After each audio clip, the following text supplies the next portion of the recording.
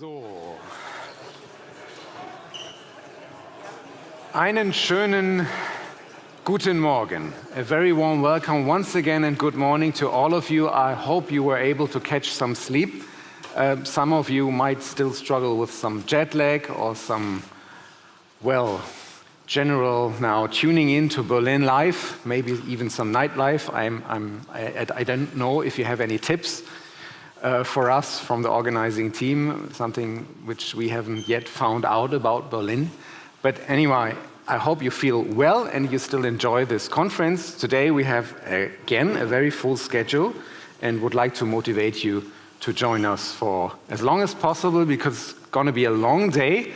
It will be the conference dinner tonight, and you're very much expected, and bring some good appetite, and we'll have drinks as well, and please engage with discussions and continue getting to know new people, new topics. Just be our guest. Today, we also, this is what I would like to announce as well, we're going to have the presentation of a colleague of mine, Frau Kaufold. She will introduce you to the Young Scientist Award organized by BASE, and she will talk about the features and the preliminaries for all that, the criteria. She will introduce you to this prize, which will be awarded 2027. That's going to be the next safeND number 4. So please feel free to come and join us for this information tonight as well. I have some further announcements. That is the event T1C that was designated for the ship on the other side of the river Spree will move to Studio 1 later on. Once again, it's T1C being relocated from the ship to the studio here in the house.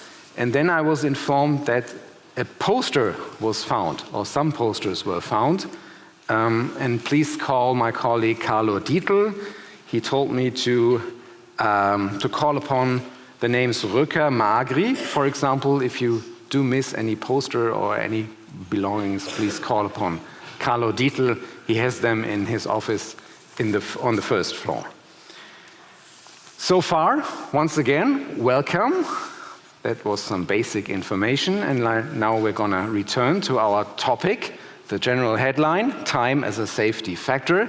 And I'd like to call upon stage Jochen Alswede, my dear colleague. He's our head of the Department for Research and Long-Term Documentation, and he will talk to you and present BASE's research agenda, a very interesting paper we have already publicized online, as far as I know. You can check it parallel or later on our website. But now we have the man behind this agenda, Jochen Alswede. Please. Thank you very much.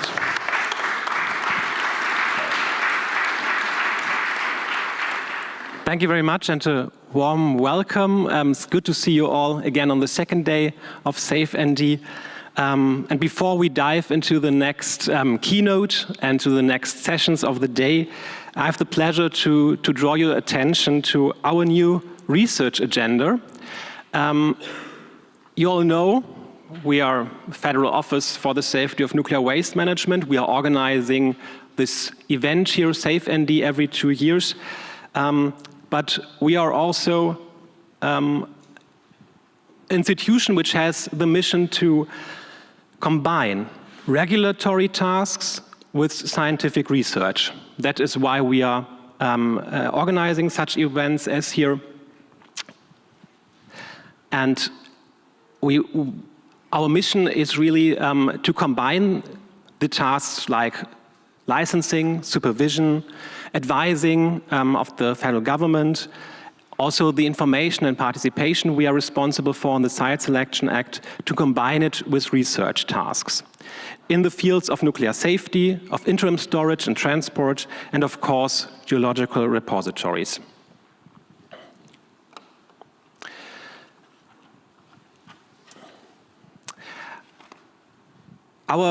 In order to conduct research and in order to plan our activities, we update and publish a research agenda every 4 years.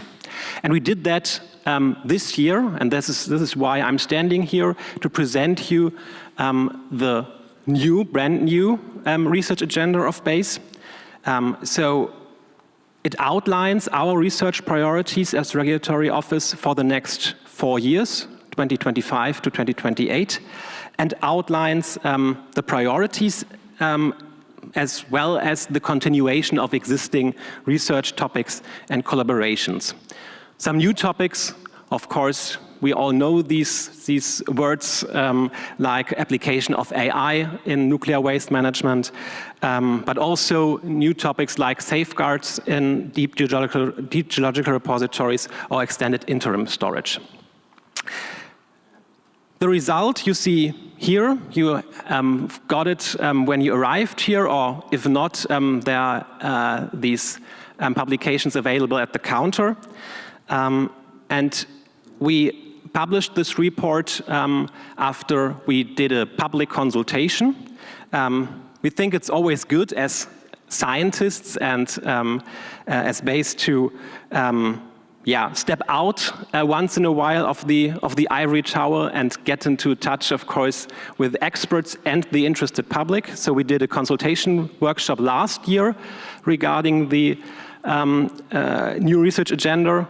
After that, we finalized it, and the result you see here today, and I'm presenting here today.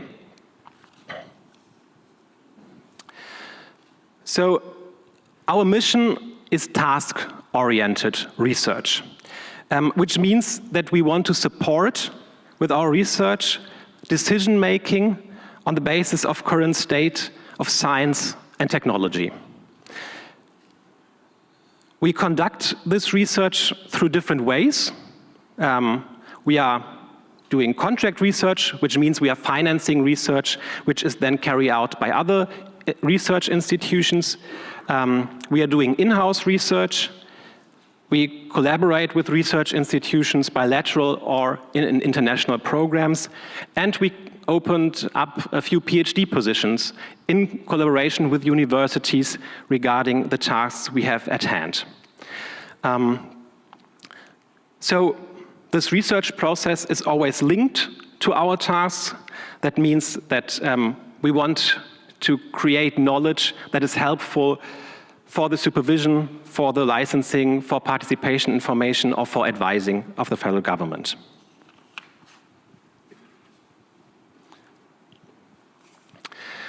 Now, coming briefly to the topics of our research agenda, I'm just going through them very briefly. Of course, you can dive into it when you go into the copies which are available here. Since our tasks as BASE, covering many aspects of nuclear safety and nuclear waste management, our research topics do this as well.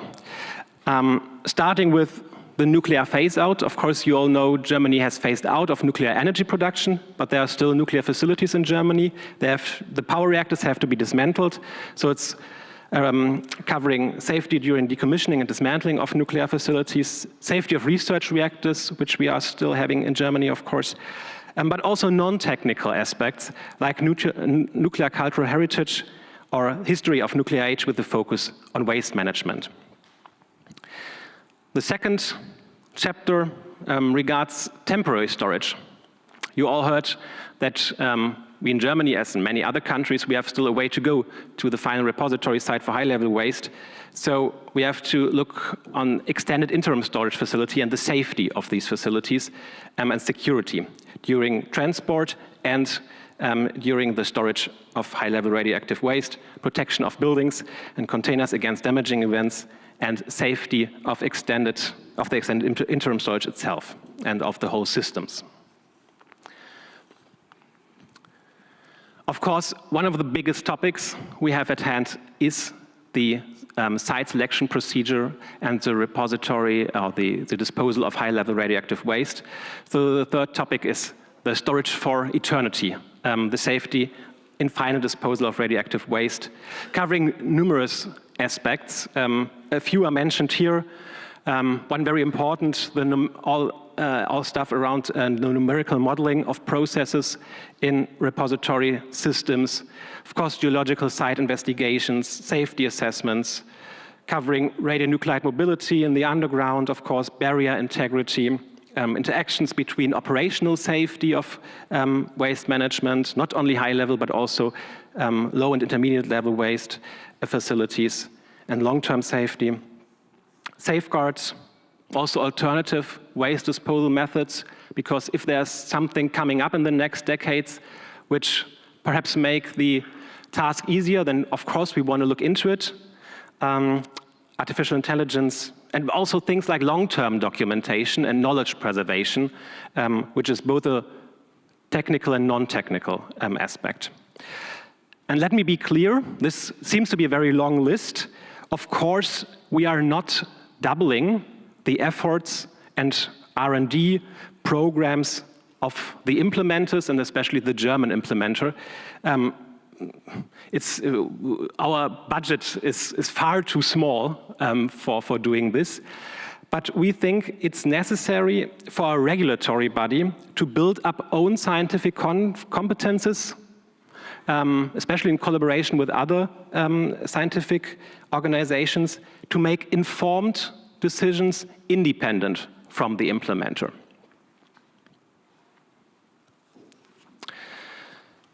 Of course, there are many non-technical aspects in our task as well. So we have also the whole topic of acceptability of final disposal and also interim storage, public participation procedures, spatial planning, regional development.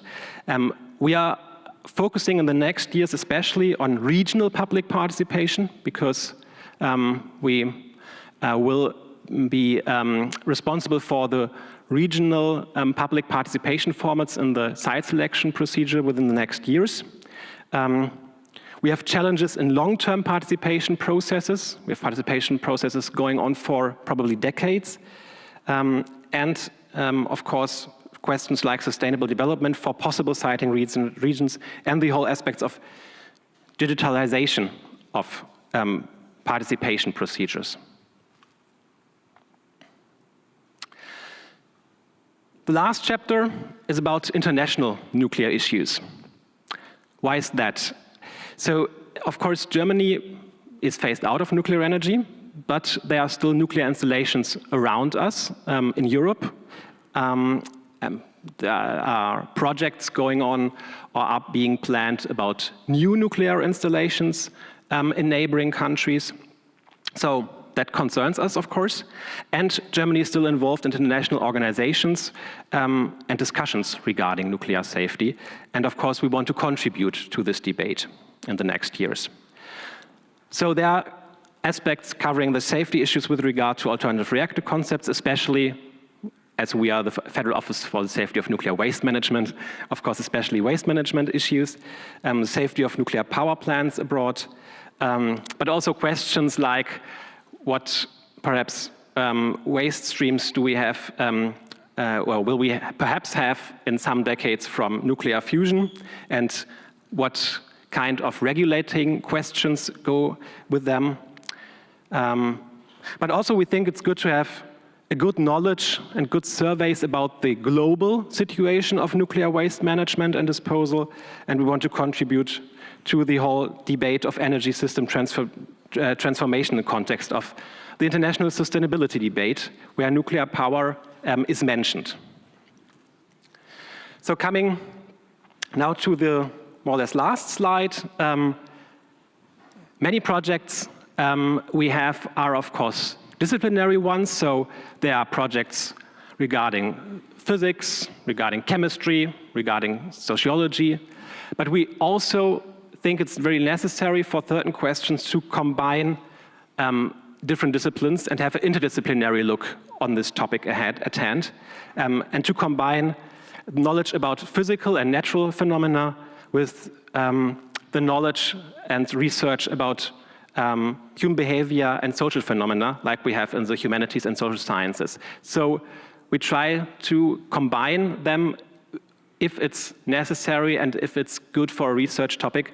We all know it's very difficult to make good interdisciplinary research, but it's one of our important points we want to deal with in the next years. So let me just conclude with an invitation. You have seen the quick ride through the topics we have at hand at BASE for the next years.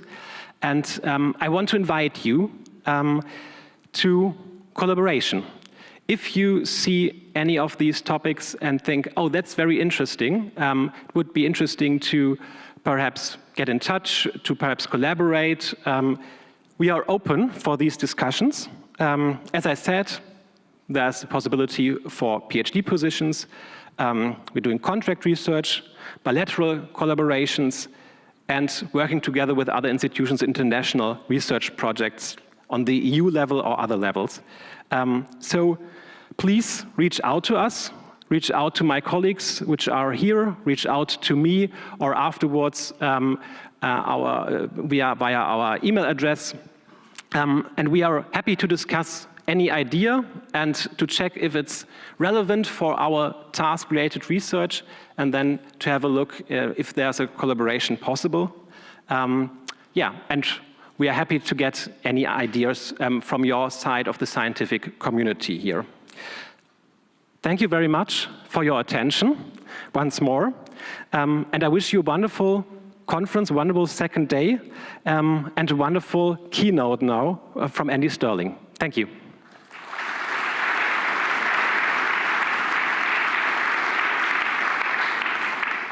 Thank you, Jochen Alswede, for your introduction to BASE's research agenda. And as I've mentioned before, you can check it once again online. Take your time to read it.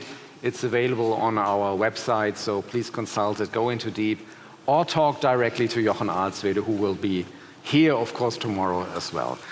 Already on stage is Andrew Sterling. He's Professor of Science and Technology Policy at the University of Sussex. He has quite a powerful CV, as I was able to check. He's been, for example, on the board, on the international board of Greenpeace, for example. And Andrew, when you flew out of London to Berlin, did you run into someone who had just come and flew into London to talk about new nuclear deals? I did Probably not. not. I don't move in those circles. But you quickly understood what I'm referring to, yes. Because you're going to talk about governing long-lived nuclear wastes. Yes. So I just wanted to have a little remark about government. The floor is yours. I'll be happy to moderate and accept your questions to Andrew. He has, of course, in strong interest to now talk about his subjects and then answer your questions. Enjoy. Thank you so much. And thank you very much to Jochen and the other organizers as well for inviting me. I think it's very much to the credit of BASE that the kinds of topics that I want to put before people here are being raised in this conference. So thank you for that. Because it's a little character defect of mine that I become maybe too enthusiastic about the label interdisciplinary. So you will see where that leads from this talk, because the conference is an interdisciplinary conference. Jochen emphasized that rightly. And I think it leads us to really look not only at what we can understand about the world in relation to our topic, in this case, the safety of nuclear disposal, but also about the way we ask questions. A way we ask questions about that, because the answers in all areas of life are typically determined by the forces that shape the questions that are or are not asked. And I want to speak about that as a topic for research. I'm going to be quite challenging. I want to try to get discussion going, so I look forward to the reaction.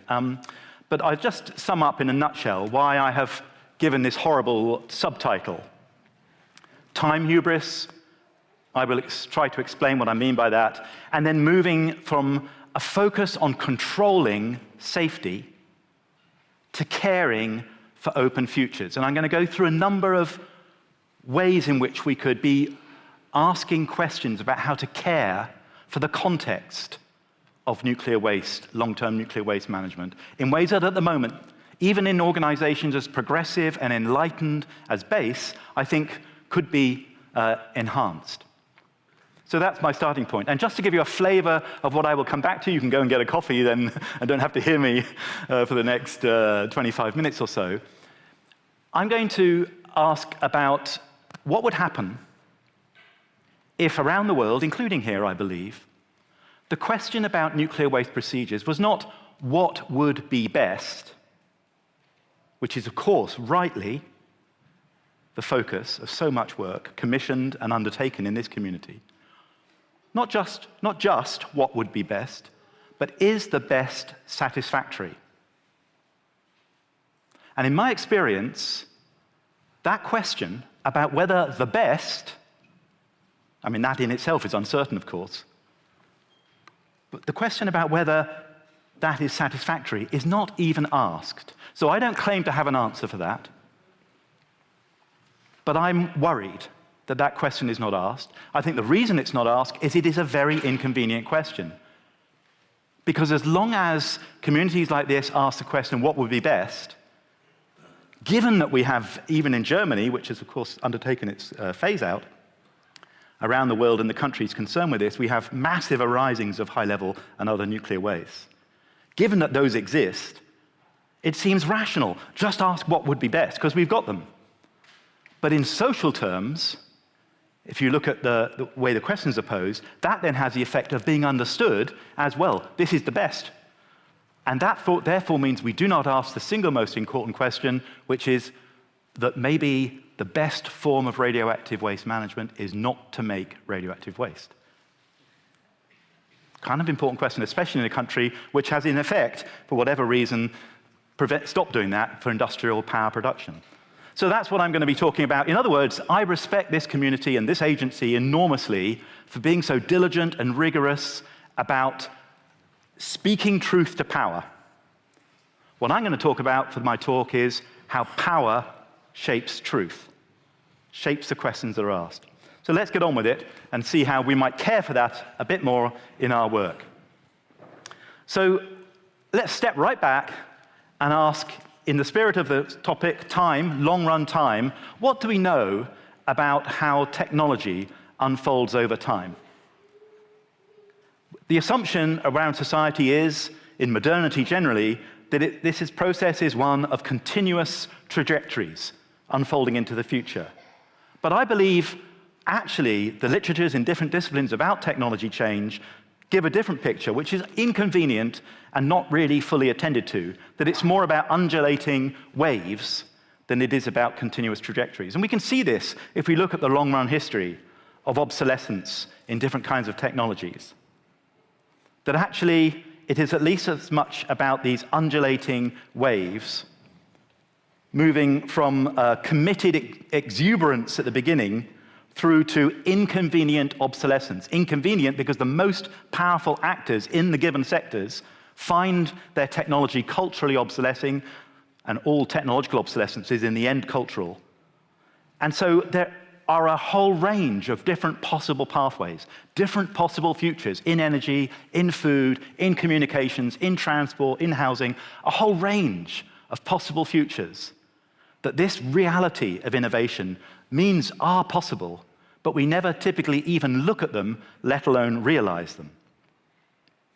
So let me substantiate that a bit more specifically.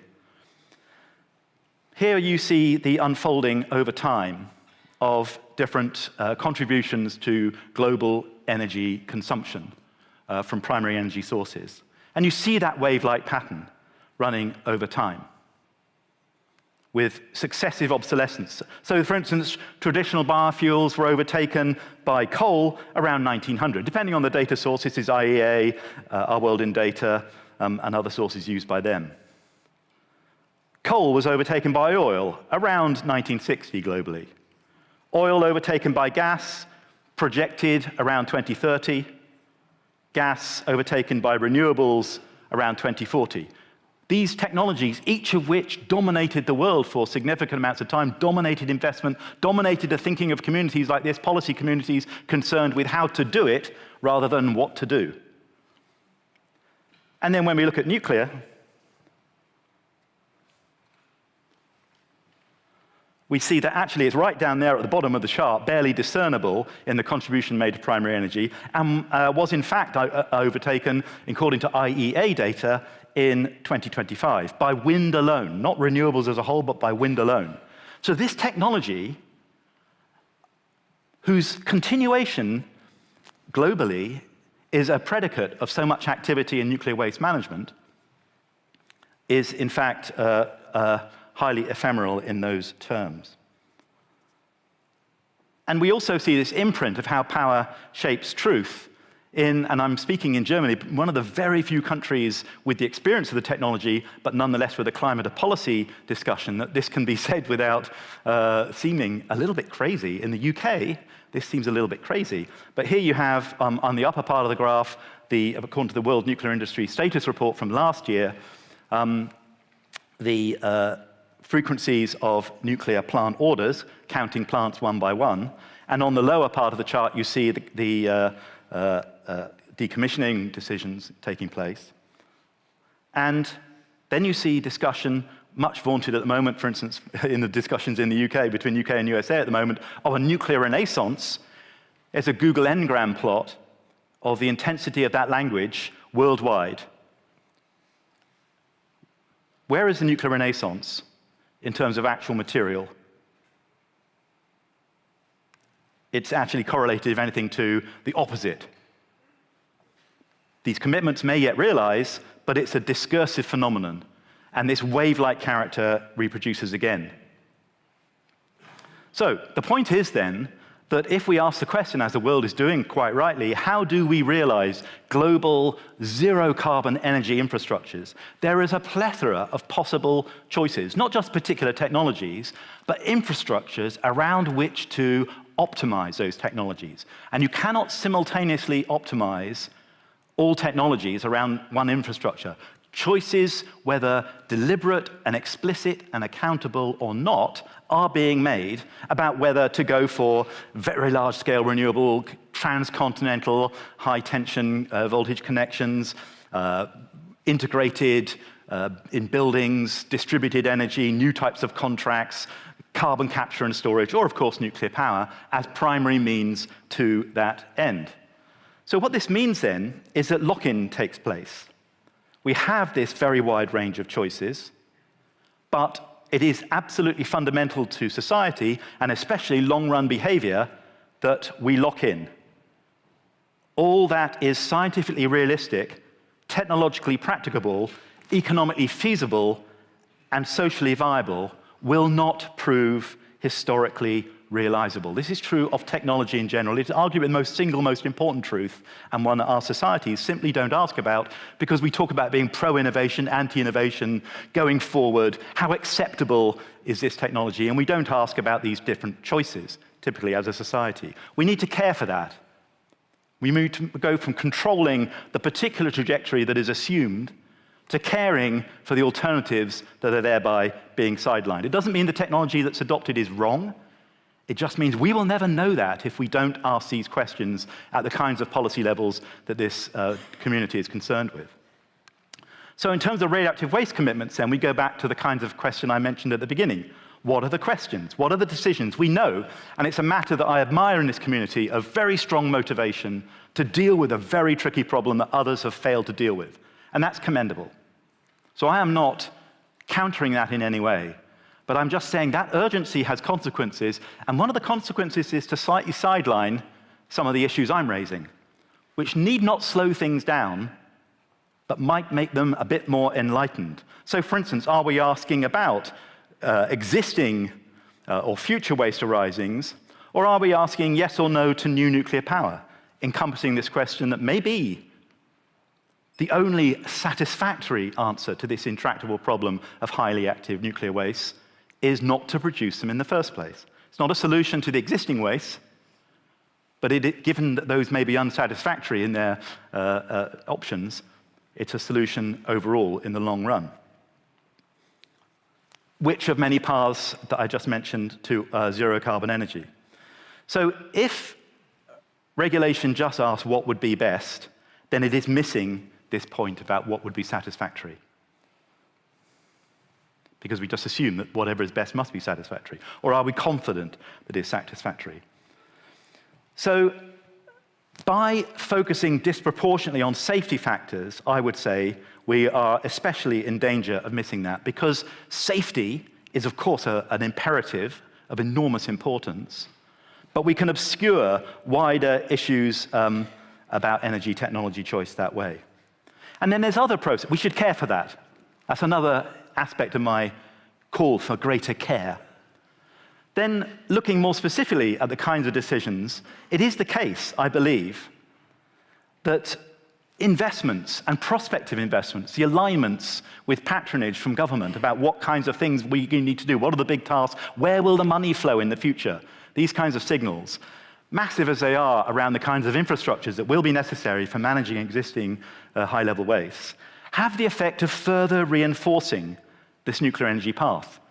It's a bigger version of the very well-known phenomenon of regulatory capture, in which it is widely recognized that regulatory frameworks, whether it be in agriculture, chemicals, food, whatever, are implicated in the regime that determines the lock-in of the technology. Regulation, for instance, is a way to provide barriers to entry for the big players. So a bigger version of that is that when communities are arranged, even critically, around the trajectory, the central trajectory, in this case of nuclear power, they can actually add momentum to it. They become part of the momentum, even if they're critical. So easily then, asking quite difficult questions about nuclear waste is part of that, and can, unless the right questions are asked, contribute to that overall momentum, carrying nuclear forward. Because we could speculate, and it is just speculation, and I don't claim there to be an answer to this, but had a past technology, which we routinely see has become obsolete, involved the continuation of institutions, cultures, expert disciplines, investments over very long periods of time up to the present, it probably would have been much more difficult for those technologies to become obsolescent. The interests involved, the mindset, the hegemony of those technologies would have persisted. So in that sense, we have a paradox in that the sheer problem, the sheer magnitude of the problem of high-level waste is a factor in locking in nuclear power around the world, for reasons that I've touched on. So again, I'm not saying this means that we therefore should dispense with nuclear power. It's not self-evident what we do about this. I'm saying society should be asking this kind of question, recognizing this kind of issue, especially when we look at the long-run unfolding of time. And here's another thing we should care about: the idiom of our practice in this field. This conference is rightly focused on safety. Safety is about risk, the conventional way to address risk. In fact, not just conventional, the only real way that passes muster in bodies. The World Trade Organization, for instance, actually adjudicates trade disputes on the basis of risk assessment.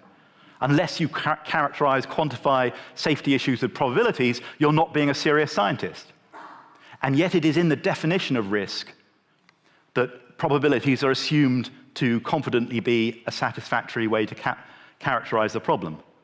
In other words, it's simply sidelined from view that there may exist uncertainties in the strict sense of that word. 100 years ago was defined quite clearly in economics as a situation in which we are not confident in our probabilities. Now, I think that kind of uncertainty is really quite rare in this field, and this field is better at it than most. Non-stochastic uncertainty. But we also see a focus on justification, on trust, how much work is on trust, anxiously trying to find ways to foster trust in the institutions making the decisions. Acceptance, we heard it this morning, acceptance of whatever is coming out.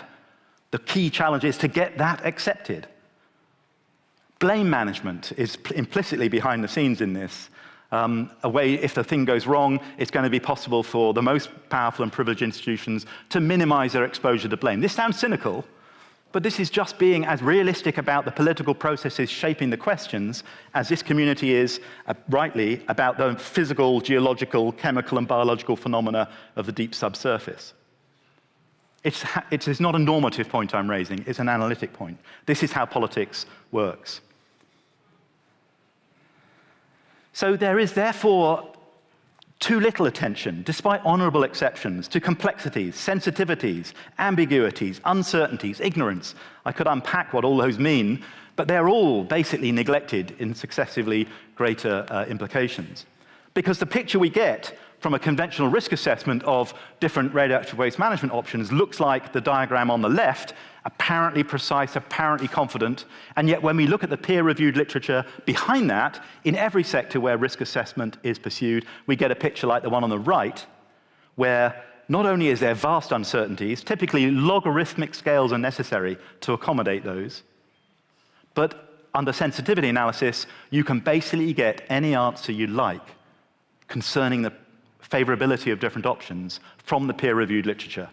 And the only rigorous way to deal with that is to systematically explore how the models, the expertise would get you a different answer if you framed it in a different way, in the way that this approach shows I'm just suggesting here. So I think we should care for this, that actually the focus on safety also has the effect, unless we're deliberately trying to counter it, of sidelining these inconvenient intractabilities. And so, again, what we have here is how power shapes truth. It's not that anyone is being bad or lacking with poor faith. It's like a gravitational field that shapes the kinds of questions that are and are not answered. And then I'll briefly allude here to something that's the focus of my own work over the last few years and still ongoing, which is what is it that really drives this deep global commitment to nuclear energy? And cutting a long story short, it's not possible to go into the details here. It's really now not possible with the relative economic performance of nuclear power as it is, with the prospects for supposed new generations of small modular reactors, or somewhat not so small modular reactors, as they're now becoming. It's impossible to really refute the basic shape of this, which is they are, in energy terms, obsolescent. They are not even hoping to compete, not just with renewables, but with renewables plus storage. Renewables plus storage already display, around the world in different settings, almost embarrassingly obvious superiority in their combined costs to nuclear. And yet, again and again, in countries favoring nuclear power, we hear about firm power, we hear about baseload power. It's again how the discourse is shaped in ways that are convenient, because that's not relevant, because the comparison is already with technologies that provide that level of confidence. Nuclear power, I think, is unequivocally obsolete in energy terms. But it's continued with because it is the only way, and this is very explicit, countries like France, the UK slightly more reluctantly, the USA as well. It's really clear, especially if you go to the defense literatures. Without a civil nuclear infrastructure with huge revenues from electricity sales trickling down into regulatory bodies, design, special materials, special skills, special welding necessary for nuclear welding, these really essential nuclear-specific skills and supply chains, without that civil money flowing into that industrial base, then we would not be able, those countries that value this, to deploy nuclear-propelled submarines. A country like the UK is facing the prospect of maintaining its cherished top table, as the British like to say, place in the world on the United Nations permanent member of the Security Council. That's predicated informally, of course, on credible nuclear weapons status, which in turn depends on the military credibility of submarines. And those submarines are nuclear propelled. Britain needs to build nuclear reactors. If it's going to do that, it needs a nuclear reactor supply chains and industry, and the only way to do that is to cross-subsidize it. And work that we've done, funded by the Foreign Office, shows in the UK that amounts at least to a £5 billion a year transfer. In the US, it's put at $25 billion per year by other actors.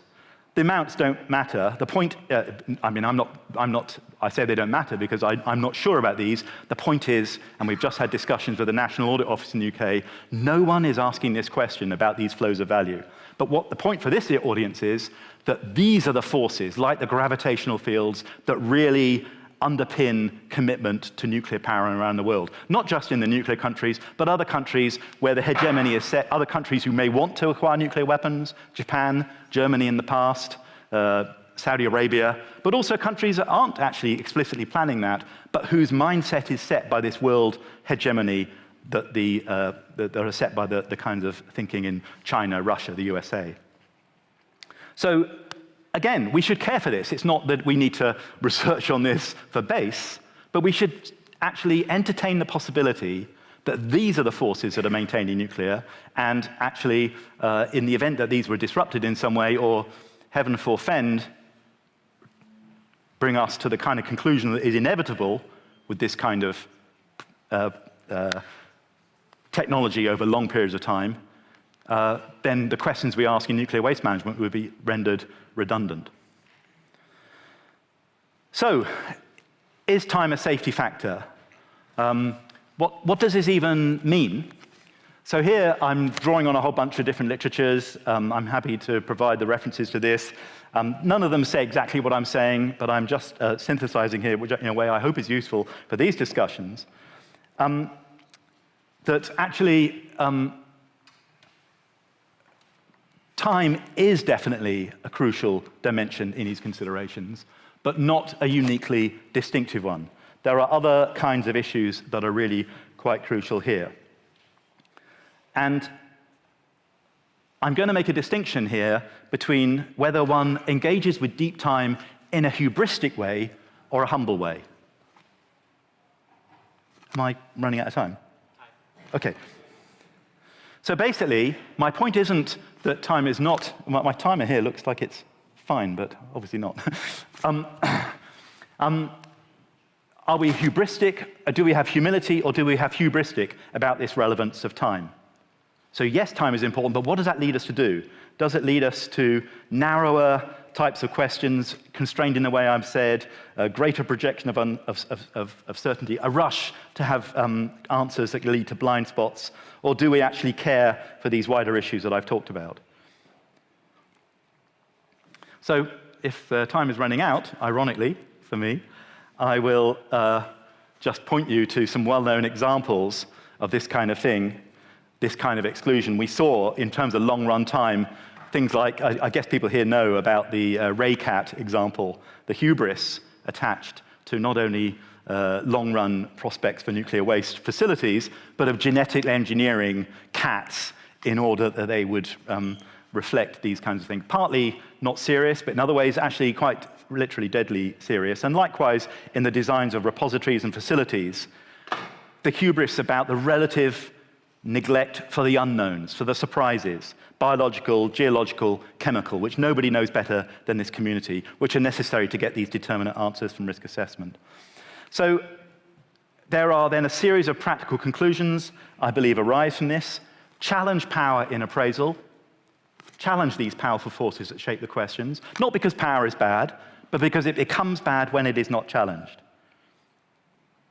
Avoid the assumed inevitability of nuclear power. Doesn't mean don't do the research as is commissioned, but just ask questions about how would that research change if we didn't assume that long-run inevitability. And it applies in some countries more than others. Don't just attend to risk. Look at uncertainties of non-probabilistic kind, ambiguities where you get different answers depending on the question, ignorance where the prospects of absolute downright surprise. Reject the act now, leave it until later dichotomy, because that actually pushes us into unwise and unrobust. Care for the fact that there are different ways in which these questions might be shaped, especially the one I mentioned at the beginning about whether we're actually not just looking for whether the best option that we've found for existing waste, the nature of that is, but actually are we confident that it is satisfactory? Otherwise, this aphorism would apply. Interestingly, I don't know how much this is discussed in radioactive waste management circles, but the first law of holes, when in one, stop digging. We are in a hole, and I'm not saying, therefore, that we should stop.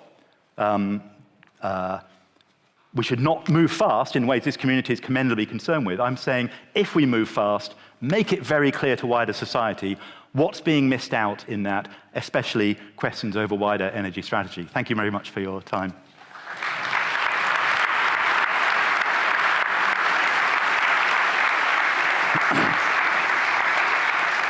And Andrew Sterling from the University of East Sussex. Thank you very much. That was really thought-provoking. Thank you. Even the Greek guy was in deep thoughts, considering your points. And for example, is the best satisfactory? This is a very thought-provoking aspect. Thank you very much. Now it's your time to ask questions.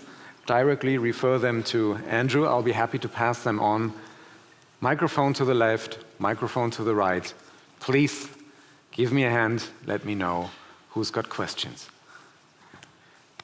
Is the best satisfactory? I'm sure you would like to talk about this. Please, can you just shortly introduce yourself?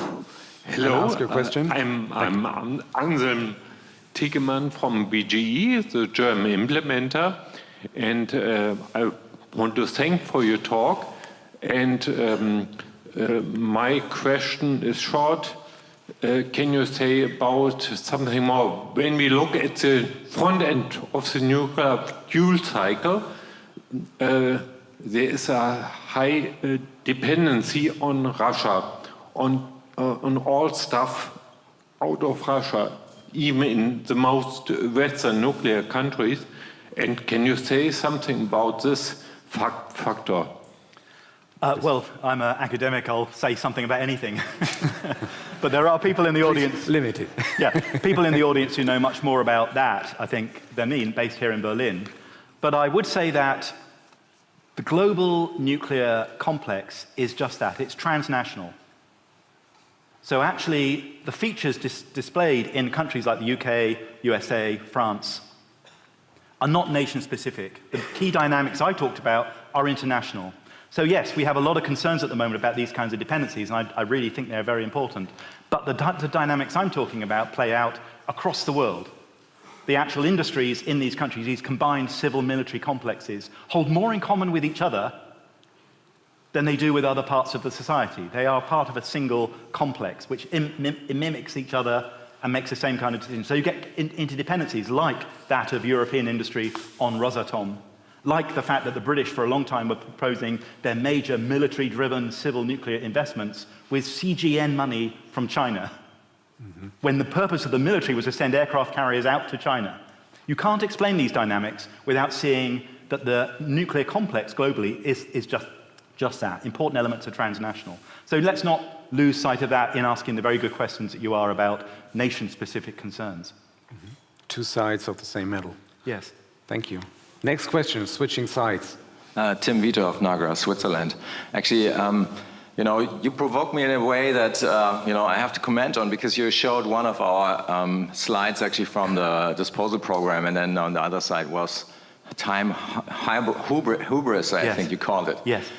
Are you actually familiar with the way we treat uncertainty in long-term safety assessments? Because I have a, you know, you say that we don't do that sufficiently.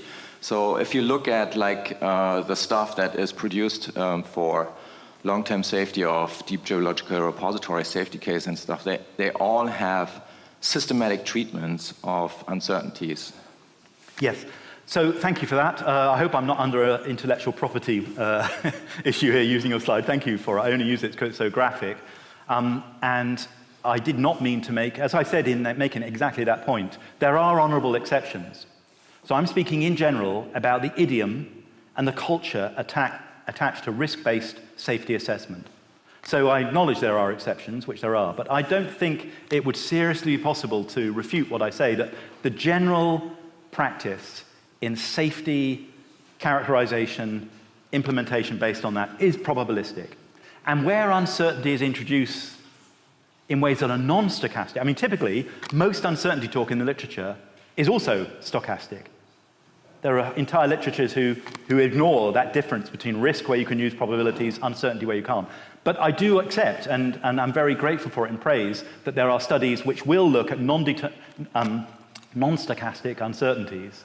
But there's still this process I pointed to, the bigger picture, of aggregating and arriving in the end at presentations to policy that has to be done, so I'm not criticizing this, that are more determinate, more precise than a sensitivity analysis would reveal of the background modeling. And I don't think that is untrue anywhere. It's processes of justification, that justifying things is a more important commodity in politics than the truth. Justification is more important to politicians than truth, not because they're bad, because that's how politics works. And that's where the pressures come from to present our results in this way, whether we use probabilities or not. Thank you. We'll just continue. Up there, please. So, Martin Navarro from BASE, thank you for your talk. I understood you that military demands keep us on track somehow in nuclear. And I wonder whether military demands are somewhat more ambiguous. So, for example, when I think of that you need only one missile to switch off one power plant and much more to switch off solar panels, there should be a military interest to control that, or to keep a balance. Yes. Yeah. What do you think? Yes. Thank you for that. It's an excellent question. I encourage you and colleagues to really ask that more. Germany is a place that can be asked. In the UK, it's comical how the security establishment, with whom I have worked on these issues, highlights resilience as a major feature of their aims, but then objects to offshore wind, which there is no way of actually appraising the security implications of offshore wind that don't show it to be more resilient in the face of different attack scenarios than a concentrated power plant of any kind, gigawatt scale. And yet, you see in the UK active opposition by the Ministry of Defence against wind power. So yeah, that deserves a lot more questioning. You're right to raise that. Thank you. Power enough for 2 more remaining questions? Please. Excellent. Yeah. Please, Alison McFarlane. Alison McFarlane, University of British Columbia. Andy, that was a tour de force. Thank you very much. But yes, there's always a but. Otherwise, life wouldn't be fun. Okay, so I want to basically call you on your claim that rad waste or radioactive waste commitments are a way of entrenching nuclear power. From my calculations, nuclear power has existed for 7 decades without any radioactive waste disposal solutions. And so I don't see that your claim is grounded in fact. Mm-hmm. And in fact, maybe the opposite is true. Maybe if we actually get to a point of safely disposing of this material, we can all, throw in the towel and go home. Yeah. So thanks, Alison. I mean, I said at the beginning, and I think I've said it a number of times throughout, perhaps too many, that I'm not purporting to state how things are. I'm trying to sketch questions that are not asked enough. So that's the first point. You said maybe. Yes, maybe. I'm saying, why is there so little attention to these crucial maybes? But there's very few people around the world who know more about these sorts of dynamics than you do, so I defer to that expertise. But I would say that I'm not just talking about the actual implemented material programs. I'm talking about the commitment to those. And this has been explicit in many countries. The UK is an example I know best, but where the prospect for future nuclear programs, even in a country as closed down in these respects as the UK, has repeatedly been tied to the ability to claim the solution to waste. And in fact, that has never been fully articulated with unqualified confidence in the UK, but nonetheless, it's been understood that, well, we looked at it, and therefore we can go forward with future plants because we've examined the satisfactory nature of the waste management plans. So these have not been realized, as you rightly say, but they don't have to be realized in order to have this consolidating, entrenching effect. And I think it's really clear at that level that the imaginary of these things being solved. And yet, when you look at the fine-grained detail you find, and again, correct me if I'm wrong, the question is always, what would be best given that we've got this horrible stuff? Not, is the best, can we confidently say that is satisfactory? In ways that your work has, in fact, asked questions about very appositely. Because We can still go forward with those best options, but say, I'm afraid we're not confident that these are satisfactory. They're just the best we can do. So that very tension that you haven't criticized is the main mechanism that I'm pointing to. It's not that people have actually built these things, it's the imaginary around it is what's doing the consolidating. Thank you very much. Excellent. Last question, please. Thank you. Gentleman over there. Cornelius Holthoff, UNESCO Chair on Heritage Futures at Linnaeus University in Sweden. And I'm over here. Oh, you look on the screen. Sorry. My eyesight is bad at the best of times, as you've seen. So, I read your slide, when you find yourself in a hole, stop digging. Well, I'm an archaeologist. So my point is you're making a lot of assumptions here. And I think you've made assumptions before. For example, you were quite dismissive on the idea of acceptance. Now, if you're right, and I think you have presented a powerful argument, and it is persuasive in many ways, but why do you think people will accept that? Now, I come from a country in Sweden where the acceptance of nuclear power is quite different compared to Germany. People stand behind it. And at the moment, as the government tries to get going with some kind of nuclear renaissance, they have a majority of people behind them. They will use that in the next election and hope to be re-elected for that reason. So how do you, and we also have, of course, a Green Party equivalent, and they make similar points to what you're making, but they don't reach a wide population.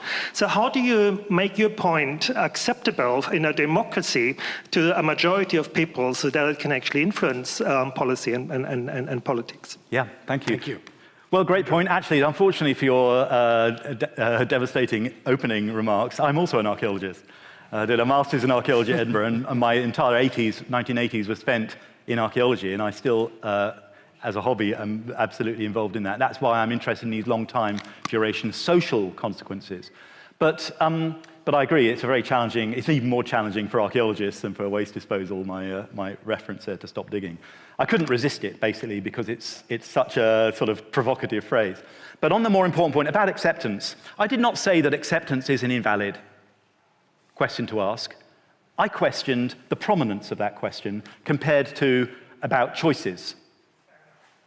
And this is a really serious point. Let's not just debate words. Why is it? And it's not just nuclear. The same is true in biotech and many other areas, nanotechnology, pharmaceuticals. Why is it that so much social discussion about what's happening is disciplined by acceptance or trust, meaning trust of the thing? I think this is really worrying, because it means society is not informing itself about the choices that it has. So yeah, I'm not disrespecting work on acceptance. It's valid it's difficult to get anything done in the world. Of course one wants to be informed about acceptance issues. But the wider society who don't have interest in that thing should be asking other questions, and typically speaking they're not, or at least an order of magnitude or two less funding goes on these wider issues. So that's my point. Thank you very much, Andrew Sterling, Thank you. University of East Sussex.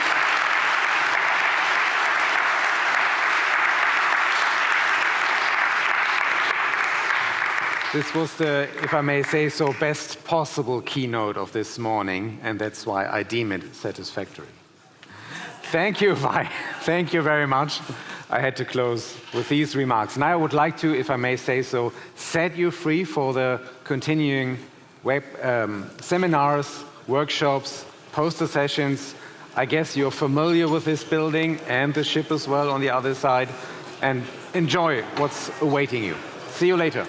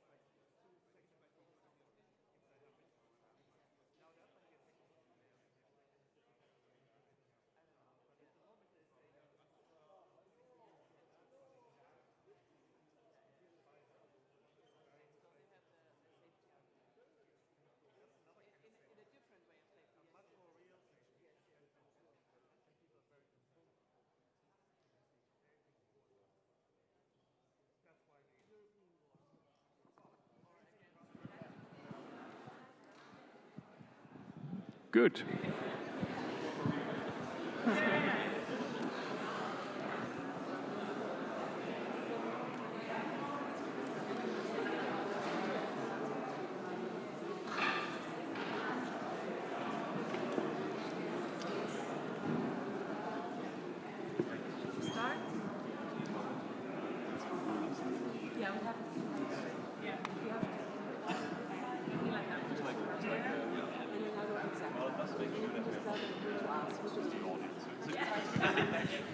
Okay, good morning.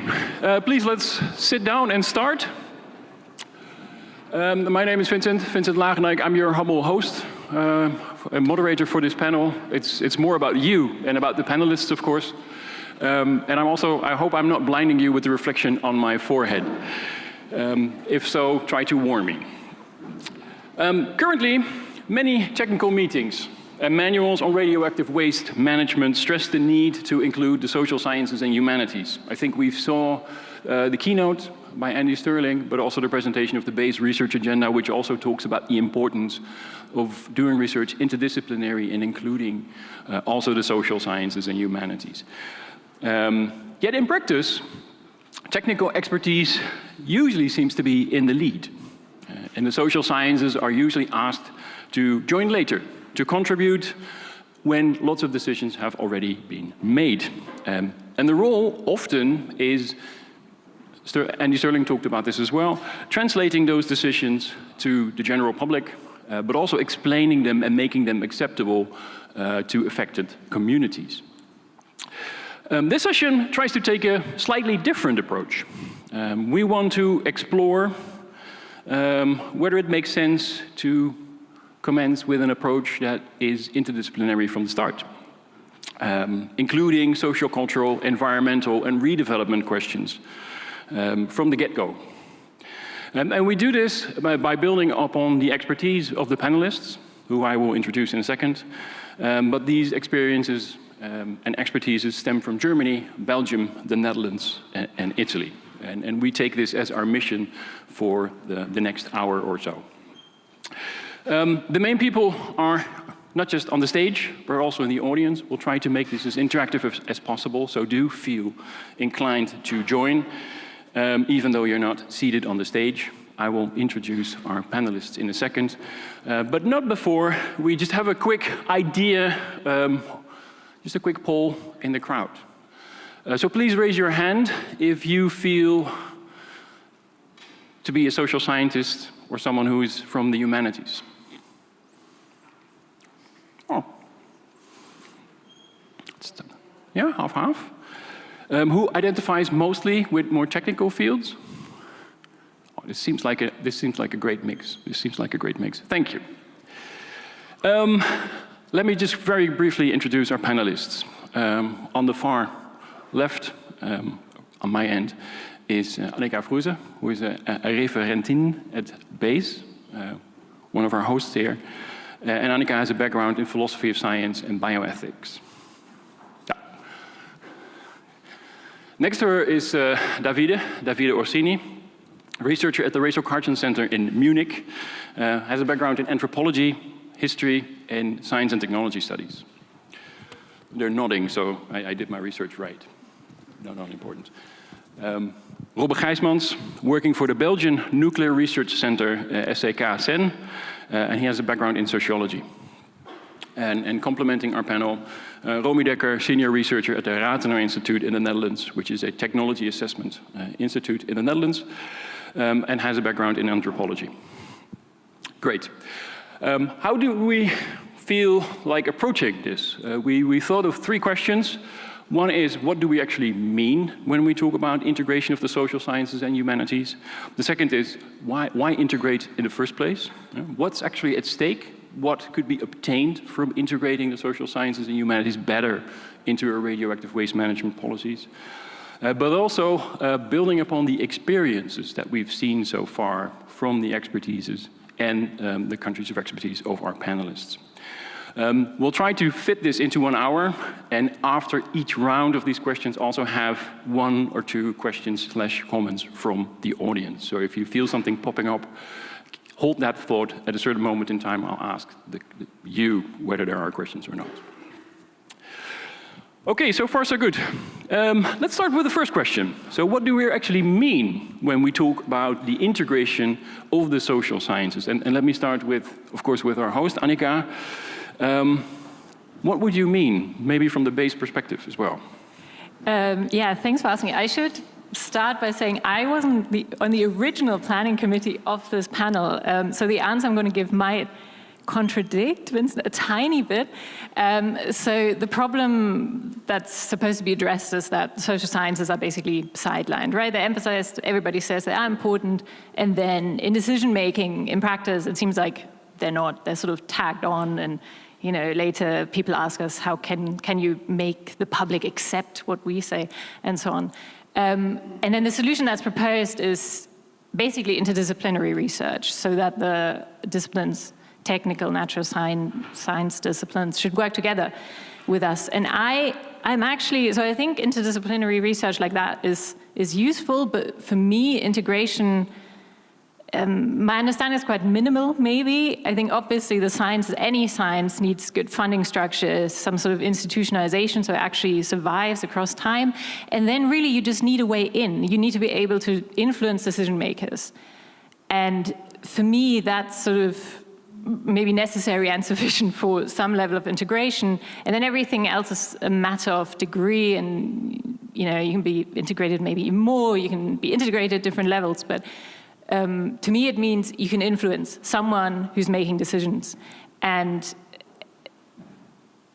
I actually think that understanding of integration also holds for the natural sciences, because we might think that they have so much of a say in this whole nuclear waste complex, but I know a lot of natural science colleagues who also feel sidelined, right? They think we have all this technical knowledge and decision makers don't listen to us. So my understanding actually, I think, applies to both sides. And the more important question for me is, how can we reach the people who make decisions? I actually think at base, so I feel fairly well integrated, but maybe I can talk about that later. I think we'll come back to that issue later. So we're all sort of competing for the attention of policymakers and funding structures in that sense. It sounds like academia in a nutshell, by the way. Let's turn to Robbe. Robbe, you work for a research center which integrates already a variety of disciplines. So when you talk about the integration of the social sciences and humanities, what kind of disciplines are you thinking about, and what kind of approaches are you thinking about?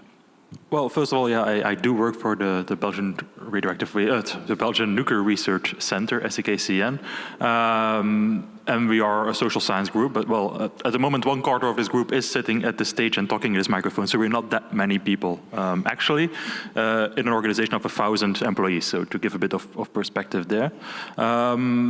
When we talk about integration, of course, the first question is, well, integration in what? And I think, well, Annika, you have very well pointed towards the importance of integration in decision-making processes.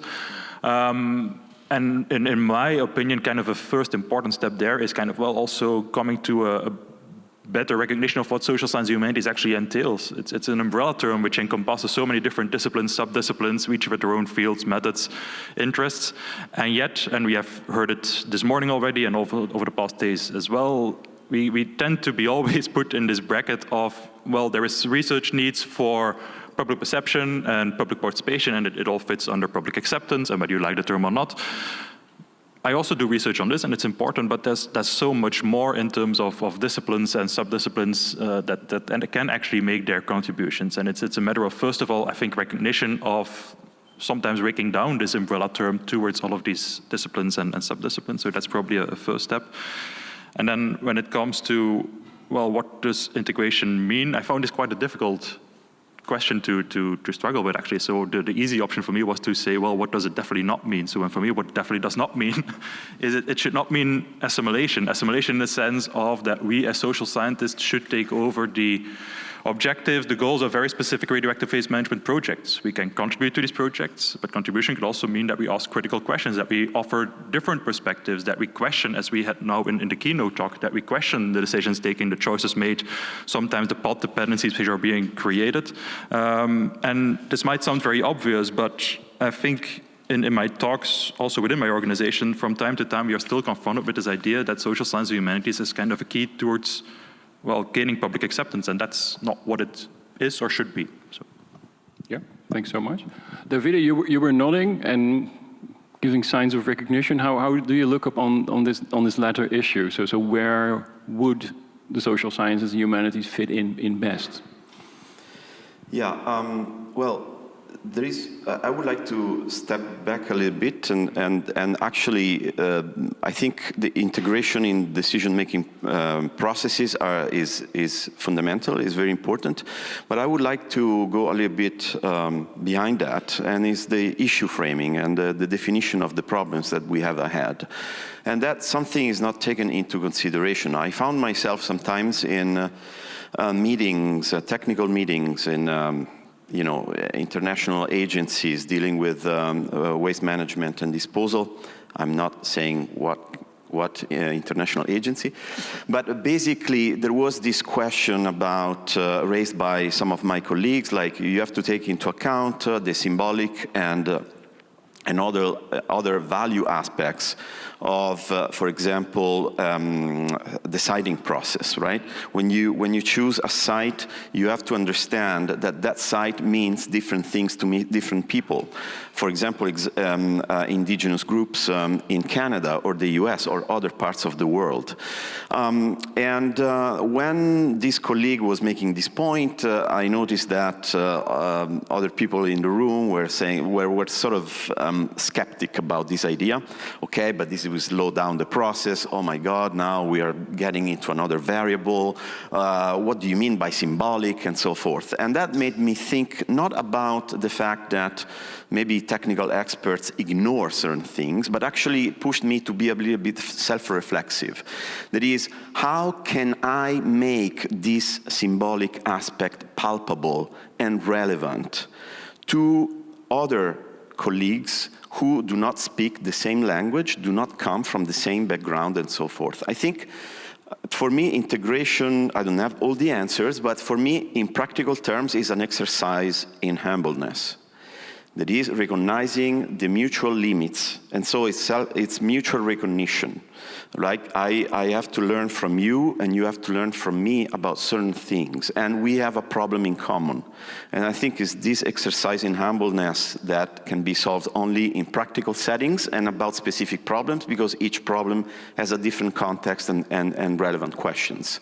So that doesn't answer your question, but I think for me it's an approach that pushes me to be a little bit more self-reflexive. Yeah. Right. Seems like an important starting point, especially, for example, when looking at citing. It's all about finding common ground, pun intended. Robbie, how do you look at these issues? There's already a lot on the table, but yeah. So one thing that stood out for me is the idea about decision-making, and maybe that's only something that takes place at the national political level. But if you look at radioactive waste management, you see that the top-down approaches in almost all countries got stalled, and that we're now looking into a combination of top-down and bottom-up approaches, in which you see that also asks something differently from how we produce knowledge and how we look at knowledge. And underlying this is the idea that it's really not a technical issue, it's a social technical issue. And if you look back at the discussions of yesterday and also this morning, you see, so what do we mean with safe? What do we mean with timely? Those are all social technical issues in which we need a lot of different disciplines, but also not only scientists, but also, for example, knowledge of citizens and knowledge of stakeholders that can be relevant to think about these issues. So when I think about integration, it means acknowledging that the most of the questions related to radioactive waste management are social technical, and that politicians are not the only ones needing knowledge, but it's also about citizens, and it's also about local communities, and it's also about stakeholders. And I completely agree that doesn't mean that you only need to work together to produce relevant knowledge, but that it is important on certain issues to do it. Thank you so much. Thank you so much. On this first issue, so how to integrate and why to integrate. Questions, comments from the audience? Questions more specifically or to specific panelists? Please raise your hand. We again have 2 microphones on each side. There we go. We've got one here. Yeah. Yeah, my name is Ulrike Feld. I'm from the University of Vienna. I think this debate is a very old debate about what is the place of the social sciences, and we have been battling for many years where to find it. And I think, for me, the interesting in the nuclear is that the problem is all the time displaced to another place where there is no social scientist, then suddenly there. And it's so interesting to follow how we could kind of integrate all the different little bits and pieces of the nuclear problem, if you want to call it like that, and then have a conversation there. And by splitting it up into so many different debates, this is a perfect way of keeping certain debates out.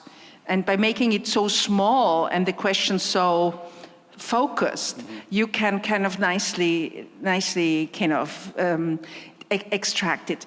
Now, the question for me is, we have been debated over the last days also this question of, is there really a renaissance or is there no renaissance? And I personally think this is just also the wrong question. The question is, the story of the renaissance is enough to allow us to push other fields of innovations which do as much environmental harm as the nuclear does, like artificial intelligence. So by promising nuclear power to solve the energy problem of artificial intelligence, we kind of give credit to the nuclear without doing anything for the time being. But still we allow something else to grow that creates. So I'm missing these trans-innovation discussions. So how different kinds of innovations hang together. So the nuclear is not only a problem about the nuclear, which is the problem of the nuclear. Thank you. Yeah, thanks very much. Let's take the other question as well. There was one question here in front, and then panelists can respond to, yes, please. Microphone's coming your way.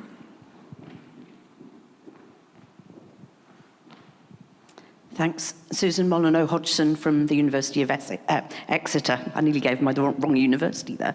I want to pose Andy Sterling's challenge, and it partly relates to Ulrike's question.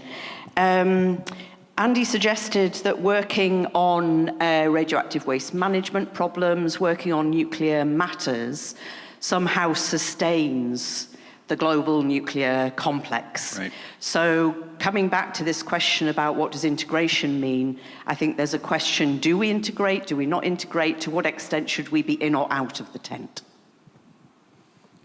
I have such a fantastic role because these are 2 great questions, and being the moderator, I don't need to answer them. So I'm just looking at the panelists. Annika. Yeah, I think your question is really interesting, right? I thought about our panel not actually now asking any question that could be asked of a social scientist, right? So when I heard your questions about the nuclear renaissance, but also about alternative energy mixes, right, and different structures, and this question of, do we actually by our work? So I work at BASE, right? You might think, well, I'm one of these people who ask, well, how can we best dispose of this waste? And you might rightly put it to me and say, well, is that a bad thing? Should you be doing that as someone who has a background in what I'd like to think is a critical discipline? And you know, my answer is going to be really dissatisfactory to you. I think, yeah, I might be one of these people. And I'd like to think I'm capable of reflecting on that fact that I do that. But I also think it's quite interesting to me, social scientists often put the bar for themselves and each other quite high. You know, we do research on very particular topics. We look at regional development, right? The law for us states, you need to make sure that the region that gets the high-level repository later won't suffer in sort of socioeconomic terms. So we work on that issue. Now, does that address these high-level questions, you know, these more abstract questions you might think, more general questions? No, it doesn't at all. It might, in fact, do the opposite. And so I agree with you, and I also think these questions should be asked. I'm not sure it means that every social scientist need to be doing that. I mean, as Robert said at the beginning, it's an incredibly diverse field, you know, social science and humanities. I think it's also okay if some of them focus on these more particular questions, the little issues, just in the way that natural scientists do that too, as long as we also have people asking these bigger questions, as our keynote did. Yeah, thank you. Robert?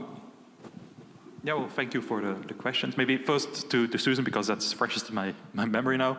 I think your point of indeed kind of, well, not necessarily without critique, kind of just underwriting the idea of doing research on nuclear and hence also underwriting what nuclear could mean for society, I think is a very valid point, and it relates to this fear of, well, integration meaning assimilation. So I think we need to be careful that we are not just taking over the ultimate goals of, yes, we need to do something with the radioactive waste and hence disposal is the best solution. We need to critically look at it as social scientists, and in some organizational contexts this will be easier than in others. Working for a nuclear research center, yeah, we have freedom to look at these issues, but it might be easier at universities to make projects on this. And it relates a bit to, I think, the question of Ulrike, in a sense that we tend to think, I think, a lot of nuclear as some kind of a very exceptional field. There's nuclear exceptionalism in a lot of the things that we do and in the ways that we organize our field and the kind of, well, the disciplinary talks that we have and the networks that we set up, and nuclear is not that exceptional in my view. And it comes to all issues of nuclear waste management and research on nuclear waste management. And even the fields which are the very common social scientific fields, such as participatory initiatives, etc. There's a lot of research on participation, on citizenship, which has actually already described a lot of the things which are happening in radioactive waste, participation in broader society. And it's sometimes painful also to see that these things are not actually being picked up by the nuclear waste management community, although they have been already described in broader literatures for sometimes 20, 30 years. So yeah, I think this reflection on nuclear exceptionalism and trying to sometimes break it down and think of nuclear just as one of many other fields, which is interrelated to a lot of different technologies, tendencies within society, is probably a good way to actually achieve integration, because it links us to a much broader network of social science and humanities, people who are actually already working on these topics from their backgrounds. Makes sense. We have to jump to the second question, but maybe in your answer to the second question, you can come back to these issues. Time remains a crucial issue, and also the theme of this conference. Let's quickly move to the second question. We've been talking about how to integrate, but why? What's at stake? Why is this important? So I'll pose this to the panelists, and well, we'll see what comes out of this. Starting with Davide. So why would we need to integrate the social sciences and humanities more? What's at stake? Running the risk to oversimplify this issue, I would say, is about success, as simple as that, which doesn't mean the best solution, but the solution that is possible in the given circumstances. And because this has been one of the biggest points debated yesterday and again today, what does it mean to find the best solution?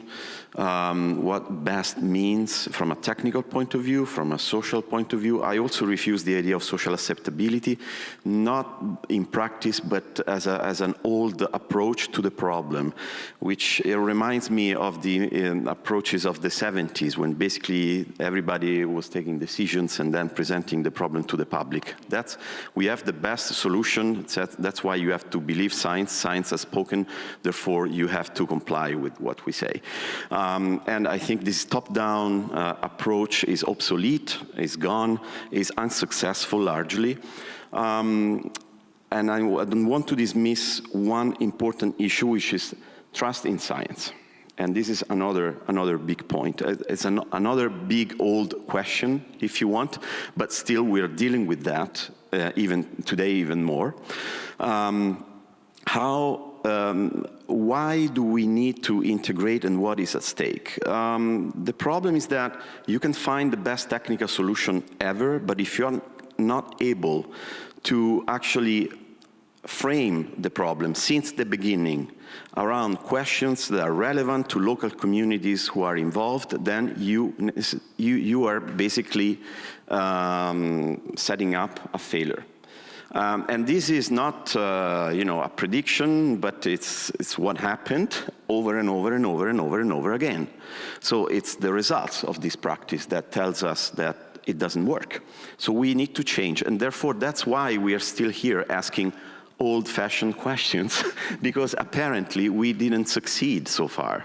And maybe we need even different questions, I don't know. Right, or reformulation of the questions as was posed by the first question from the audience.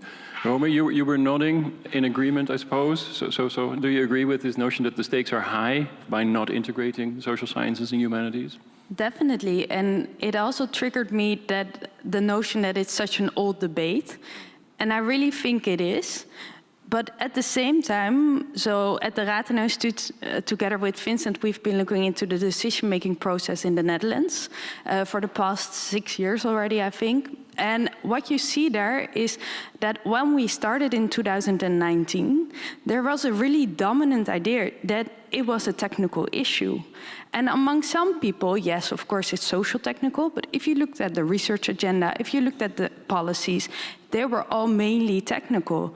So there you can think about, yeah, well, it's an old discussion, but it's a really dominant idea that it's still a technical issue. So that's why it's important to keep having this discussion, but also to talk not just with social scientists, but together to think about how can we, contribute and collaborate on this issue. And what we really experienced while doing our project, which was a combination of dialogue and research, is that it really opens up a space to deliberate and to think about issues surrounding safety, surrounding what do we think is a good decision-making process. And that helped to legitimize decision. It helped to legitimize our advice that we deliver to our government. But it also really democratized the decision-making process by opening up these questions. So yeah, it's very familiar, but I still think, and it's an old debate, that we should continue, doing this. Maybe just a brief follow-up question, because I've heard the term a number of times today and yesterday. What do you mean by socio-technical? Yeah, so social technical, it's, for example, the safety discussion yesterday. So you can say, well, we have all these criteria about how we want to decide upon which is safe. On the other hand, you had the discussion, well, if we have a good procedure, then the outcome will be safe, or the best possible option. So what you mean with it, that can be viewed from different types of perspectives. And it's also a question about what we think as a society is desirable, and not only about what is technological safe. Okay, makes sense. Annika, how would you answer the question? What's at stake? Why integrate? Just a small question again. Good question. I mean, it's interesting, right? All of your answers, that's a more general remark. I feel like everything we say is sort of complementary, right? It's not, so I agree with a lot of this. Actually now, especially given the discussion we've had today, you can ask what's at stake for whom or what, right? And I now think that today, the discussion has made me think more about what's at stake for me as a social scientist. Am I losing my critical edge now that I'm working for a regulator? And because now, in a way, you know what's at stake for me, given where I'm employed, right? It's quite obvious. What's at stake is to do what Andy Sterling might criticize, to get to the best possible solution of nuclear waste disposal, right? And I'm obviously convinced that part of that is coming from humanities and social sciences. And it's definitely more than what some people might think, that really we're there to sell the solution or something like that. That's not true. We do come in when it's about debating decision-making processes in the first place, framing questions. Again, I brought up the topic of regional development, stuff like that. So professionally, I think what's at stake for me is to actually try to implement the best possible solution for nuclear waste disposal in the country I'm working at. But for me personally, this question of, am I actually also being part of a problem? I'd say that's at stake too, right? And we all have to ask ourselves that question. Yeah, I would agree. Robert, how does this work for you? I think you also, we communicated on these issues before, and I think you also had some ideas why integration can actually be productive from a certain perspective. Yeah, well, I hope so that it can be productive. Well, first of all, I think, well, there's a lot of agreement here, so this is more a panel agreement rather than discussion, but that's what you get when you put four social scientists on stage. So, 5, sorry. But why integrate? Well, it has been said that because if we don't integrate, we lose track of the socio-technical nature of radioactive waste management, or nuclear more broadly, or society more broadly. And I think, well, in the past, there has been some leeway to recognizing the socio-technical nature of radioactive waste management in particular, but it has been quite limited. It's like, okay, we recognize that it's socio-technical because top-down siting does not work. So we go for a more bottom-up siting, and we open up some spaces for recognizing the socio-technical nature, because it means that we need to kind of talk with people on what they like or don't like in terms of having this in their backyard or not in their backyard. What is at stake if we are not taking this a step further is that we are not recognizing that basically all of the decisions taken and all of the choices made are socio-technical in nature. So, and we need to recognize that actually a lot of work is currently being invested in keeping this artificial divide going between what is technical and what is social in a lot of fields, but particularly also in radioactive waste management. And this means that work is done in terms of setting up different educational trajectories, different professional trajectories, professional networks, spaces in which we work, the people to which we talk, methods that we use. So, and this all creates this artificial divide, and which creates this idea that, well, on some of these issues, we could maybe integrate also the voices of social scientists. They might have something to say on it. But in fact, well, the divide is artificial as a starting point. So all of the choices made are, as I said, socio-technical in nature. And to give maybe a very old example, it's not mine, I think it comes from Kristen Schroeder-Frischet, but you have this idea of, well, what are the packaging materials that we're using for spent nuclear fuel? You could use copper, you could use steel. You could say, well, this is a very technical discussion in nature. It has to do with the material properties of these materials, but the fact that we look at certain material properties has to do with what we define as safe or not safe, and whether we could choose copper or steel also has to do with the economic reality of this and the ethical reflection on, well, what do we value most? Is it current affordability or is it future safety? So all of these are very socio-technical in nature, and opening it up and having this kind of reflection and discussions, that's where integration, I think, matters, because otherwise what you risk basically is that you're working on and implementing solutions, or whatever you call it, which are not in line with, well, societal desirability needs, and that you go on trajectories of path dependency, which ultimately might just end up nowhere. Yeah.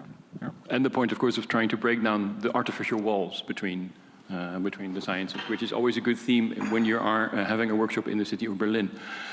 Let's open this up to the public. I think you've already heard 2 or 3 panelists saying we're all in agreement on the stage. I also take this as an invitation for discontent, for different kinds of opinions. So any questions for our panelists? There's one right here, and there is one right in the middle. Yep. Right here? Right?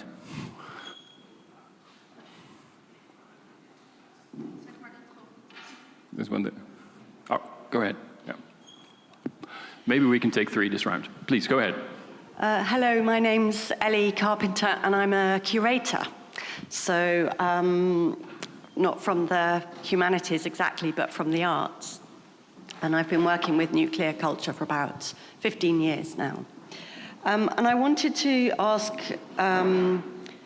perhaps a social technical question, or perhaps outside of this, a question about who is and isn't included, about what is an in scope and out of scope of our disciplinary frameworks, of our policy frameworks that define which geographies, which geopolitical discourses, which communities, which identities, and which relationships to land are actually configured as being sort of central in our subject. So my question perhaps is to think, using Gabrielle Hecht's concept of nuclearity, of what is termed nuclear and what is not termed nuclear, and to rephrase that in terms of this discussion around radioactive waste. What is defined as radioactive waste and what is not? And how is that an exclusionary and colonial process in our work? Excellent, thanks so much. Let's take one more question. There's one here. Do yell at me if I miss. There's two here. So there's, yes, there's one for the gentleman here, and there's one for the young lady over there. Yes, hello. Alex Schrage from the French, from ANDRA, the French Nuclear Waste Management Organization. I have one question because I'm in charge of the nice task to integrate the social sciences in our work. So on the question like how to do it, I would like to have your opinion because also here we display interdisciplinary research symposium, but then still if I look at the presentations, we have technical presentations and then we have social scientists talking about narratives and stuff. So I see the multidisciplinarity, I don't see the interdisciplinarity. So what's your opinion on how to best integrate social sciences? Is it by keeping them, like having 100% social science projects, which put social scientists in a comfortable situation that they can do what they do best and what they want to do? Or is it by integrating them into more technical projects, right, but then with the risk of maybe giving them less importance to other economic, technical factors? Right, right. And then one third question, and then we'll give the floor back to the panelists. Yeah, go, yeah. Sure. Oh, hey, I thought it was Hedwig. Oh, sorry. Thank you. My name is Hedwig Slijdrink. I'm from the Dutch ministry responsible for the waste policy, and I'm responsible for setting up a research program in the Netherlands. And well, we want to build up the work done by Rathenau these last 6 years and include social sciences as well and how to make decisions, etc. But last week I was at a European research program on waste, more technical. And there are a lot of researchers, technical researchers, were debating about social sciences. Social sciences were not included in that big European project. And I asked why. And they said, yeah, but social sciences is very specific for a country. So countries should do that on their own. So my question is, can social sciences on this specific topic work together? Yeah. Three great questions, and already applause for this. Who can I give the floor? So we have the question about Gabriel Hertz, nuclear ontologies, solving the integration of the sciences in France, and the supranational, transnational research agenda for social science. David? Yeah? David and Robert? So what is nuclear, what is not, and the idea of nuclearity? Well, yesterday I went to actually one of the workshops, one of the technical workshops that was actually about uranium tailings. And the idea presented there, the premise actually of the entire workshop, was that we are not taking care of uranium tailings as we should. And then it seems that that doesn't count as waste disposal and management problem, as it does the 0.4% of the material that we use for power production. That was the calculation of Claudio Pescatore yesterday. I think that's a very relevant question, but it's also an example of how the collaboration between, and I go to the second question, how the collaboration between technical and social sciences, if we want to maintain this fictitious division, okay, I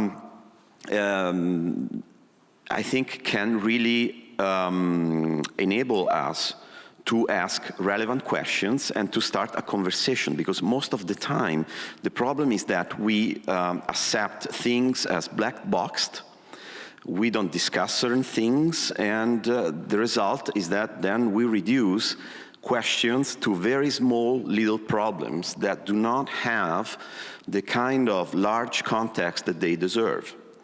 Because these, for example, the problem of uranium tailings have huge impact on many communities all over the world. And usually these communities are the so-called peripheries in a sort of Eurocentric or Westocentric idea of the world. So that's another issue. The last things, like I think, how do we integrate? So what does it mean to integrate? Is that we have workshops in one event in which all the technical people are, discussing their own things, and then next door we have the social scientists discussing their own things? No, I don't think that works.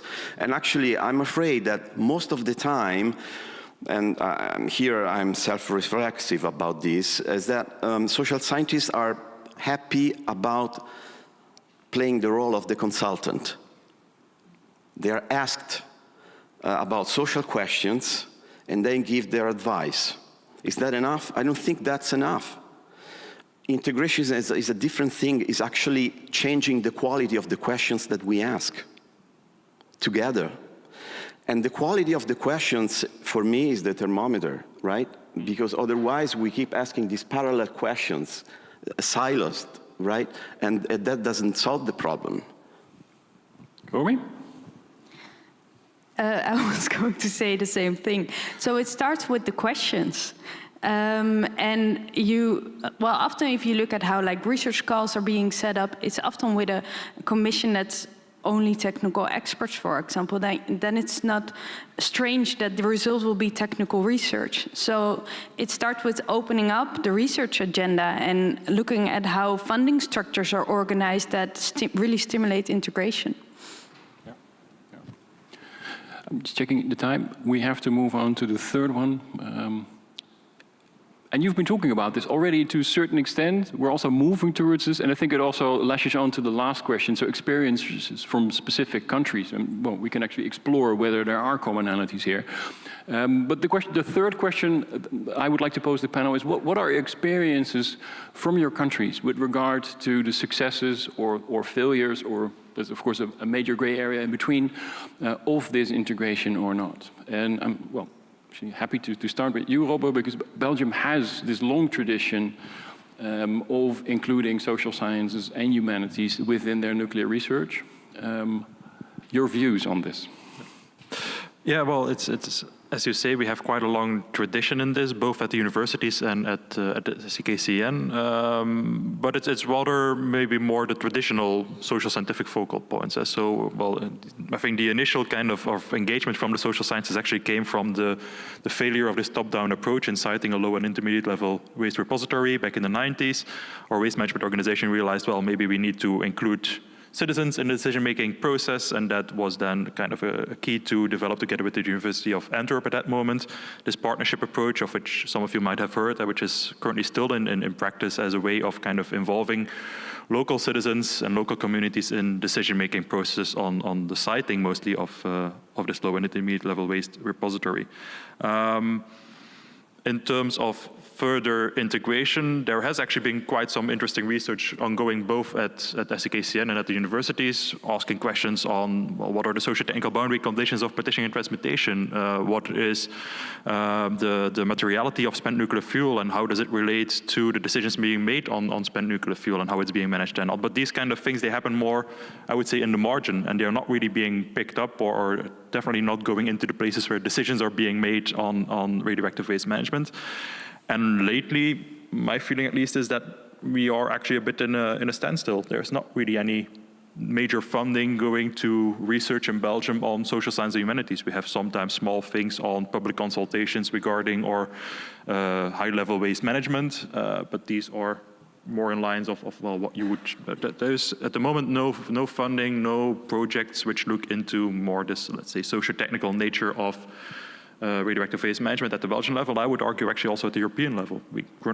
There is no funding for these kind of things. Also within, well, EURET, I think there is currently a parallel session ongoing here on the EURET program. They have a strong feel or a strong kind of focus on civil society interactions, but when it comes to social science, I don't really see anything happening. So maybe that's an important call if we want to keep this, as you call it, long tradition of social science and humanities research in Belgium on radioactive waste management going well. I think a first step is obviously the funding. So. I remember in your answers to our pre-discussion, you also said that Belgian researchers have been involved in European research projects as well. But any news on that status? Are there calls like that at this stage? At the European level, as far as I know, at the moment not. Unless people do know about it, then please point it out to me, and then we gladly collaborate. No, well, I think that there have been some projects, but they date back to when I was 12, 13 years old, so it was clearly before my time. But we have COAM, Common Practice, which were all focused more on these questions of how to kind of come to kind of more governance structures in which citizens are also involved. And these were very big European projects. I think you had InsoTech as a large project focused on social-technical integration, but that's also already 10 years old. So after that, as far as I know, that's not that much, no. No real follow-up, yeah. When we talk about these experiences, we're also sort of looking for the obstacles. Annika, turning to you, we saw the presentation of the BASE research agenda, which also clearly had this mission of doing interdisciplinary research. Can you reflect a little bit on this? How this is done, what works, what doesn't work? Yeah, it's a difficult question. I mean, it relates obviously to the question that was asked in the audience, and if you look at it, yeah, we sit, and there are some natural scientists though here, right? So we shouldn't dismiss that. They do listen to us to some extent. But I mean, one thing, and I know that's frustrating, right? But it's a process. So I think it is a good start to first get into the same room, even if we're not at a point where we develop, let's say, a research project from beginning to end, where we are sort of on an eye level.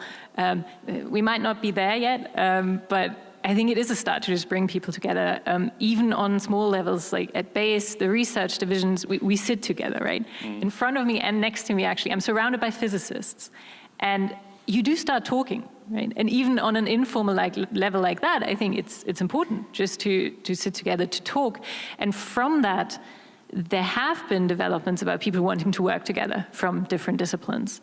That is happening. I know that at BASE they're trying to make that a more common occurrence, which I'd still say it's a bit of an exception for natural scientists and social scientists. You know, there is this division. We're divided into teams. There's the social science humanities team, the other teams. But the first step is to just bring people together, make them listen to each other's research. I also think it's very important, and I know that might sound a little bit contradictory, to first do really good social science research to show that you matter and that you are indeed a scientist who has methods and gets results. And it might sound very trivial, but I think that helps to some extent to get us out of this weird consultation role, right, where we just ask them random question about society to show, well, we're doing science and you can do it with us. And then you can't, bring people together, get them to talk to each other. And my experience is it does happen. At BASE, we've had projects like that where, I was approached by a physicist colleague and we did start a research project together, which was about alternative disposal options. And I looked more on the meta questions, how should we even decide about this? By what values matter to us? That sort of stuff. And she was more looking at technical feasibility, which obviously matters. So it is happening, and the obstacles are often quite practical, right? Like someone gets sick, or someone, and then you have this problem. There's a 2-person project, and one person might go, drop out, and then you're okay, that's the end of the project. So and then the good old challenge of having to talk to each other the same language. But again, that is best solved by mutual respect and actually talking to each other, allowing for the friction, the tension. Don't get worried if you end up arguing. It's fine, it's normal, it's good. So shows really the source of the social nature of doing science. Sitting together in the same room, being exposed to each other's work, maybe that's not the right term in this community, but building these kinds of settings where you are listening to each other and also being able to gauge each other's research. Yeah. Romy, what are your experiences for the Dutch case? You already talked about the work you've been doing in this respect, but what are your reflections there in terms of experiences in the Netherlands with doing this kind of research work in an integrated fashion? Yes, so we don't have that experience in the Netherlands yet. If you look at the current policy, you see the intention to start doing it, but looking back, we don't have it. So if you look back at all the national research programs, they were all mainly technical. Sometimes there was a very small project about ethical issues, but there were only 1 or 2 in the past 40 years or something. So we don't have that experience. And if you look at what the consequences were of this, was also that there was a lack of a connection between the research agenda and the decision-making process. And that was partly the result that the Dutch had a situation of wait and see. So we wanted to decide upon what to do with our radioactive waste on the long run in 2100. So that really didn't stimulate everyone to do research or to collaborate with each other, because why do it when nothing will happen? And the past year, we let this principle go. So now we want to already start with a stepwise decision-making process. And that, yeah, we really hope that this will be a turning point also for the research agenda to really engage with each other and to start asking social technical questions and translate them into a interdisciplinary research agenda. But we still have to see. But maybe on the other end, we do have like a lot of good universities in the Netherlands that already do a lot of social technical research and that are so familiar with in the energy transition, for example, about sustaining industries, to really collaborate with each other, and that's something we can build on, but they are just not engaged yet in the nuclear or in the radioactive waste scene. Sort of harks back to Annika's point of creating settings where these kind of mutual understanding can actually take place. Yeah. Davide, you've been working on issues on radioactive waste, but also decommissioning policies and practices in the US and in Italy. And I think your sort of conclusion from Italy, from an Italian context mostly, is that integration is very difficult there. Can you reflect on this? Should I really talk about the Italian case? Or the US case, whatever you like. What works best for your framework? Okay, so very different experiences. In the US, although, of course, let's not talk about the present, because of course it would be completely a different conversation. But until recently, let's say, at least in the conversations I had with colleagues in the US, and when I was in the US, there was a certain openness to this kind of debates.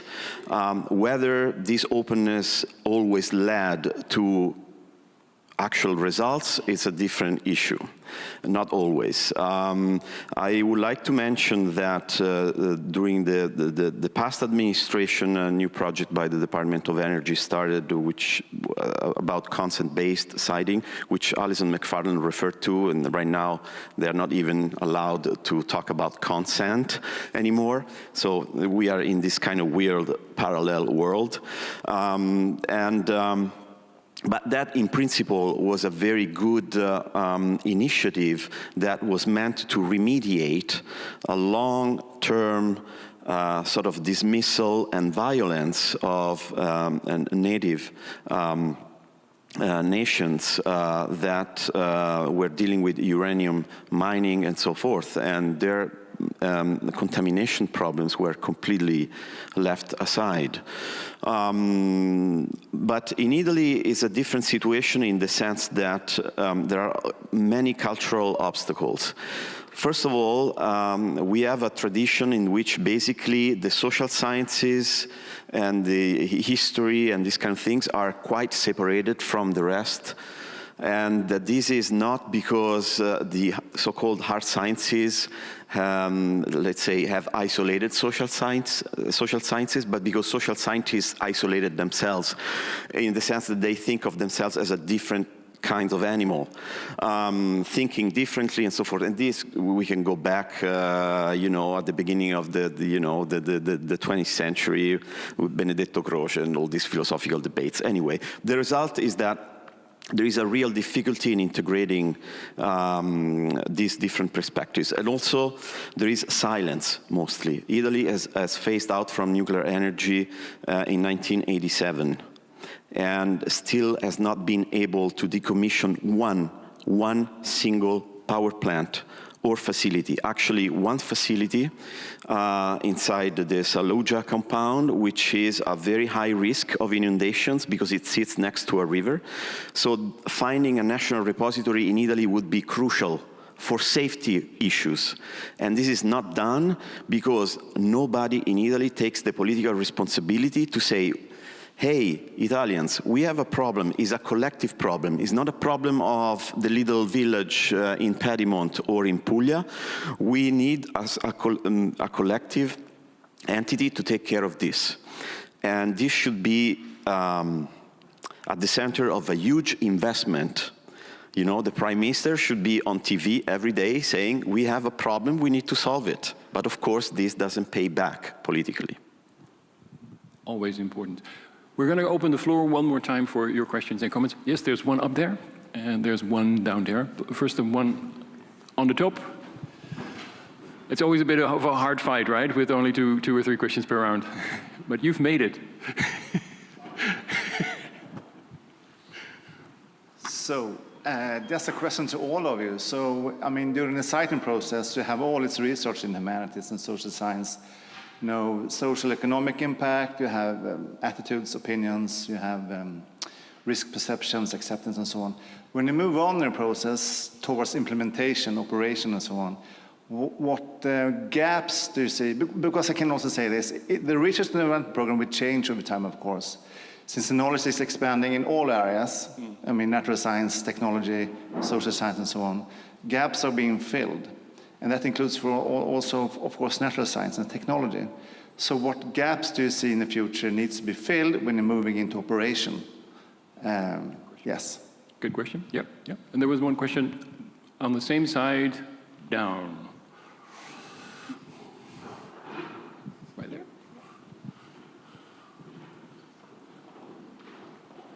Maybe while our aide walks down, give them a round of applause because they've been working up and down all day, also today and yesterday for doing this. So thanks so much. Hi, Tora Schubert. I work with the German implementer. I'm a geologist, but in the communications department, so I'm in a weird role, actually. I want to provoke a little with the question, do we even need more research in the humanities and the social sciences? And interdisciplinary research with this included, or is it way more important and maybe sufficient to just get the knowledge we have in the right spots, i.e. the decision making? Two very interesting questions. I'm looking to the panelists. Who wants to take which one first? The gaps and the non-gap theory, in a sense. Robin, yeah? Yeah, I will think about it while answering. Maybe first to the last question. Well, you could also ask the question like, do we still need to have the technical research? The cynical me could say, well, actually what we often hear in debates on radioactive waste management is that the technical scientists say, well, actually we know the solution, we know what to do, and we have all of the technical data that can show that this is safe, and we just need to implement it. And now we need to move this knowledge, as you say, to decision-making levels. What is at stake is the social and the political aspects. They are the problem. So it is framed very much as a social and political problem, and this is not really translated then into funding. Bring it back to my latter point. So obviously, we already have a lot of knowledge, and in STS, for example, to name just one field in social science and humanities, we have a lot of interesting and very valid knowledge that can be really translated to radioactive waste management and the socio-technical nature of it. The fact that it's not, I'm not so sure that it has to do with just the fact that, yeah, we have the knowledge and now we need to get it to the people who need to make the decisions is probably also an issue of, well, we need to probably remake the knowledge in the community of the radioactive waste management people, so it is also perceived as valid knowledge.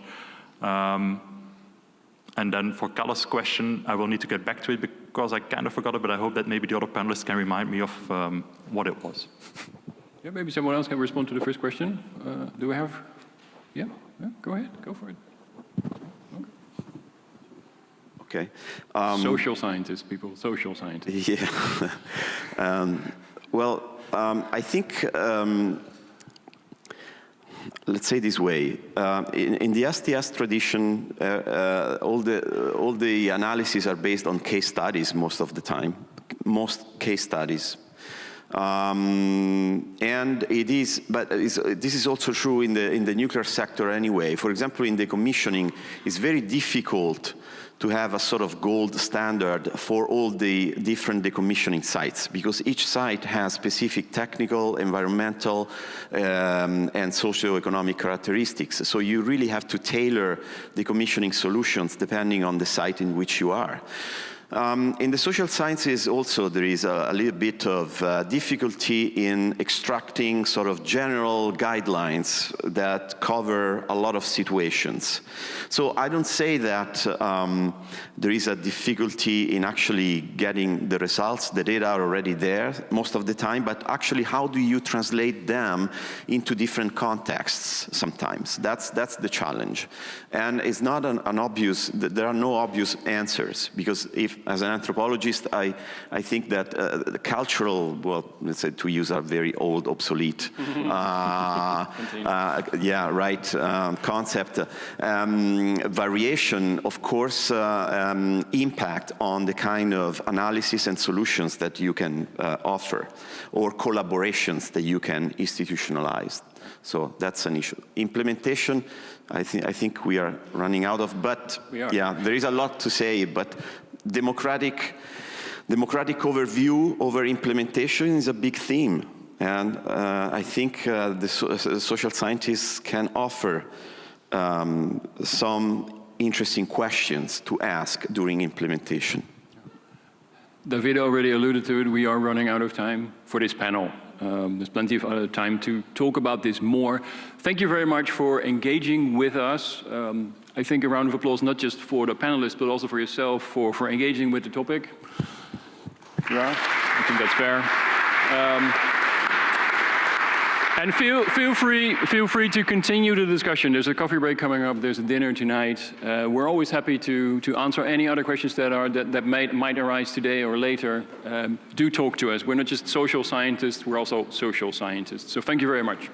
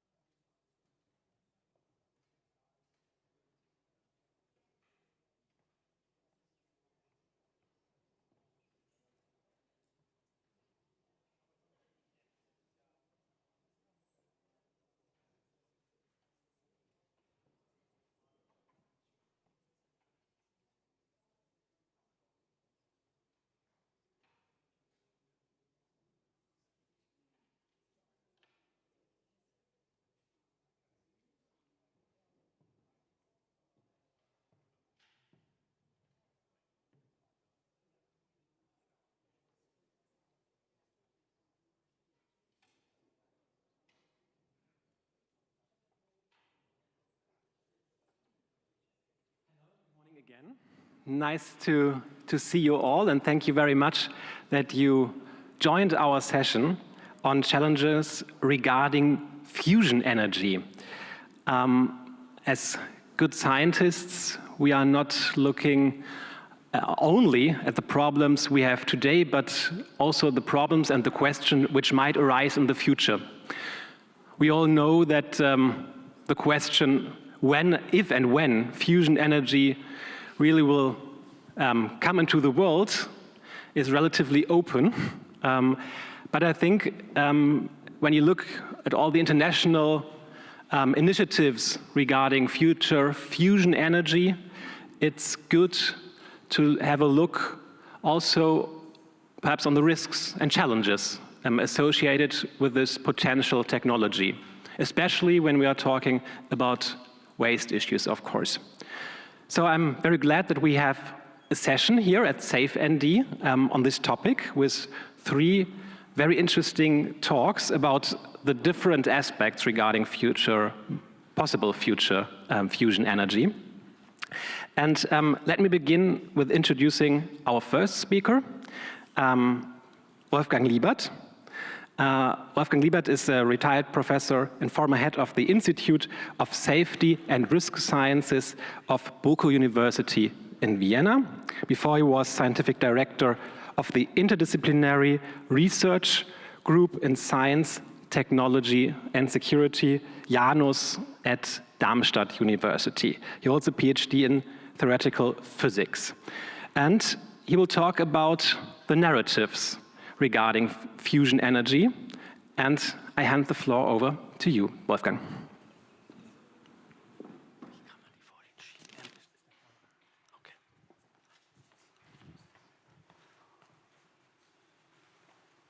I can't see it.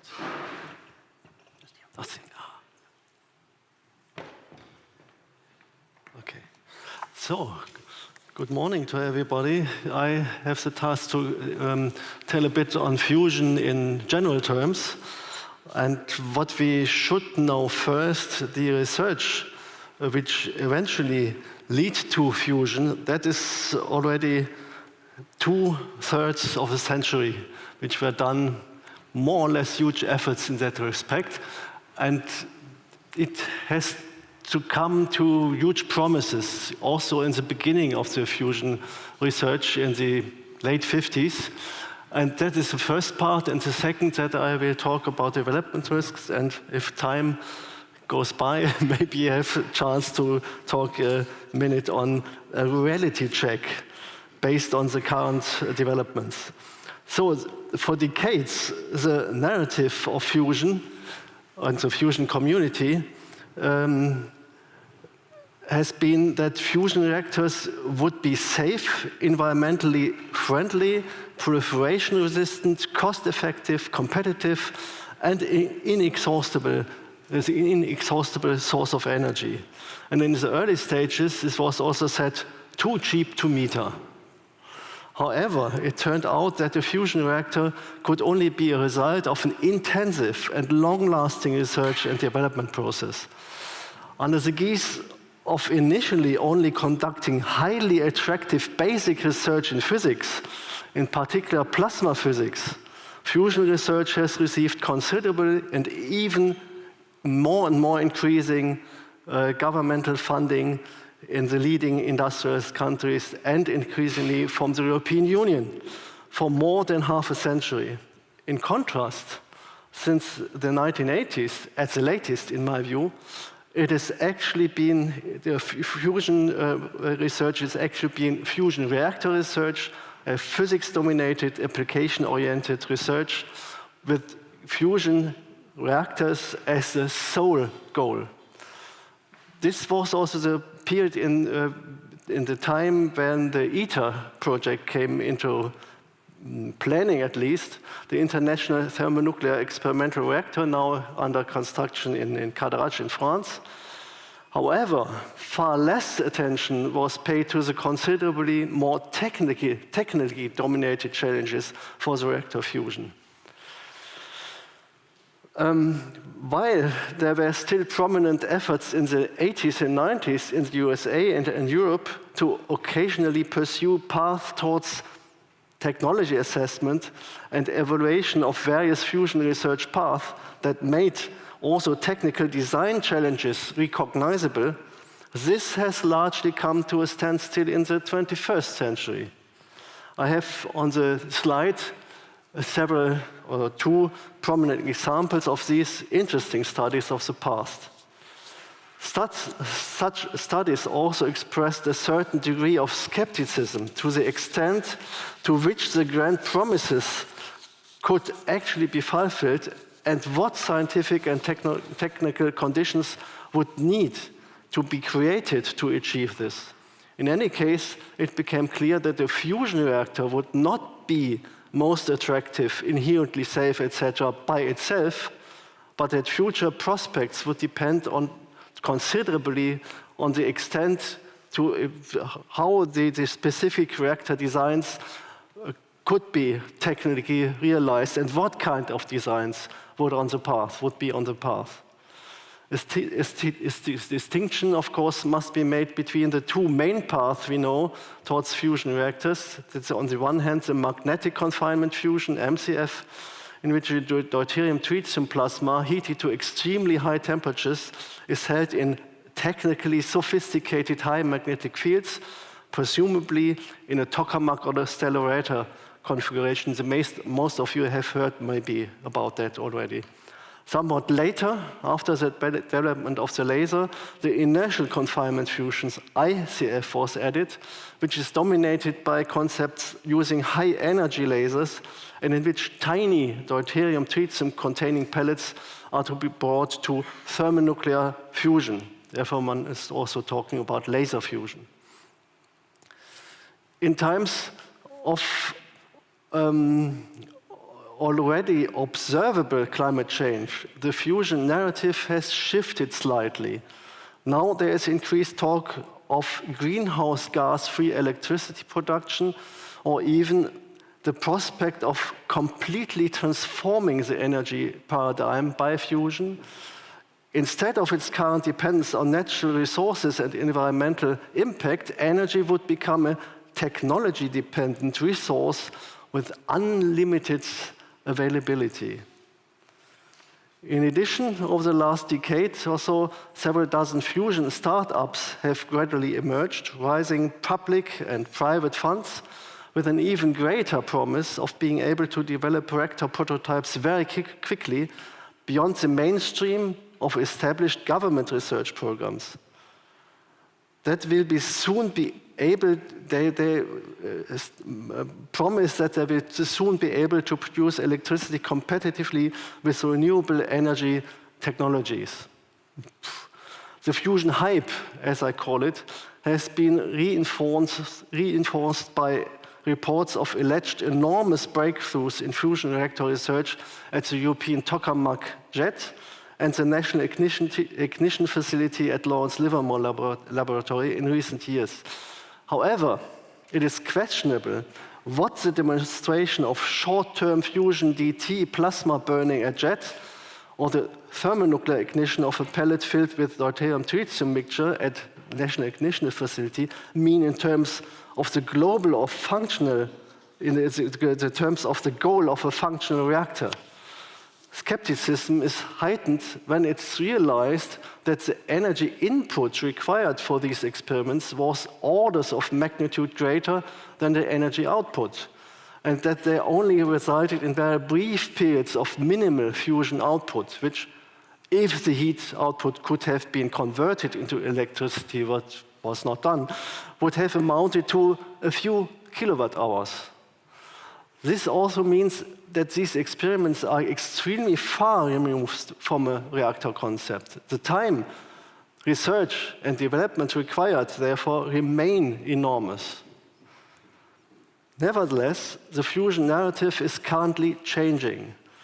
While the European Union and Germany, unlike nuclear weapon states such as the United States and France, had largely distanced themselves from laser and inertial confinement fusion for decades, due to its proximity to nuclear weapons physics and development, this now seems to be a thing of the past. The current narrative is promising or postulating that fusion reactors would have extremely attractive properties.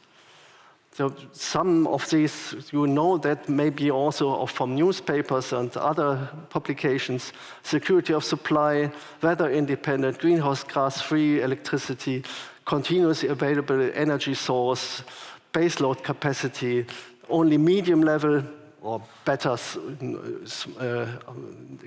nearly less radioactive waste will be produced. Radiation accidents will remain confined to the plant itself. Resource efficient would it be? Electricity expected to cheap as from renewable sources is stated again and again. And dependence on other nations would be reduced. I don't know how they could state that. Opportunities for seawater desalination is coming now. Hydrogen production, direct air capture, and new technological export markets by fusion reactors in the near future. Nevertheless, it is still unclear whether the purely physical requirements for a fusion reactor could be achieved. Or that means the burning times in the MCF system, or the repetition rates in a laser system, or the energy gain factor of 20 or 100. That is much work to do. And some influential politicians, official government bodies, and representatives of the growing startup scene promise now the imminent realization of prototype reactors, possibly in as little as 10 years, without at least the design of such reactors being able to be named yet. It is not easy to verify or to question these extremely high promises, as no national research funding or research institutions have yet established an expertise independent of the fusion research community. Although this was identified as a central political need for action already in 2002 in a study by the Office of Technology Assessment of the German Bundestag. And the statement was, the central challenge remains of building up independent expertise. So now I try to talk a bit on development risks. Oh, it was too late. And I take tritium issues as an example. The heavy ion hydrogen isotope tritium as fusion fuel must be produced in fusion reactors. Tritium self-sufficiency is mandatory. Tritium breeding out of lithium-6 using part of the high-energy neutron flux coming out of the plasma chamber must be done. Development of suitable tritium breeding blankets is mandatory. The breeding rate must be high enough to exceed the tritium consumption. And this must be even higher. A reasonable so-called doubling time must be achieved in order to enable tritium sufficiency for a future possibility of a large fleet of fusion reactors. However, tritium diffuses through all materials, and its accounting and retention in potential fusion reactors is an extremely difficult problem to be solved. And man has not solved this yet. The reason tritium is a better emitter, also a significant radiobiological substance, and its release in accident scenarios could necessitate disaster control measures. Therefore, appropriate methods for processing, retaining, and accounting of tritium must be developed. Also, tritium-containing waste will require very complex treatment technology. Another important aspect, tritium, which would have to be produced and handled in quantities of well over 100 kilograms per year in a large reactor facility by breeding from lithium, is a sought-after weapon material in nuclear weapon programs and, given its half-life of about 10 years, must be continuously reproduced. In contrast, only a few grams of tritium are needed for so-called fusion-enhanced fission bombs, booster bombs, which play an important role in the nuclear weapon arsenals. However, tritium monitoring is not one of the tasks of the nuclear watchdog, the International Atomic Energy Agency. And if it were to come one day, this would pose new challenges. So this was a tritium example, but one could draw up also a long list of other significant development risks. In brief, I mentioned only a few. We know about at least a bit on resource problems. Beryllium requirements as neutron multiplier, that might be difficult. Lithium-6 and the enrichment technologies for that could be or is currently a bottleneck. Structural materials have to be developed with low radiological activation and other quite demanding reactor-specific properties. Radioactive waste, at least the plasma-near components, could be or are problematic and has to be handled with care. The radiological contamination depends, in all the cases, on the choice and composition of materials, and that is not yet done. And the final storage requirements depend also on that. One has to find ways to avoid at least mitigate radiological relevant incidents or accidents, and it's not clear how one can afford that. Plasma instabilities and plasma ruptures have also problems for damage causing. And I could prolong this list, but it's not the time for that. What the main point I would make with that is many of the positive characteristics and promises attributed to fusion are based on assumptions about scientific and technological developments and breakthroughs that have yet to be achieved. Therefore, it would be urgent to thoroughly analyze the considerable development risks on the way to a fusion reactor. In-depth studies on prospective technology assessment, is that the right? The next one maybe? Yeah, in-depth studies on prospective technology assessment and shaping opportunities are needed to clarify future prospects and check unrealistic promises. This could and should lead to a further change in the narrative of fusion, making it more realistic, honest, and cautious. In my view, it is the task of politicians and research funding organizations to ensure that clarifications are reached here independently of, but of course in collaboration with, the fusion community. In any case, policymakers should not continue to make themselves dependent or on untested promises for the near or distant future from the fusion community itself. And with that, I can stop. Thanks for your attention. Thank you very much, Wolfgang. Thank you very much. You made a clear point, I think, the need for independent scientific assessments regarding fusion. We have only the time for one quick question. Is there an urgent question here? I see over there one question.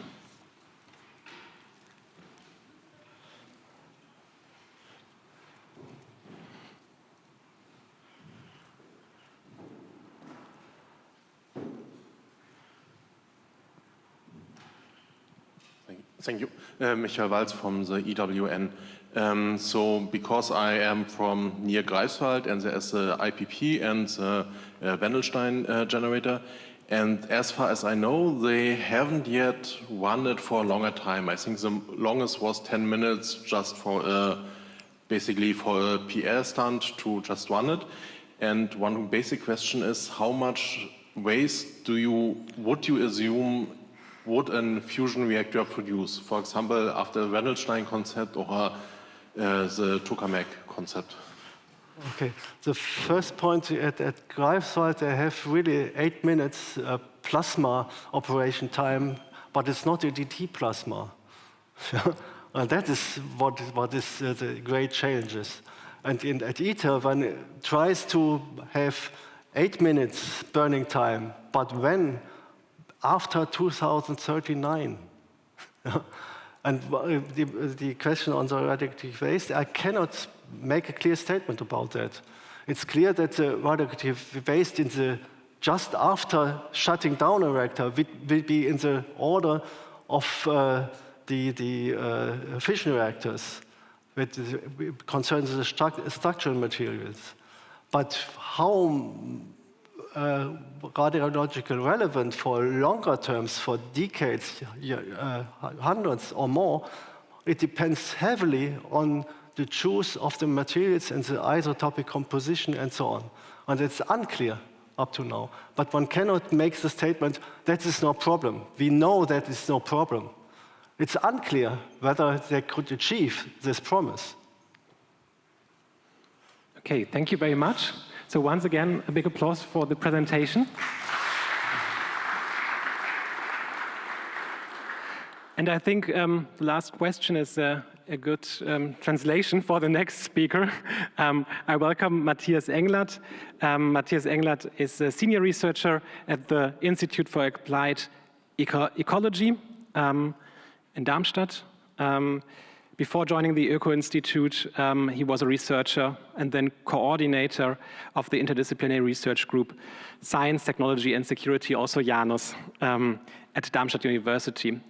And he earns his PhD in physics. The floor is yours regarding the topic of waste from possible fusion applications.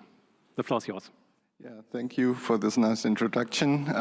Thank you very much for having the ability to speak here. Also, you will notice in my talk a lack of data, and the reason is that it's very heavily dependent on the design choices the designers will make on the fusion plant. But nevertheless, I put this talk here because I think it's important for this community to think about the problems that might come from this new technology. I'm not going to talk about the timescales, feasibilities, and so on. If you're interested in my opinion, I have also a poster on fusion and non-proliferation, which will be an exhibit in the hall, and you can ask me there about anything related to timescales, startup companies, and my opinion about that. So I'm going to talk about waste, and I start with my conclusions. There will be radioactive waste from fusion power plants, and there will be probably significant volumes, but there's already a tiny question mark there. However, there are no actinides and fission products as in high-level waste, so that's really an advantage of fusion reactors because the waste will have a completely different characteristic. But since it's unclear which materials will be used, it's hard currently to predict which waste forms will be produced there. And I think there are research opportunities and needs. So why now? I mean, I think Wolfgang already made the case here, so I can just put this slide on with the pictures of the literature Wolfgang already mentioned. First of all, there is the ITER development, which is ongoing. Also, there is a renewed interest in Germany, particularly because we have the phase out of fission, so fusion has more attention as a probable new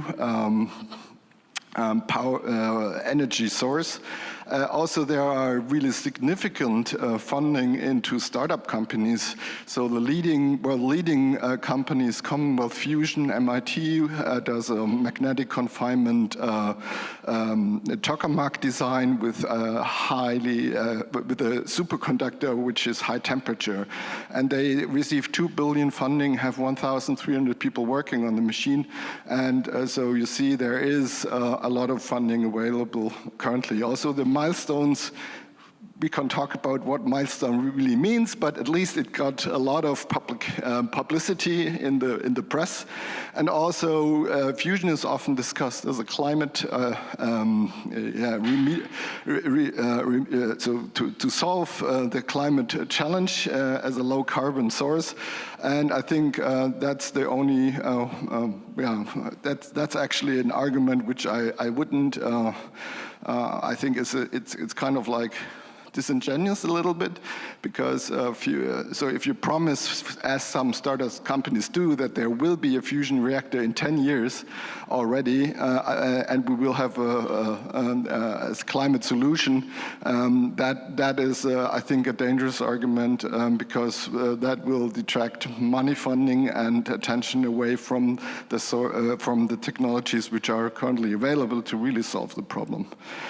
Nevertheless, so fusion basics, I mean, I put it here because I think maybe it's some people won't know, but maybe you all do know. Nevertheless, there is this deuterium-tritium reaction, and it produces basically a neutron of a very hard spectrum neutron, 14 MeV. And there you see on the other side the different fusion reactions. So there are more than that, but the deuterium-tritium reaction, which produces neutrons, is the best achievable one in terms of what you need as requirements for the plasma confinements, etc. There is also neutron-free fusion reactions like the boron reaction in yellow, but as you see, you need much more energy to fuse those nuclei together. So we're basically talking about a landscape of deuterium-tritium fusion designs currently. Wolfgang already also mentioned the difficult question to solve engineering-wise is you need to take care of the neutron economy. So you need more tritium, to breed more tritium than you consume in the reactor. First, you will lose some to the environment, and also you will lose tritium because it diffuses and has a half-life of 12 years. And you will want to double your fleet, the doubling time. So you need to produce more, and therefore you need neutron multiplication. There are designs which, for example, think about a lead reaction and N2N reaction to multiply the neutrons in the reactor. So these two designs were already mentioned. I kind of skip over it, the stellarator and tokamak magnetic confinement. This is a picture where you can see a power plant design, and usually power plant designs you see mostly with the magnetic confinement. That's why I put here the inertial confinement power plant design. In the middle of this reactor type, there will be these small pellets, like tiny millimeter-sized pellets, which fall from the roof, and once they fall through, they will be shot spherically by lasers from, so there is only one depicted, but of course you need a spherical compression. By that laser compression, you then, and there are different mechanisms how to do that exactly, you will start a fusion reaction in that laser. Typically, they think about 10 hertz, roughly, so 10 shots a second, where these targets are falling down, and you have to produce those targets. They are frozen deuterium-tritium. So then the neutrons start to enter the reactor wall, the blankets, and there they have to produce heat and an additional tritium, which will both be extracted. The heat will be used to produce electricity, and the tritium has to be distilled and put into the target fabrication in this design.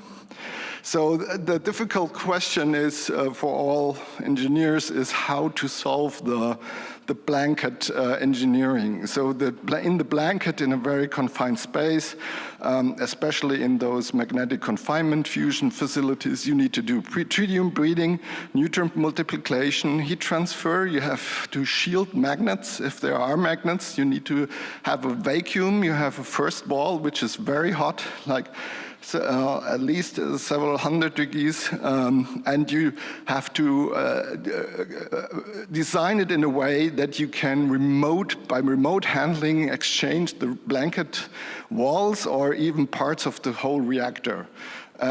because the environment is so radioactive for a couple of years after operation that nobody could go in there. And so you have to do everything remotely, which involves a lot of robotics, which is a challenge in itself. So there are different blankets concepts also. There are liquid ones, solid ones, gas-cooled, water-cooled. There is beryllium, or oh, that's wrong, not lithium, but it's lead as neutron multiplicator. So examples are, for example, the helium-cooled pebble bed, the helium-cooled lead-lithium liquid, a water-cooled lead-lithium liquid, dual-cooled, beryllium gas-cooled, and even molten salt designs out there. And you will notice these are all designs which you see also in the SMR, the small modular reactor designs. So basically all these ideas are also there. And yeah, the blankets have to be, as I said, to be changed because of the hard Newton spectrum. And we don't know yet what the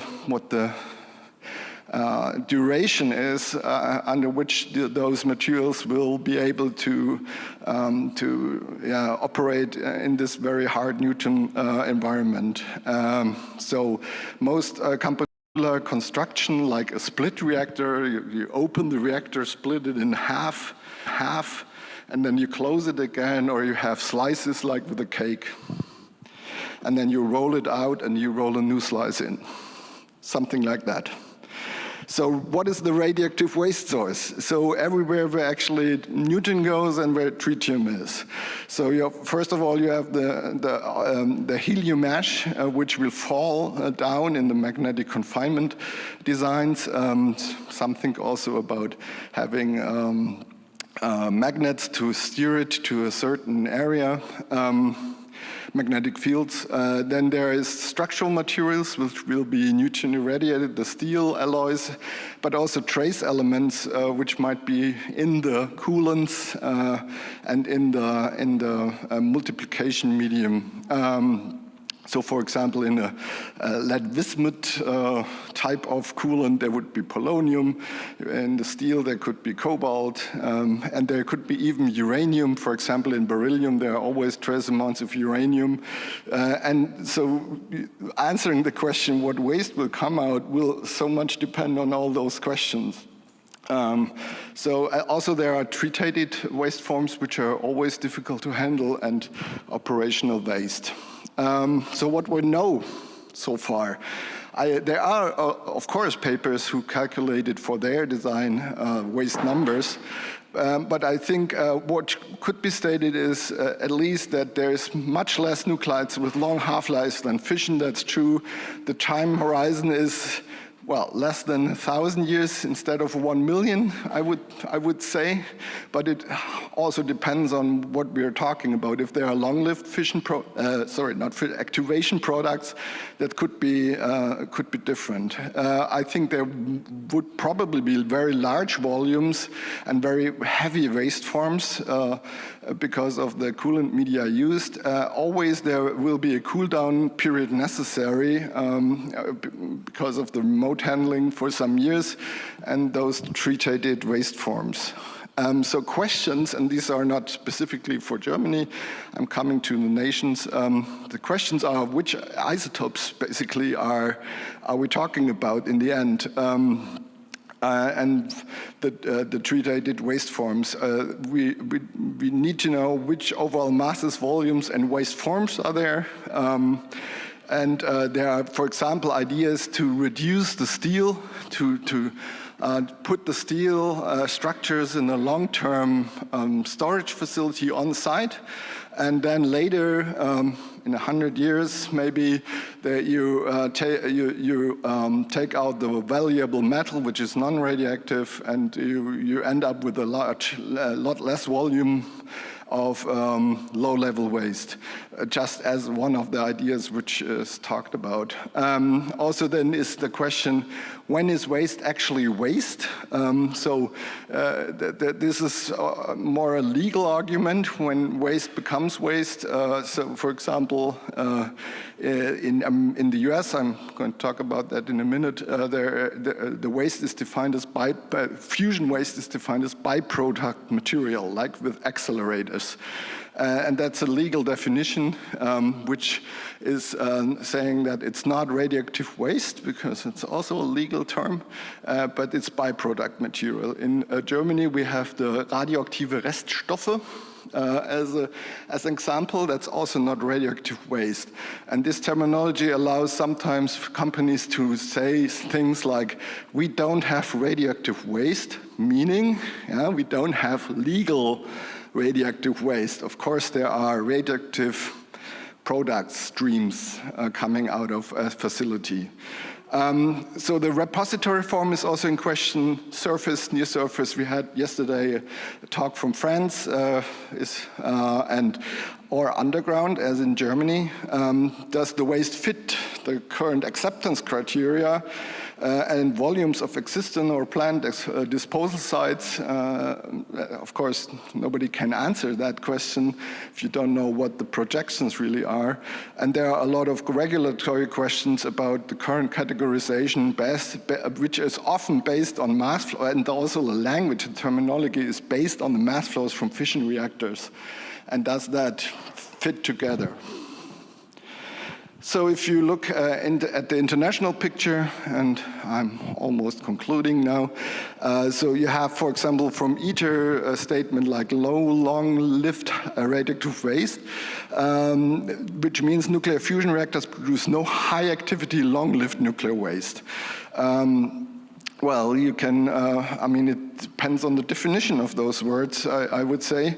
They say all the materials could be reused within 100 years. But then you read a statement like, waste from a nuclear fusion power program may prove challenging for disposal in near-surface facilities, because you have, for example, carbon-14 or niobium-94. So that's a waste form which, then needs a longer-term disposal facility, which kind of is in contrast to the first statement that after 100 years there is no problem.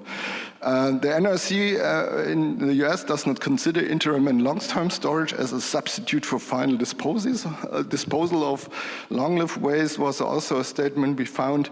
And so I put those three statements just a pars pro toto for an international discussion which is ongoing, how to categorize those new waste forms and how to treat that.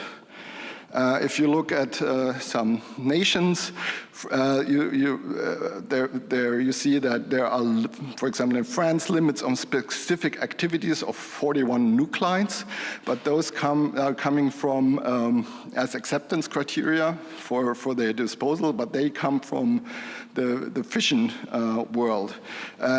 Also, France is thinking about near-surface storage of low-level and short-lived forms. In the US, as I said, the waste of fusion is a byproduct material, and it can be put into low-level waste repositories, and already companies have contracts with those facilities.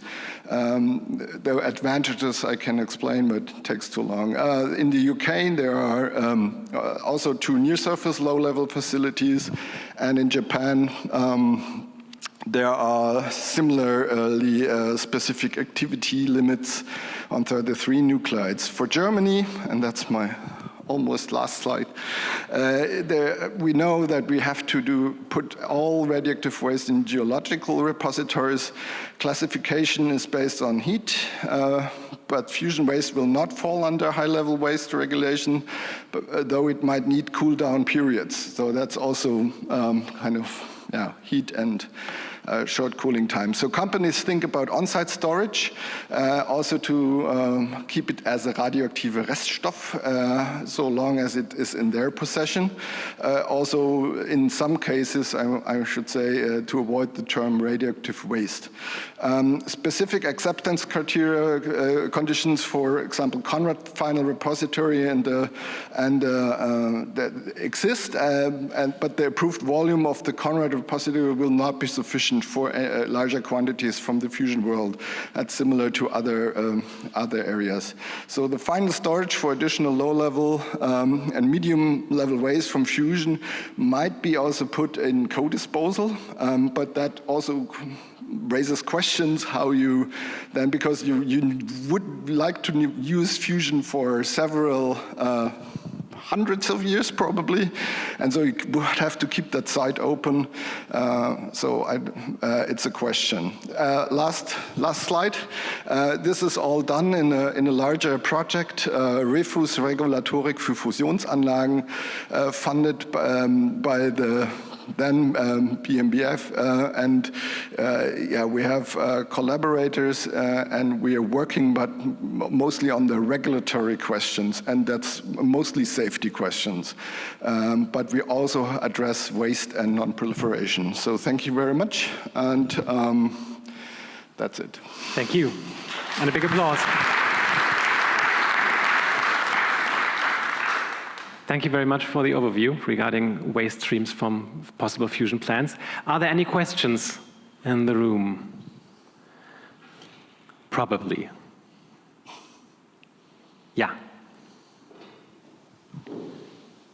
I have a question regarding the waste and how it connects to design choices, because I think there are two different things which we could distinguish. One is really what is immanent to a, let's say, basic design of the fusion power plant, which you can't avoid once you go that path because it's the blanket material or something, and which waste is related to, let's say, rather free design choices, like how much money do I spend to get a very pure steel with very low traces of problematic substances?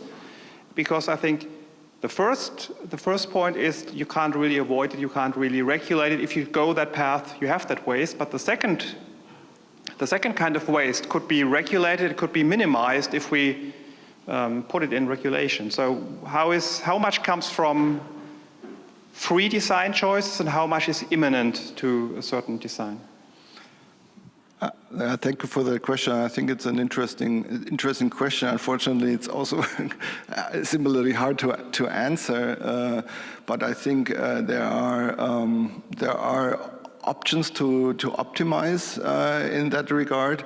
The hard question really at the moment is we don't have hard nutrient sources in the world. So testing new structural materials with low trace amounts of other elements is currently not possible. So, and that's also would be one of my arguments why I think those timelines are much longer than some in the fusion industry say they need, and because we need those hard Newton sources, and then we can come up maybe with a better answer if that's possible to minimize or it's too expensive and so on. It's a matrix of several criteria, and you don't want to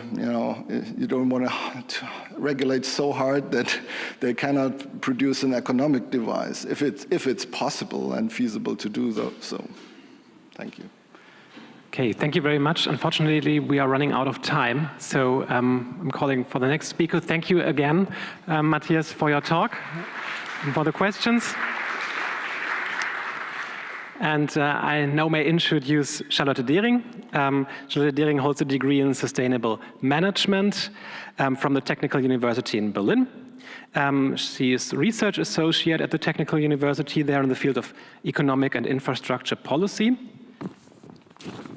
And she's concluding our session with the topic Innovation Dynamics in Nuclear Fusion, an Unexpected Nuclear Renaissance in the Making. The floor is yours.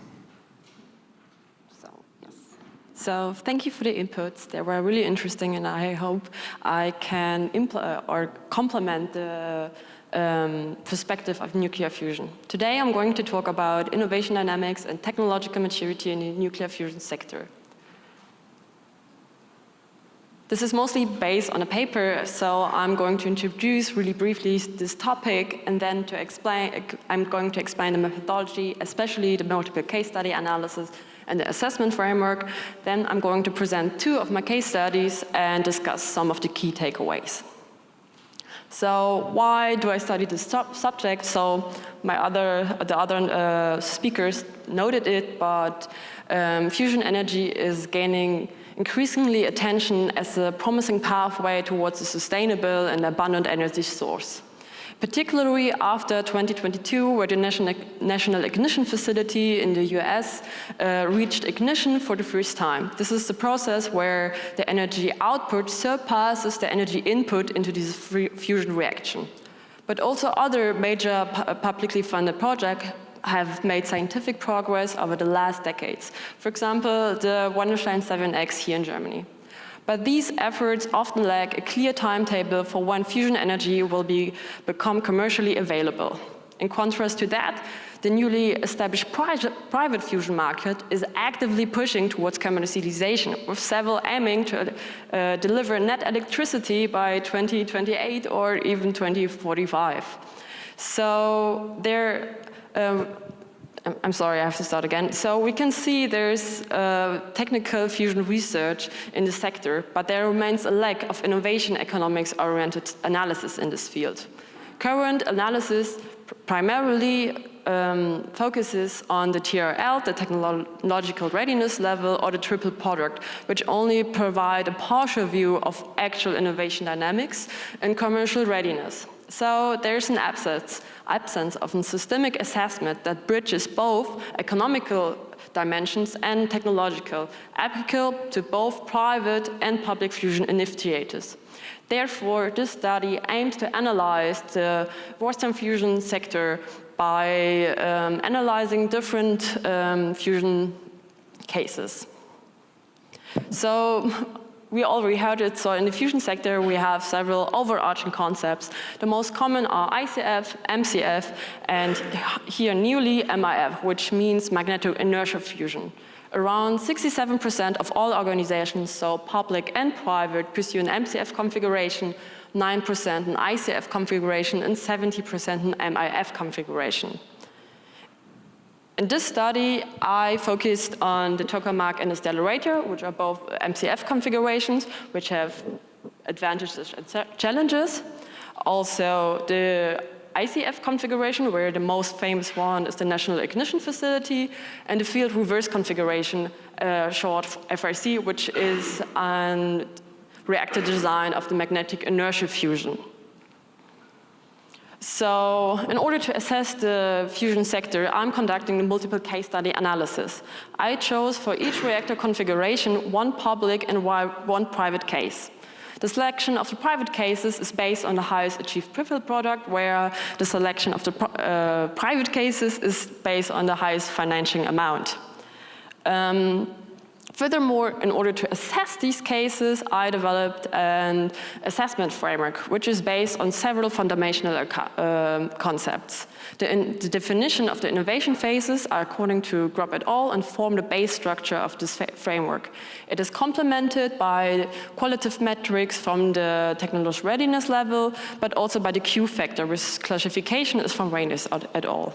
Then all of these metrics were combined together and then implemented on the fusion sector, forming the assessment framework. So here you can see the assessment framework. I will not explain all of it because it's quite much, but I just pick up two indicators. But first of all, you can see it is clearly divided into the technological dimension here on the top and the economical dimension on the bottom. I will pick up the indicator technical milestone here in the demonstration phase. So you can see it states continuous operation. So in order to get the assessment into the demonstration phase, fusion initiatives have to show that its technology can operate in continuous modes, while the definition of continuous operation is depending on the reactor configuration I mentioned before. And another example of the indicator is funding and revenue. Here it says it's the shift from public to private funding, so fusion initiatives have to show there's this shift in funding. So now I'm going to focus on two of these cases. I would love to talk about all of them, but maybe there's time in the Q&A session for that. So my first two cases are the Joint European Towers. We heard a little bit about it. JET. JET is the largest tokamak and is located at the Culham Centre for Fusion Energy in the UK. It is operational since 1983 and it had its last experiments in 2024. It is most known to be a validation platform for ITER-like upgrades. Here on the left, I think it's yes, it's your left, my right. You can see CFS. Commonwealth Fusion System was founded in 2018 as a spin-off from the MIT. Its key innovation lies in the usage of high superconducting magnets. Notably, it is the world's most funded fusion company with around $3 billion US. So here you can see the assessment. Sorry, these are the wrong slides, but here you can see the assessment of JET. It moved basically from the basic to the applied R&D phase after its first DT plasma experiments in 1991. After 6 years, it could achieve its first world record. It achieved a Q factor record, which is an energy gain factor, of about 0.67, with an energy output from 60 megawatts. Throughout the 2000s, several upgrades could be implemented and showed that this was this validation platform, for example, for ITER-like upgrades. In 2024, it achieved its last world record, so 33 years later. This time, it was an energy output record of 69 megajoules over a 6-second pulse, while the Q factor, so the energy gain factor, remained below the first experiment of approximately 0.39. So, overall, from a technological perspective, these achievements clearly set place into the applied R&D phase.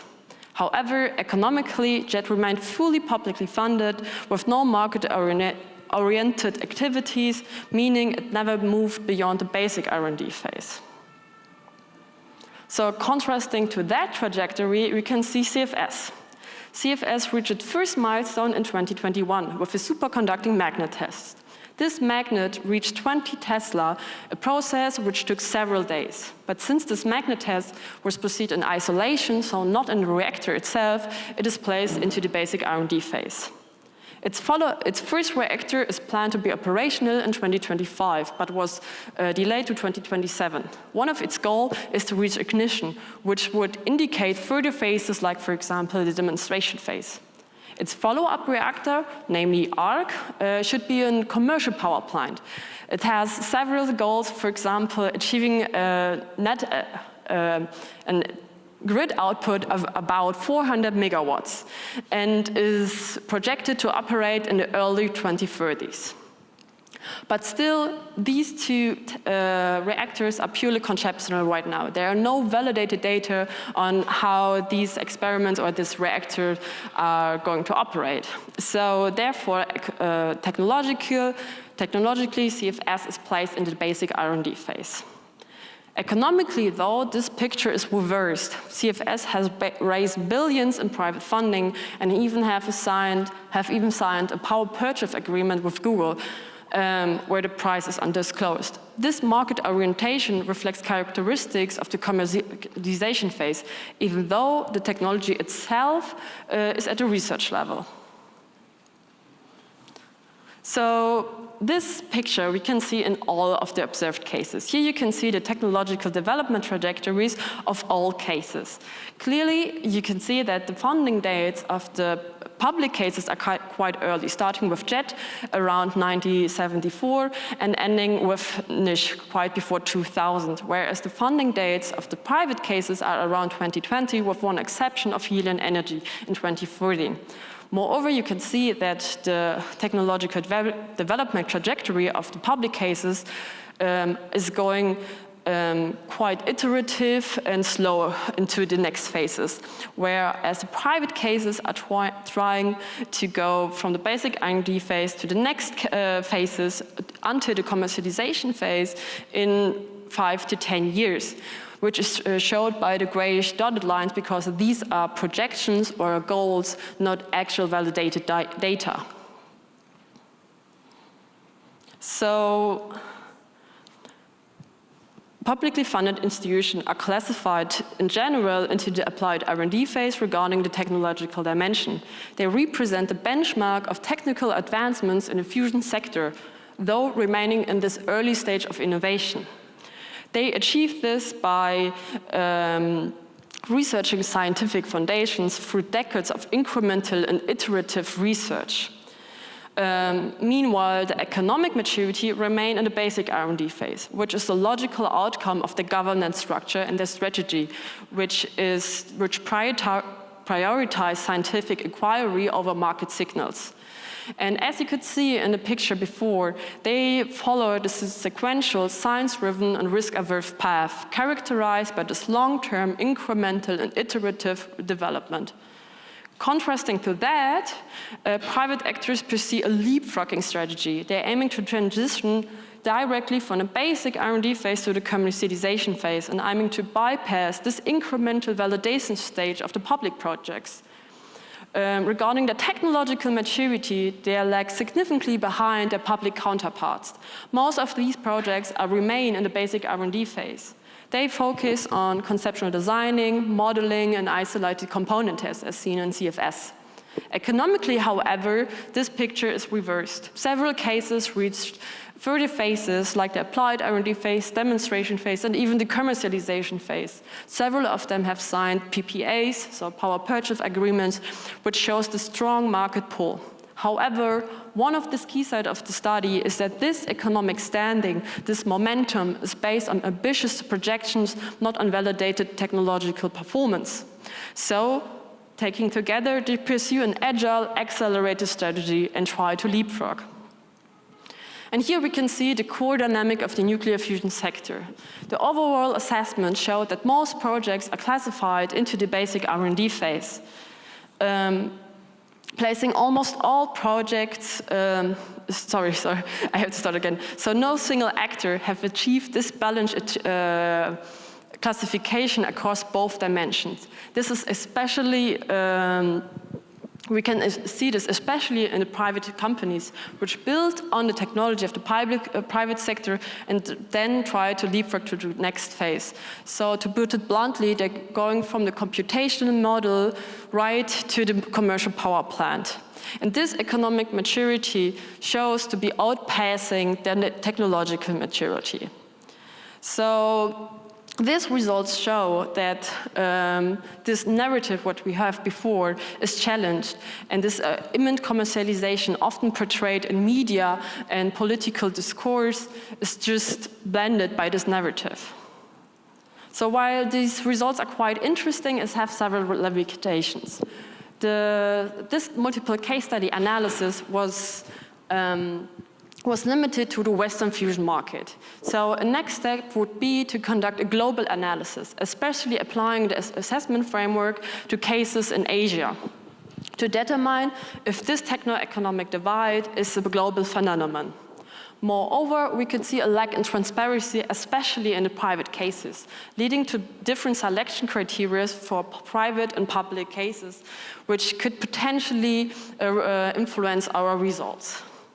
But nonetheless, these results are quite interesting, and in conclusion, while the fusion sector is frequently portrayed of being on the verge of imminent commercialization, this analysis shows that currently no project fulfills both criteria, so technological and economic criteria, necessary to even demonstrate a functional product. And this challenged this narrative of imminent commercialization. Thank you.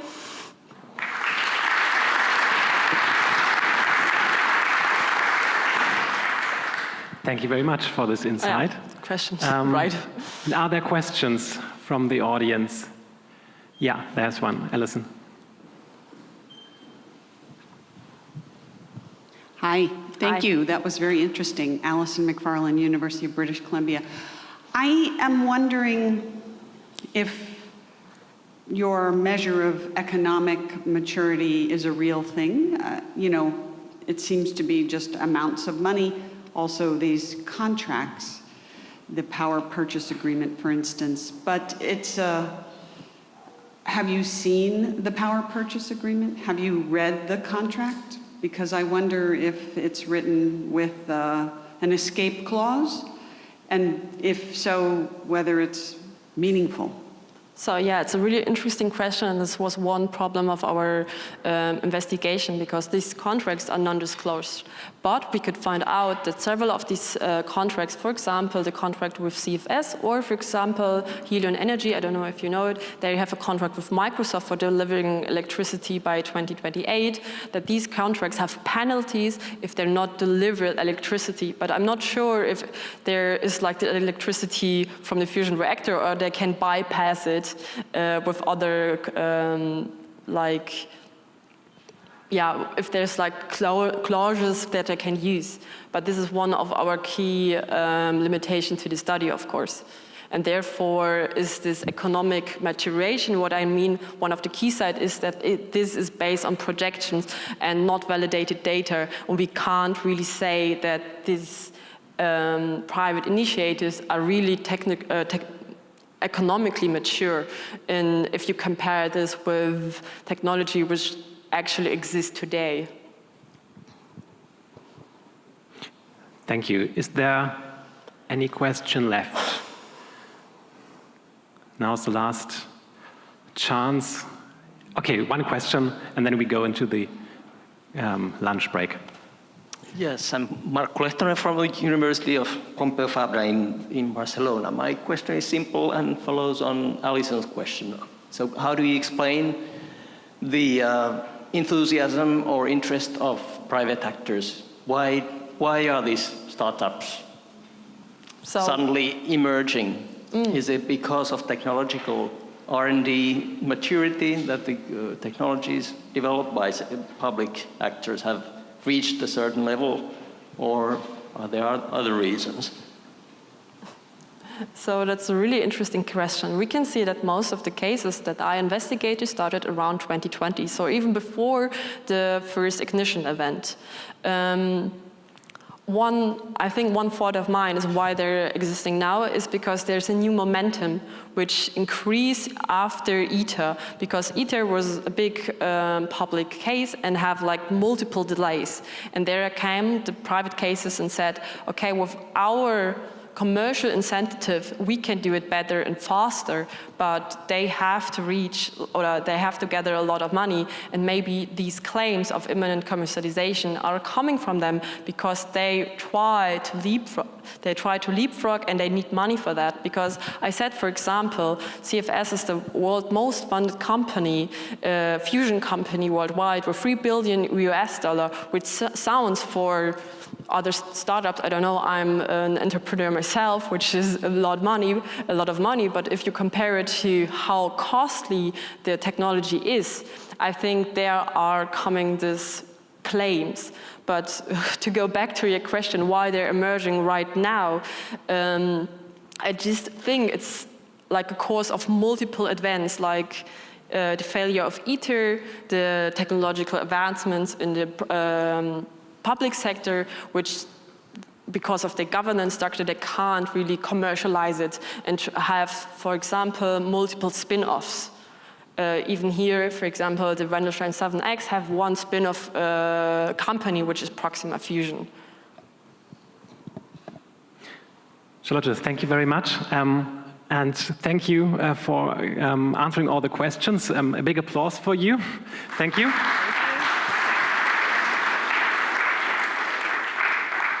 And now I'm finishing this session.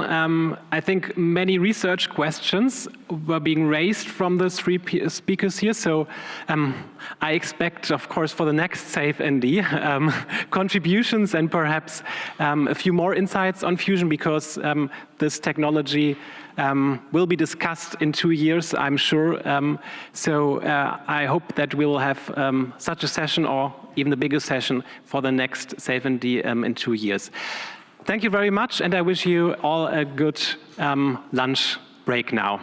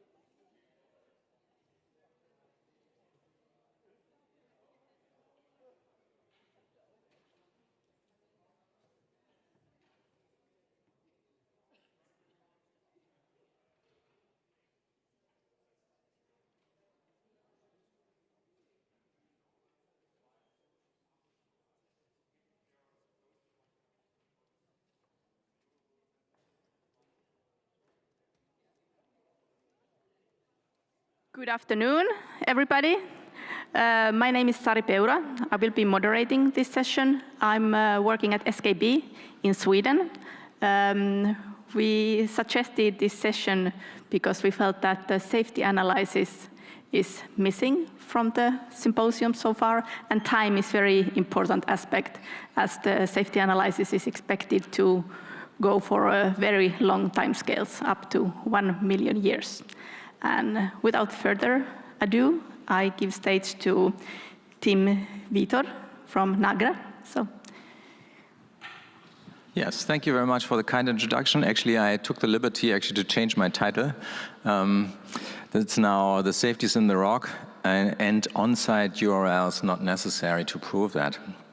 So let me check here. Okay, Switzerland is actually a small country that is just south of Germany, and we are running 4 nuclear power plants. And after like 60 years, we'll have around 13,000 or so spent fuel bundles and 632 vitrified waste casks from the reprocessing that we stopped some time ago, and around 40,000 cubic meters of low and intermediate level waste. All of this has to go underground in a deep geological repository. The Swiss concept looks like that. It features quite a few technical barriers, but all of them are short-lived, with respect to the total time of safety consideration, which is 1 million years. So our canister here you see on the right, this thick-walled steel canister will last a few thousand years, which is less than 1% of the 1 million years. So the most important barrier of this system is actually the geosphere. The host rock and its environment. The entire exfiltration path is the key for the long-term safety of the repository. And this is why Switzerland, as well as Germany, have chosen to optimize the contribution of the geology to long-term safety by making or by going for the best available site. So a very similar approach in Switzerland than in Germany. And Switzerland has, like 3 years ago, proposed the best suited site. It's Nördlich-Lägern, and criteria have not played a role actually in that announcement. We have just shown data about available space, largest space in Switzerland, in Nördlich-Lägern, thickest clay sequence and best erosion protection. We showed data for that, and that was pretty convincing already. But now we have handed in about 30,000 pages of documentation last year to show the details of these arguments and also to demonstrate long-term safety at that site. So if you want to go to our website, you can download every single page of this documentation. So the host rock will be Opalines clay, a clay formation. You see on the right the sedimentary sequence of northern Switzerland. It's a 100-meter thick clay formation, and there are confining units on top and below the Opalines clay, which played a key role actually in the selection of the site because they contribute to the confining rock zone, we call it, ZRZ. These clay rocks in total then form kind of a diffusion barrier. So they are responsible for the retention of the radionuclides because they only allow diffusive transport. And based on this assumption, we calculate then dose from the entire system, dose contribution to an individual in Switzerland, and the allowed additional contribution of dose from the repository is less than 0.1 millisievert per year over the next 1 million years. And if we do, calculate that, then, because the rock is so tight, we have several orders of magnitude safety factor. This is a double log plot here, below this regulatory requirement of 0.1 millisievert per year. And you see that the dose that we get out of the repository is dominated by iodine 129. All the rest all the rest of the radionuclides is actually stuck in the host rock sequence, because the clay is actually negatively charged, and all the positively charged metals and radionuclides are stuck on the surfaces. And only the negatively charged iodine-129 and some other radionuclides that are named there are make their way out of that multi-barrier system.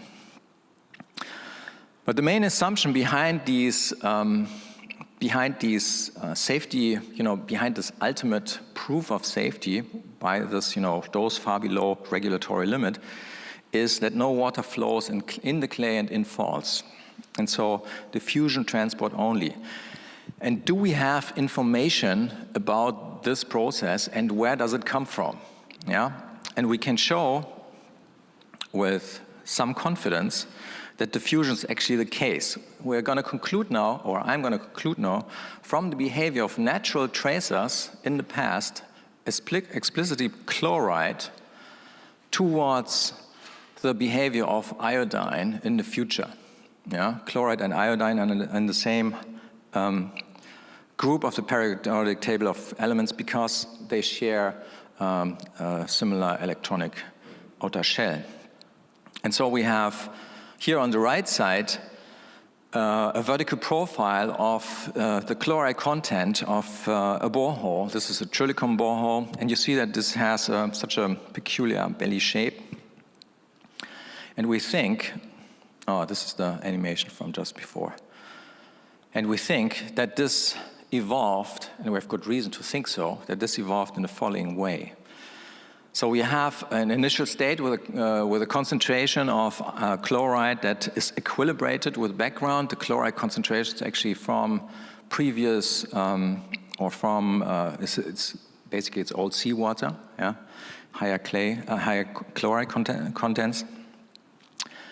And then once the landscape allows that, and the aquifers are flushed with surface waters, you get less saline waters in the upper aquifer. And then diffusion starts actually to level this difference out between the aquifer and your clay rock sequence, which you see there in the middle.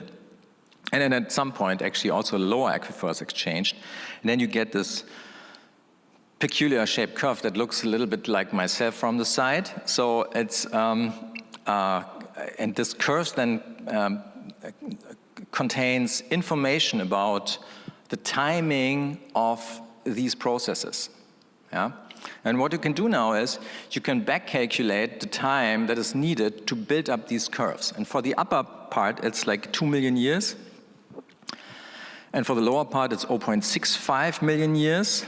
And we can show with other evidence from landscape evolution, also from river capture events and stuff, especially for this one here, last 20,000 years, that is the Wutach river capture event, that periodic flushing due to landscape evolution actually led to these boundary condition changes and the ensuing or following then diffusion processes. So this has a few important implications. So diffusion has controlled the transport in the entire clay barrier, so between the two aquifers that we see here, yeah, the blue dots here. And this takes place actually, we look back with these tools over millions of years. Yeah. So that is the same time scale, we look back, that is used to actually build confidence into the future computations or in the computations of future dose that we need for iodine to prove safety. So we can do this, or what the essence of this is. So for the future, we will do diffusive transport calculations of radioactive iodide, placing it into the opalinous clay and then seeing how it diffuses out.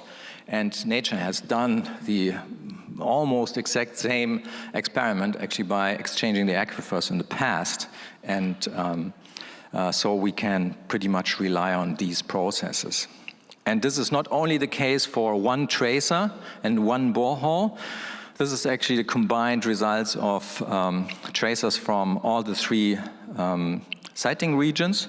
And here I just plotted deuterium. We also have these same results for a little different because the geochemistry is a little different for 18O and other tracers that really inform us about, the general diffusive nature of the clay barrier. And you can see also the difference between the sighting regions. So the sites show actually different behavior. You see, these belly-shaped curve here on the right in Zürich Nordost, and on the left you see this belly-shaped curve there in Jura Ost. But in Nördlich-Lägern, the curves are pretty straight. Yeah? And the process behind that is that the aquifers are very far apart, and they have had the least exchange with the surface in the last few million years.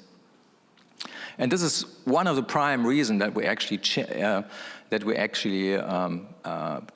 Nördlich-Lägern as the future site for the Swiss Deep Geological Repository, because it had in the past already shown that it performed best under the conditions relevant for safety in the future.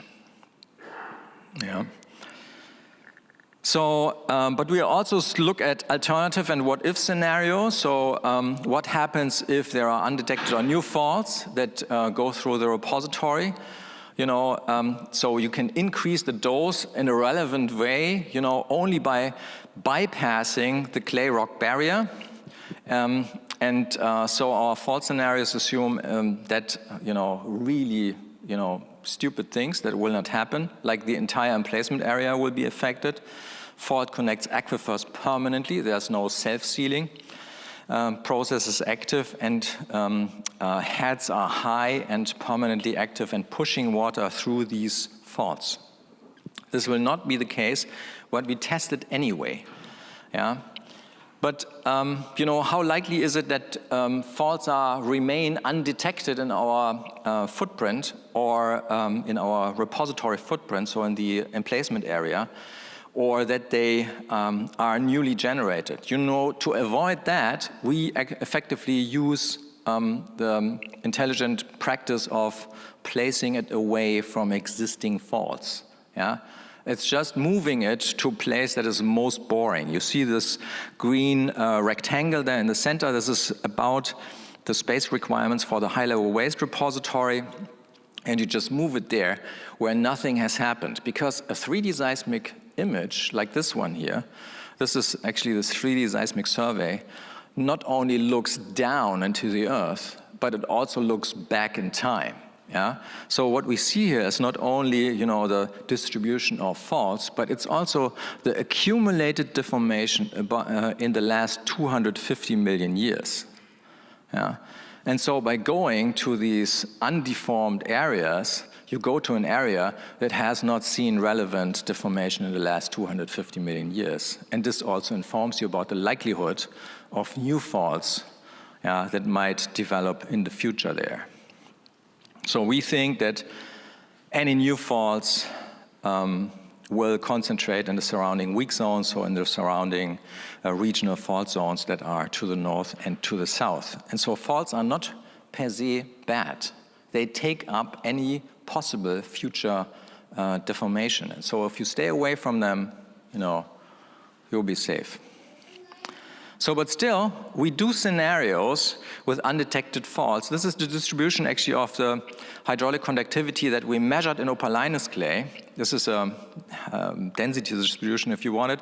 And you see actually at the lower scale there, at 10 to the minus 12, is the transmissivity in square meters per second of these tests. But and there are a lot of faulted zones actually tested. You see that these hatched areas, these are small-scale faults. And what we do is actually we use alternative scenarios with fault transmissivities like an order of magnitude higher, 10 to the minus 10, than what is actually observed, and up to 3 orders of magnitude higher in what so-called what-if scenarios, to make sure that even if all the strategies break down to avoid new faults, the system remains safe. And then we calculate that, and then we see that, you know, there is some increase in dose, yes, but it can be assured that the dose limit here, which corresponds, by the way, to the 50th part of the natural radiation exposure in Switzerland. So it's 50 times lower, the regulatory requirement. We are like 2 orders of magnitude below that. So the system remains safe even if you assume really crazy stuff for the activity and properties of the faults. So, and you can look at all scenarios now. These are all scenarios, including all the faults, all the low and intermediate level waste. Probabilistic distributions of parameters has also been tested as the shaded area on the right. So all the cases show that the system will remain safe even under almost ridiculous assumptions. Yeah. And so this is already my conclusion slide. I am nicely in time. It's the first time actually this year. So long-term safety is demonstrated in the Swiss safety case by compliance with the dose criterion. That is actually the core of it. Geological process insight from the past were collected in a site investigation program solely based on boreholes and 3D seismics. Boreholes lead to regional understanding of natural tracer transport. Yeah, that's at the range of 0.1 to about tens of millions of years. There are other tools that go farther back in time. We have helium model ages that demonstrate that the in situ helium production in the Opolinus clay is almost completely preserved inside the rock. Just diffusive exchange, but our helium model age for the Nördlich-Lager and Opolinus clay is 150 million years. The sedimentation age is 171. So there's a lot of evidence that shows that this is a very, very tight system and has been over the past. And 3D seismic data, localization and magnitudes of past deformation up to tens of millions of years allow us to look back in time and avoid actually new faults as far as possible.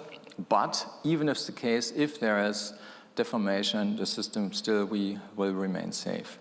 So these data sets support key concept of dose calculations, extended effectiveness of the diffusive transport in the geological barrier, and the irrelevance of fault-bounded advective flow. It's not irrelevant, but it's not safety relevant, I would rephrase that. So, and on top of that, not only to prove safety, we get the tools from these regional investigations, we also get effective tools to discriminate sites. I've shown you these tracer profiles, and they show a very distinct, different behavior between these sites. And they led to a key argument in choosing Nördlich-Legern as the most suitable site. So these and other key arguments for site selection and long-term safety are actually, I did this actually at 1 in the morning, so there's a word too much there. They do not require an on-site URL. So if you have actually clever data, from a well-planned site investigation campaign and measure the right stuff, the differences between the siting regions will not, be covered somewhere in the assessment of some criteria, but it will just jump to you.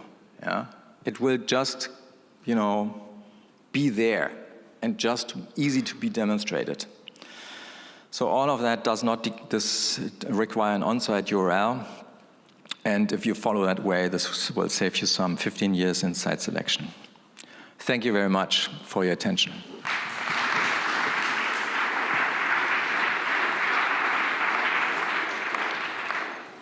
Thank you. And then we open for questions. And please tell your name first. Yes, we have up there.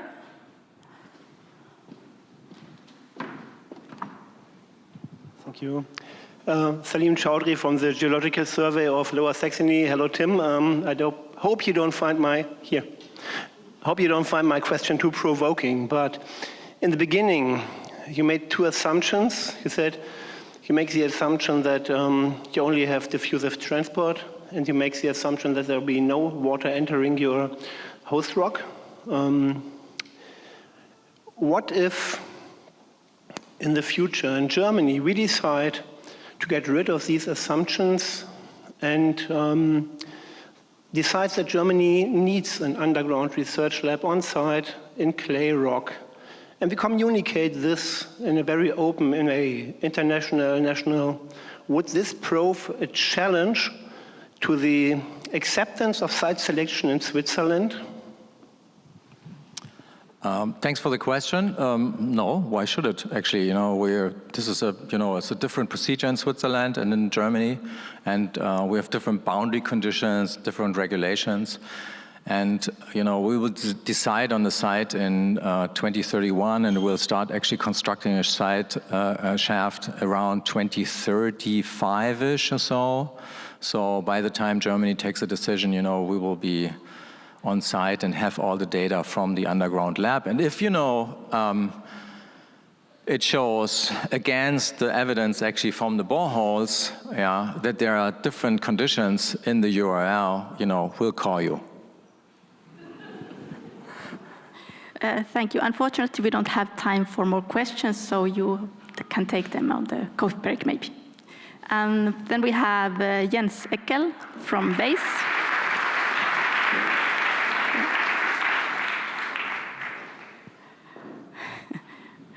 Welcome.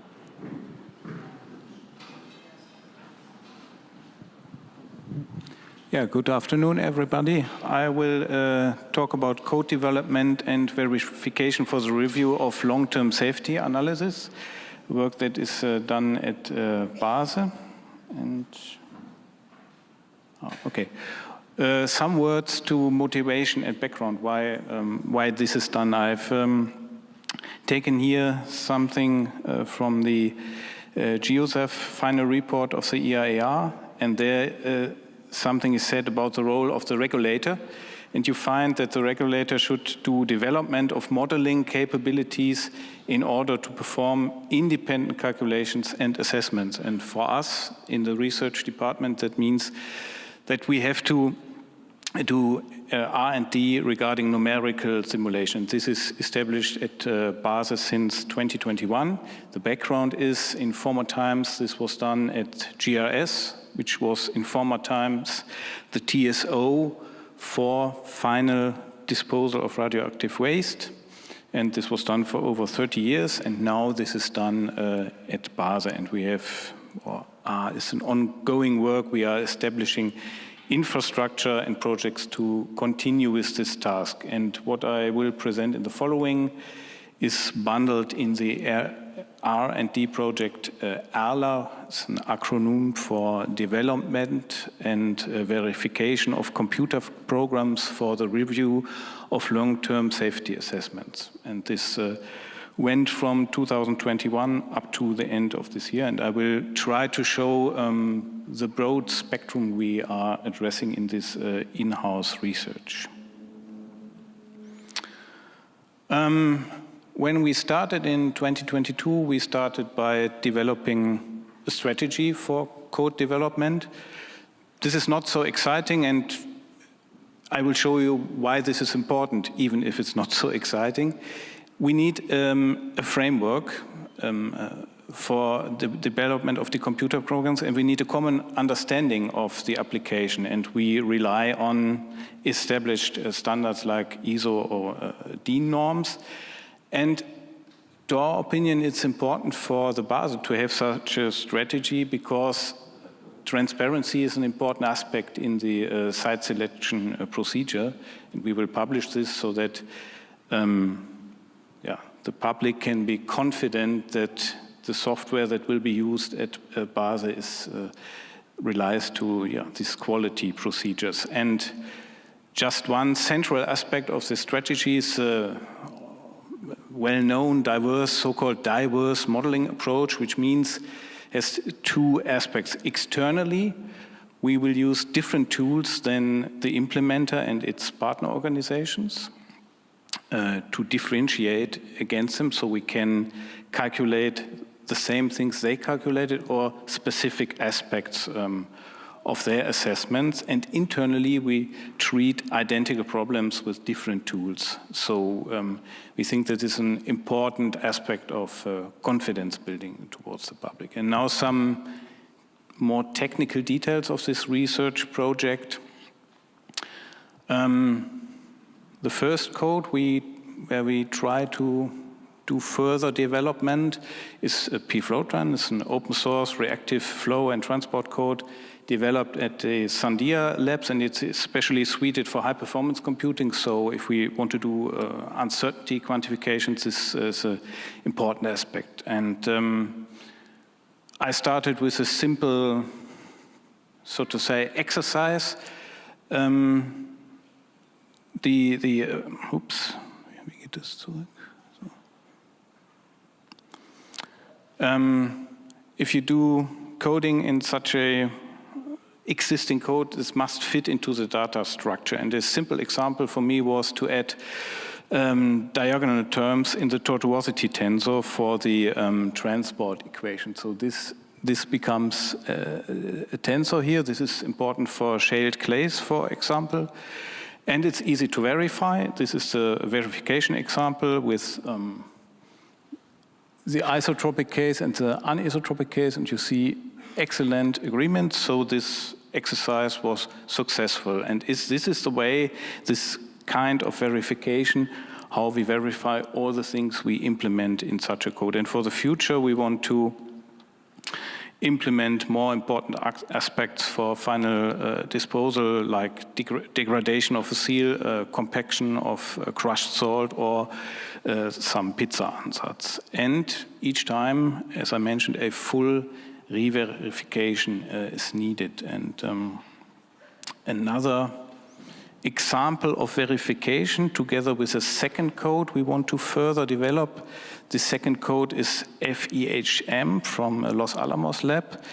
It's also open source reactive flow and transport code, but there's also some connection to geomechanics, so we can compute THM processes. And this is an example also maybe well known because it has an analytic solution, and this is what we like if we want to verify something. It's a 1D system, fully saturated with liquid, and you apply on the left side a concentration boundary with one radionuclide, and you have a decay chain consisting of 4 members. The parameters are given here.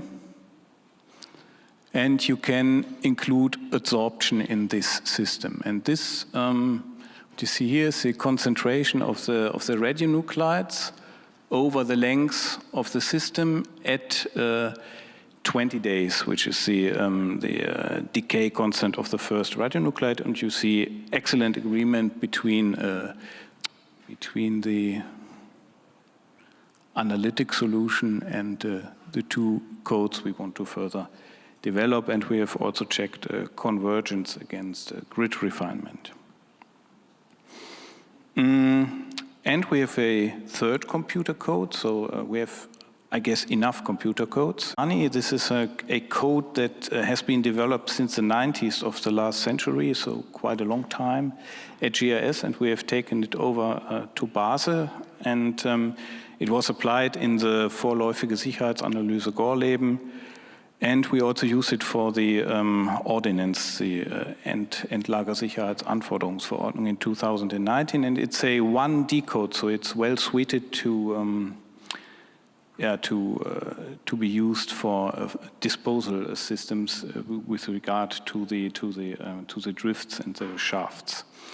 And what we were missing, even though it was developed since the 90s, was a system for regression tests. And I wrote something which is common to other codes, but for this code, up to now we didn't have it, where you can compare the outcome for well-defined simple test examples with reference solutions, and you know dedicated version stamp, compiler flags, and platform. And then you can see if there are any deviations, and you have this under, hopefully, under full control. This is an example of such a regression test. You can also build for pfloatran or FEHM or for any other code. So it's a pillar which is initially half filled with liquid. So the liquid saturation is 1/2, and then gravity tends to desaturate this pillar, and you see what you expect, this desaturation you see in this picture here. And now if you do some changes on the code, you can see automatically if this remains valid. So I'm good in time, and all that I've mentioned is nothing without pre- and post-processing I've learned over the last years. And so my colleague Gerd Frieling started to build a flexible workflow, which is mainly script-based, to be fully flexible. And it allows for grid conversion between TUF and pfloatran. In earlier times, we used TUF. And we apply this in the Decovalex 2027 PA sort task. And this is a generic final disposal system with some shafts, some infrastructure areas, some drifts, and some disposal area.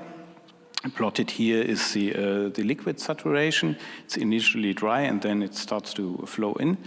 And together with the tools I presented before, I think we are now in the position to do modeling for the review of a long-term safety analysis. So the tools are there, and I'm confident that we will use this in the future. And I have also brought a video, because a talk without colorful video is then something is missing, I have learned, but I don't know how to start it. Is there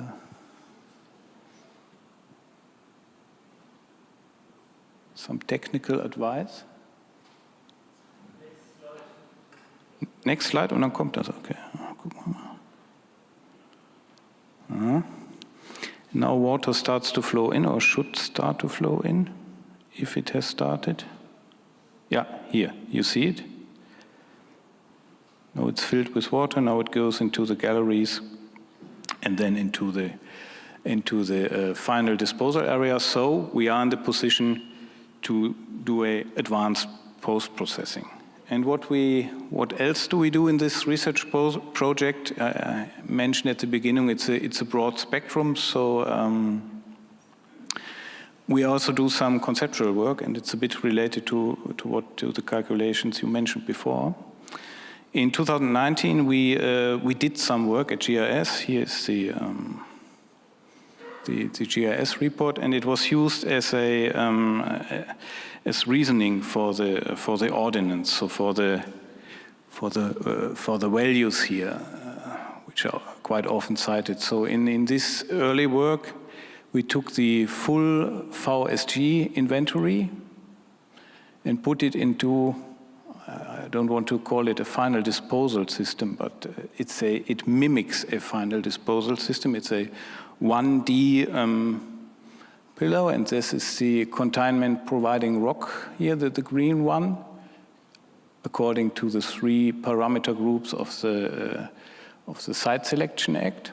Then we did calculations and invented or derived some indicators, and these indicators can be found in the ordinance. And now the idea is we do a review of the central assumptions. Central assumptions here were instant release of the full inventory and linear absorption. And you can imagine if you go away from linear absorption, then it should change what comes out at the barrier, at the edge of the containment providing rock zone. And for this we will use our tools, and the question is, do the values of the indicators change if we do a review of these central assumptions? To conclude, after 3 years of R&D at BASE, we have a further and undeveloped codes are established. Verification is always an ongoing process. This is embedded in our strategy, and at the moment we use the results of our R&D for benchmarks and conceptual work, but I'm confident that in the future we will use it for the review of long-term safety analysis. And why is this related to the topic of safeND? I thought it might be worth to think about it.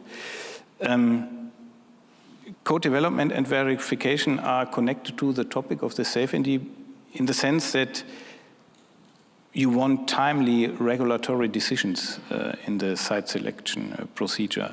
This can only work if the tools are ready when they need to be used. So what we are doing at BASE is, so to say, R&D in advance. And the work I presented will be continued in the next research project starting next year.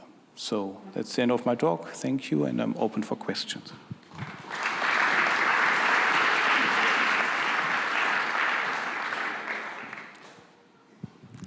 Yes, here in the front, I see a question. Thank you. Thank you for your very interesting talk. I have a fundamental question about, my name is Jean Croiset from Jacobs, Switzerland. A question about the QA of the first, the P Flowtran is first was for sure in a process of being verified and so on. So, but did you do some formal review of the process of this code? What I did, I took the verification they did and tried to rebuild it, and I looked if I can obtain the same results, which is sometimes tricky. I don't know if this covers your question.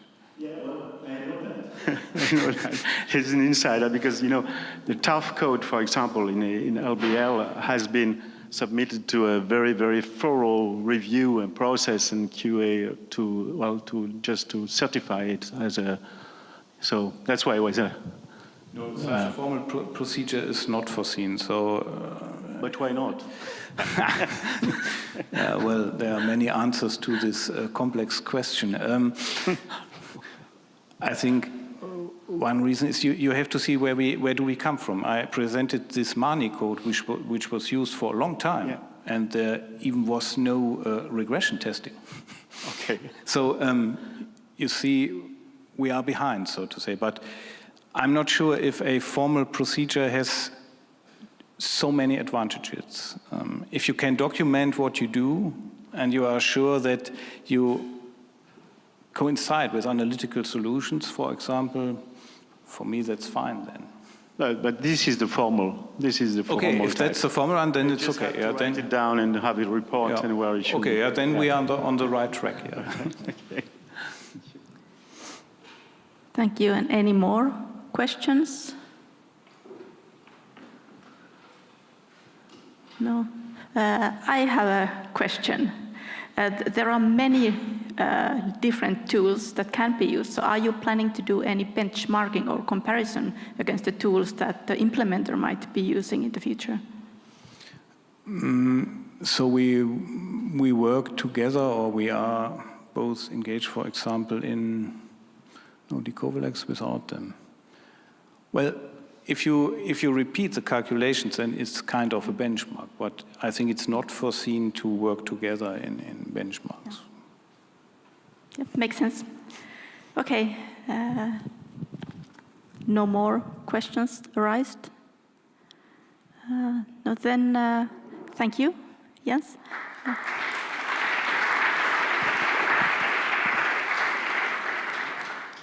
And the next speaker is Veronika Ustohalova from Eco Institute. And we are going to the surface, which is actually what I'm a bit more familiar with. So, welcome. So, thank you for the introduction. So, in my presentation, I will present you how could be the long-term impact on humans from a repository for radioactive waste, and I will show you results from a radioecological biosphere model. This model was developed within the joint project Travaris. This is an acronym for transfer of long-lived radionuclides from the Vadose zone to the rhizosphere and their uptake by plant taking macrobiological processes into account. This project is supported by the Federal Ministry of Research, Technology and Space.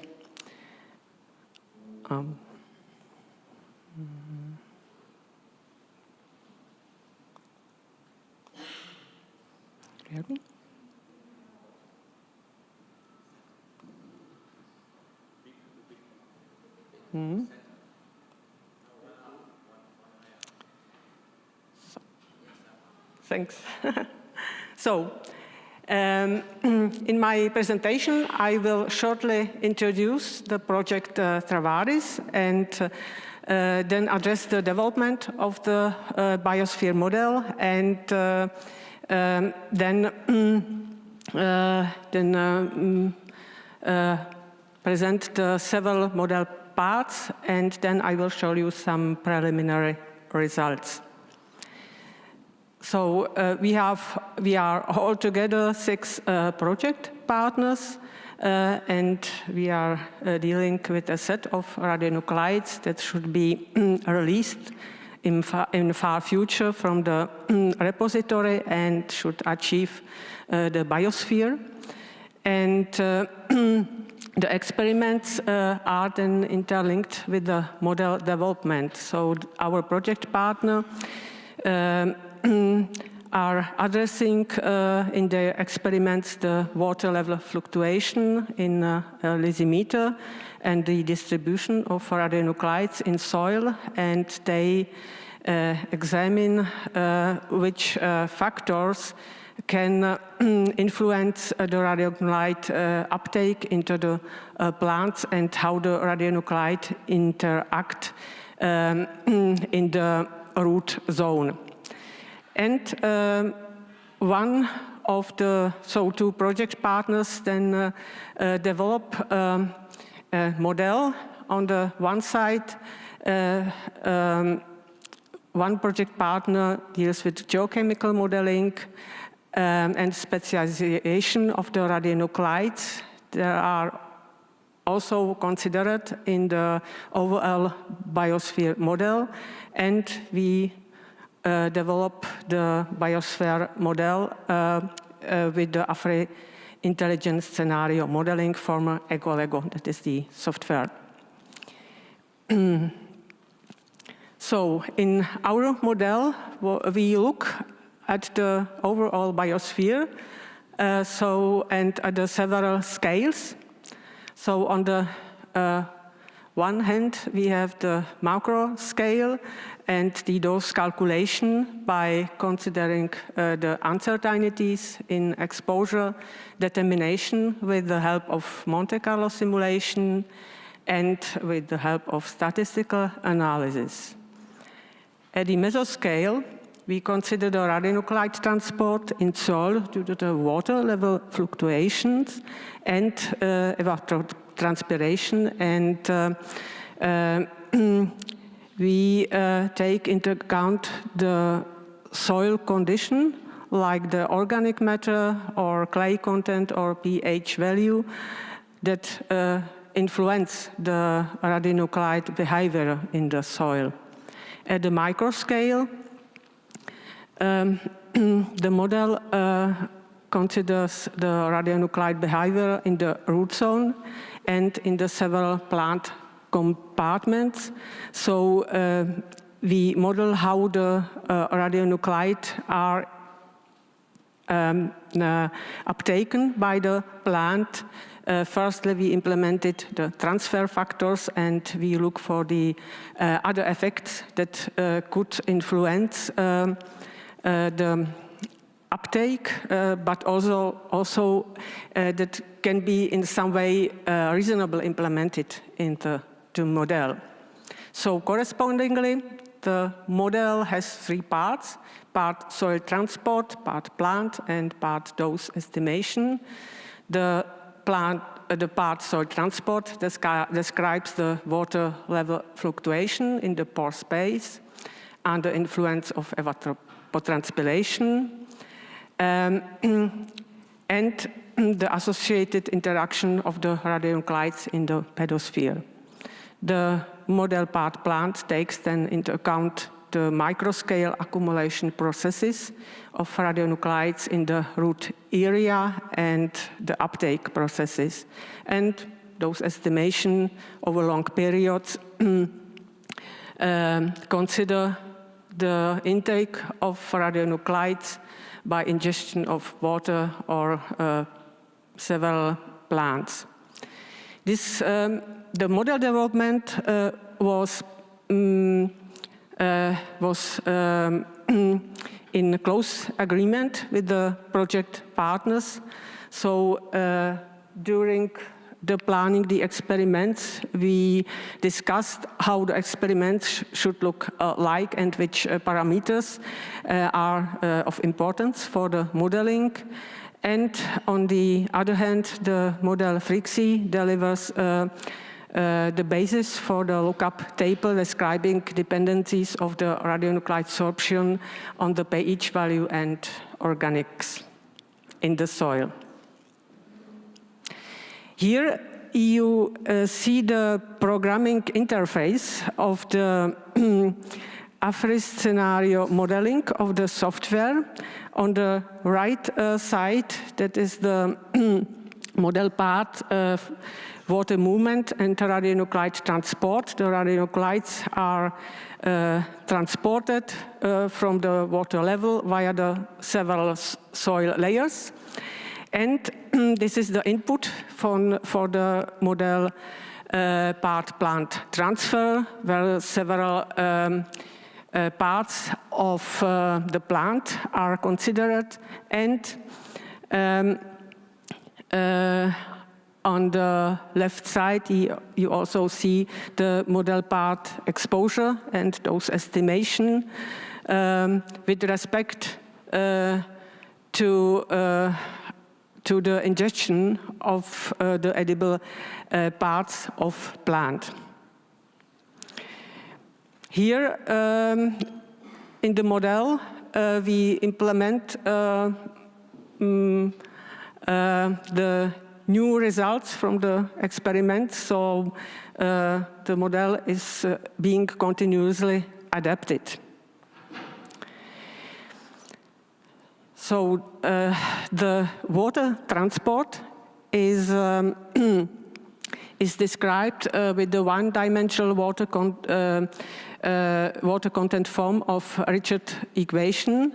Here you can see the basic discretization of the soil column that is built up in a way that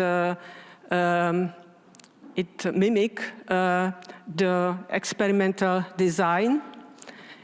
And the discretization, we later refine it to better consider the water level fluctuation, as you can see here at this picture. And the radionuclide transport is described with the one-dimensional convection dispersion equation. The important factor is the retardation factor in the equation that considers the pore space and the sorption of the radionuclides in the form of Kd value.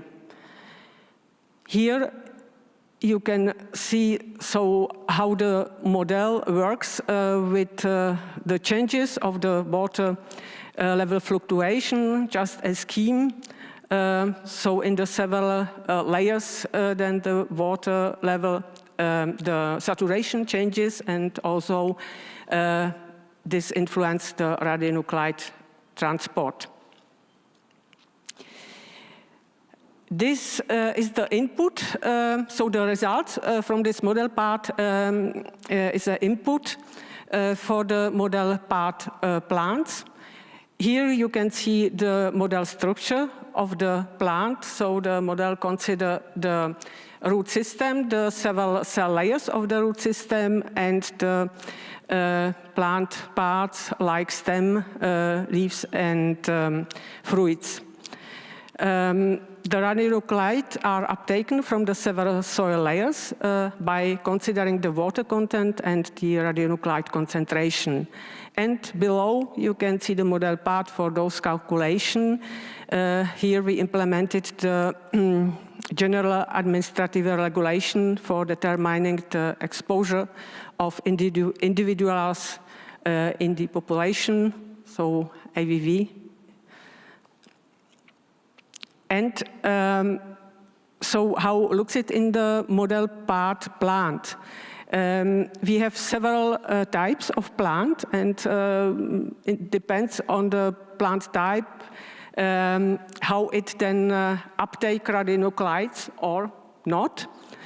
So we have several plant types. We have several root systems.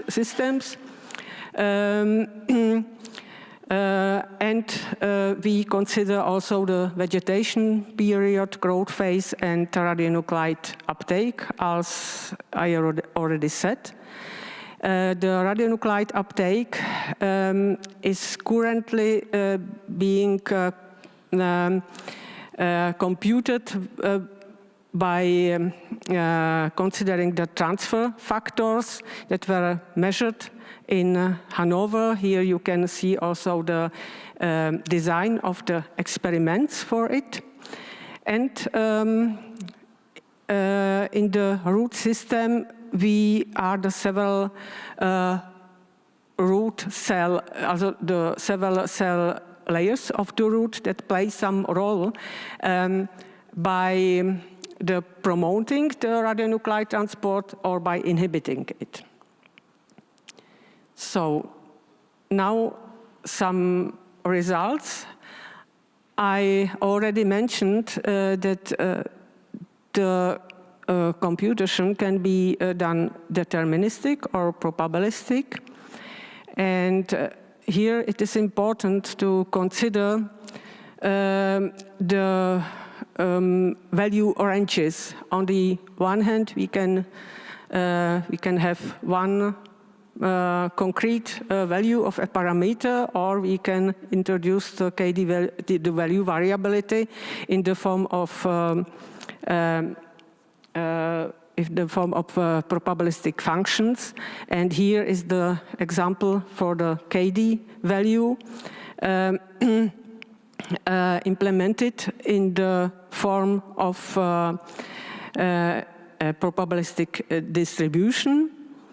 And here also with respect to the several soil properties like loam part, or if there are some clay particles or sand particles. Here is an example of KD distribution for selenium, how it was implemented in the model. And here is the result, the frequency of activities in layers, how they are propagated along the several areas from the lowest layer at day 50 and at day 300, so just as an example. And then the other example is the uptake into the root system. Here is the input database with the transfer factors that we discussed with the Institute of Radiology in Hanover. And they delivered us measured values or suggested some values. And this is one of the results. On the left side, you see the reduction of the technetium activity in the 3 soil layers above the groundwater layer. because of the radionuclide uptake. So the radionuclide content in the soil layers then reduces. And on the right side, you see the activity concentration in the cell layers of the potato tuber here until the harvest.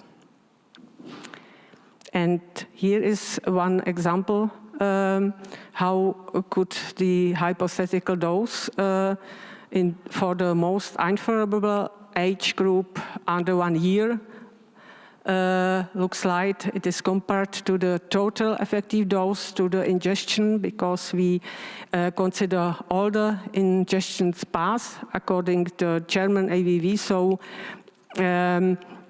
the human drink water, eats meat, and drink also milk. And this is the effective dose that encompass all the passes, and what could be the part due to the consumption of contaminated potato. So this is on my part all what I could tell you in the short time, and if you have some question, I will try to answer them.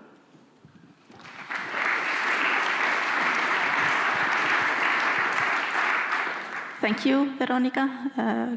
Questions?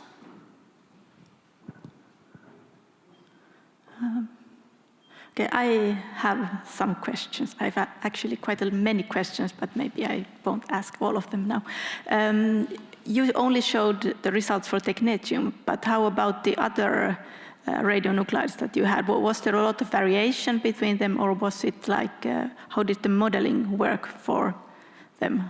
So the project is not finalized, so we have still many months to work. So I just wanted to present some preliminary result. So we have more computation that occurs parallelly, and for every radionuclides we must look for the behavior in the soil, then how it is uptaken by the plant, by which plant. So in this project we consider tomato and paprika, and then how could be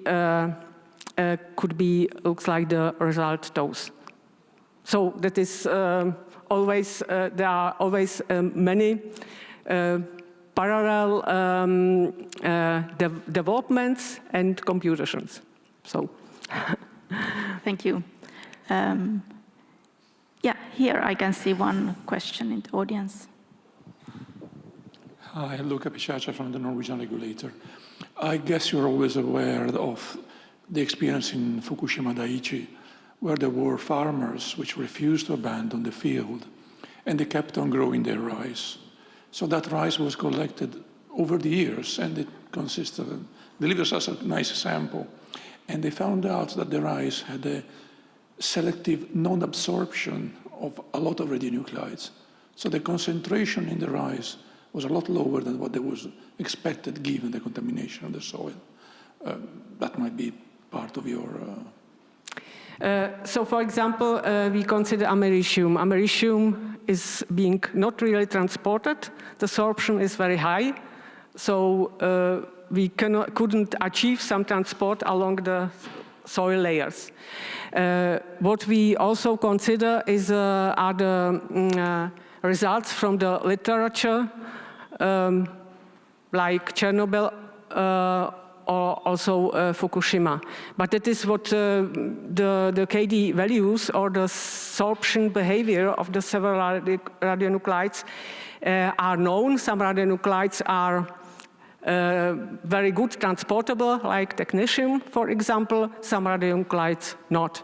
And we try to also to look at the experiments. If the experiment really deliver some good results, because it is not not easy. It is very difficult to run lysimeter experiments over several months, what our partners do.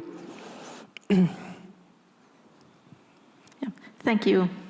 And then we move to our next speaker.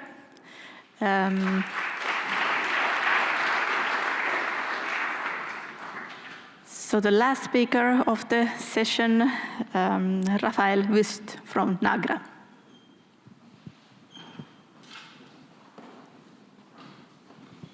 Thank you very much for the opportunity to present you some exciting new findings here that we have completed for our Rahmenbewilligungsgesuch, for our general license application.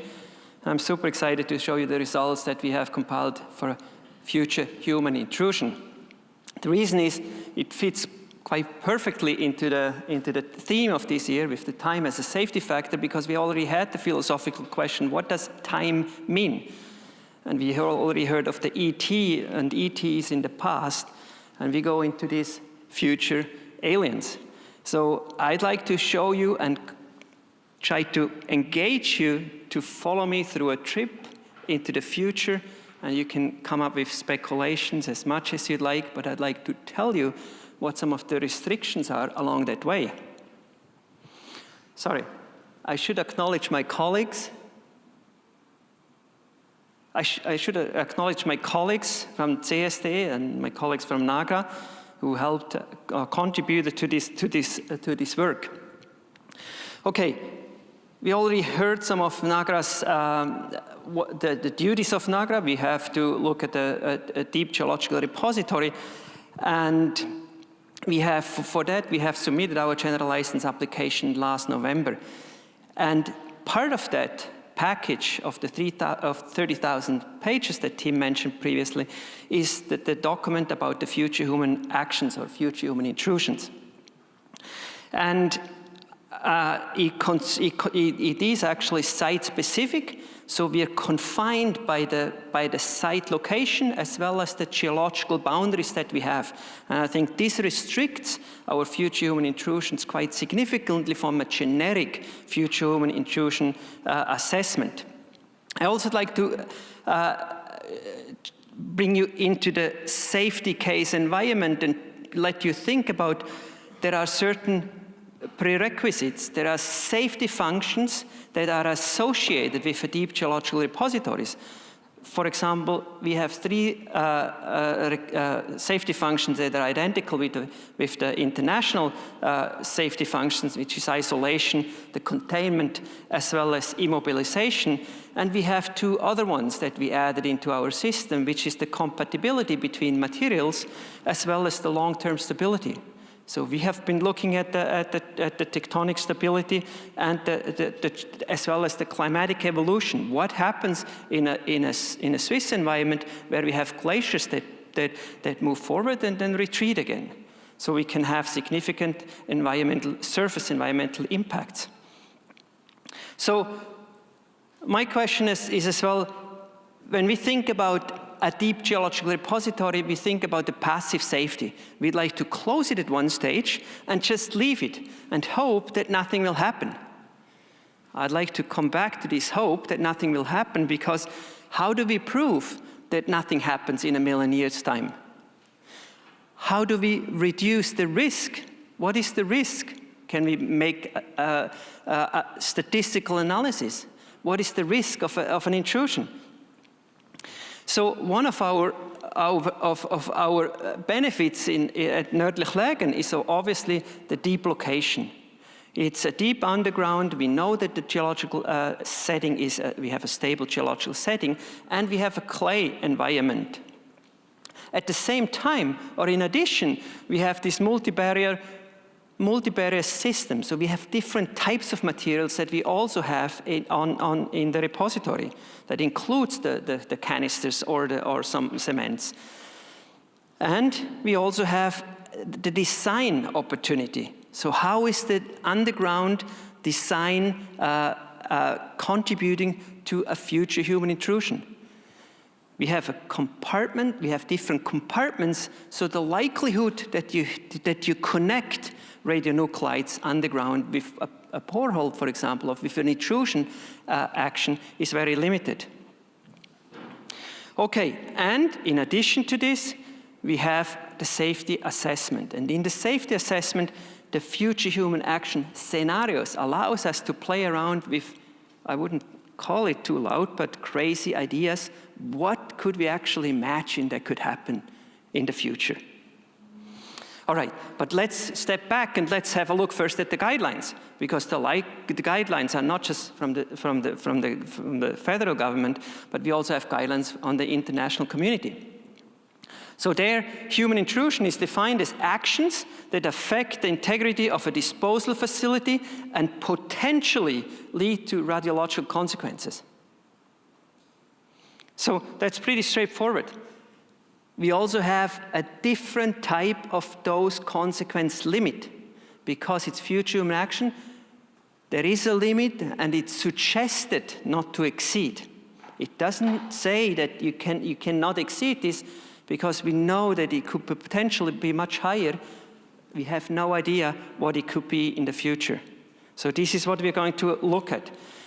So in addition, I'd like to tell you that when we talk about human intrusion, we have to make sure it's not a deliberate intrusion. We cannot assume that a war happens and somebody goes down and digs everything out and removes it and puts it at the surface. And so we have to have, the assumption is pretty straightforward, it's an inadvertent intrusion. We have to use stylized scenarios that we develop. A stylized means that it's an abstracted scenario that we can think of. And that's what I mentioned at the beginning. You can think of anything this afternoon before the coffee break.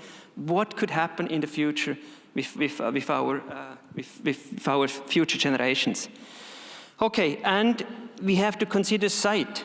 In this particular case, since we already have proposed a site, we have quite narrow, restricted boundary conditions in terms of depth and geological environment.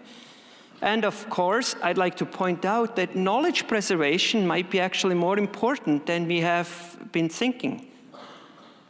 So, this is our safety case overview structure for the general license application. And part of that is, if you look up there, we have different scenarios that we develop throughout the safety case. So we look at different scenarios that could happen. And Tim has already pointed out a few and showed some of the dose limit calculations. Beside the normal scenarios that have been developed, we have these future human action safety scenarios. And those have been then used to determine the radiological consequences. And that's the part that I'd like to show you this afternoon. Okay, safety scenarios. How do we develop future human actions scenarios? We have used a bottom-up approach, so we have gone back to the basics of the FEP list, which is using the feature, events, and processes. And in there, we have gone through all the possible things that we can find in the environment, as well as possible or potential things that could happen underground, including archaeology. So for the archaeologists in the audience that we have heard of this morning.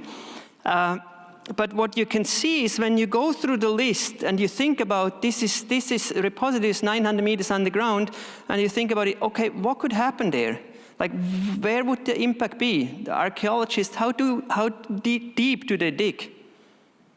We've heard that we shouldn't, once we dig, we should stop digging this morning. But I'm just saying that in this term, we basically don't dig deep. We usually dig maybe 50 meters or maybe 100 meters. If we build a tunnel in Switzerland, in the lowland of Switzerland, you build a tunnel maybe in the future for a fast train, or Elon Musk comes over and says, hey, I'd like to connect Bern and Zurich. Great. He's not going to build it in 500 meters depth. He's going to be built in 20 meters depth. And that's exactly what we basically go through. We go through this fab list and try to combine individual components and see what scenarios can be developed. And if we do that and look at that in close-up, there are only two things that could happen. How to enter the repository. One is if we abandon the system. And the second is with a deep drill.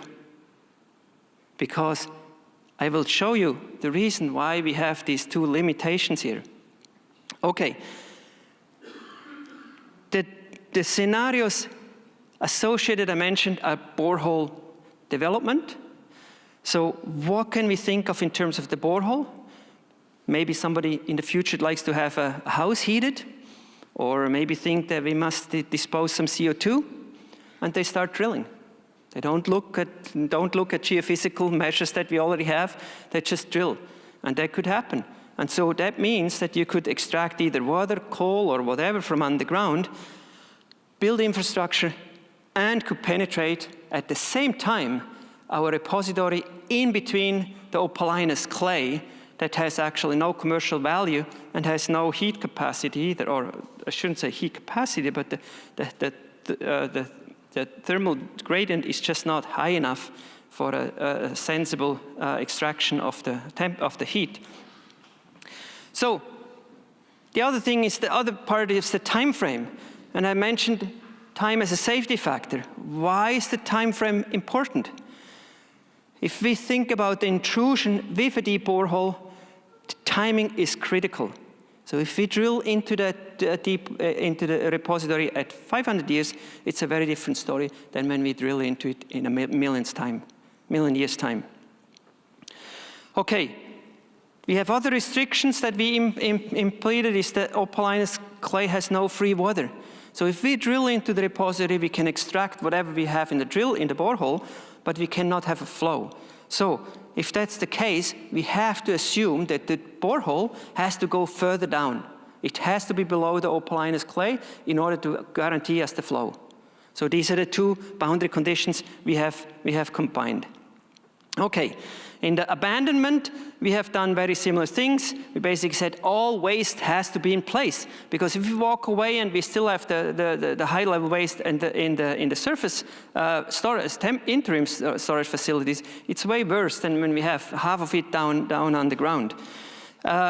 And we have to have what we do. We basically assume that we have no sealing and no backfill, which is again very conservative, but this is what we have assumed. So the model components for the whole thing, we have two models that we used to determine. We still have a biosphere part that we included. We have the near-field model and the geosphere model, and they basically then calculate us or help us calculate the transport of the radionuclides and the dose rates that we expect at the surface. So in the boreholes, again, we assume that the boreholes will be open indefinitely. They will not collapse. We have an open flow through them indefinitely, and we then just constantly carry material through or water through the boreholes. Okay, a simplified illustration here shows that we assume that when we drill with a borehole into the system, we take 10% of the canister out, we dump it, because people don't do any tests at the surface, they dump it straight into a gravel pit, and it leaches into the groundwater. So that's our scenario. The rest will be continuously dissolved. And so we have two different dissolution rates, because the part at the surface has an oxidation component, while the subsurface is still assuming it has an anoxic condition.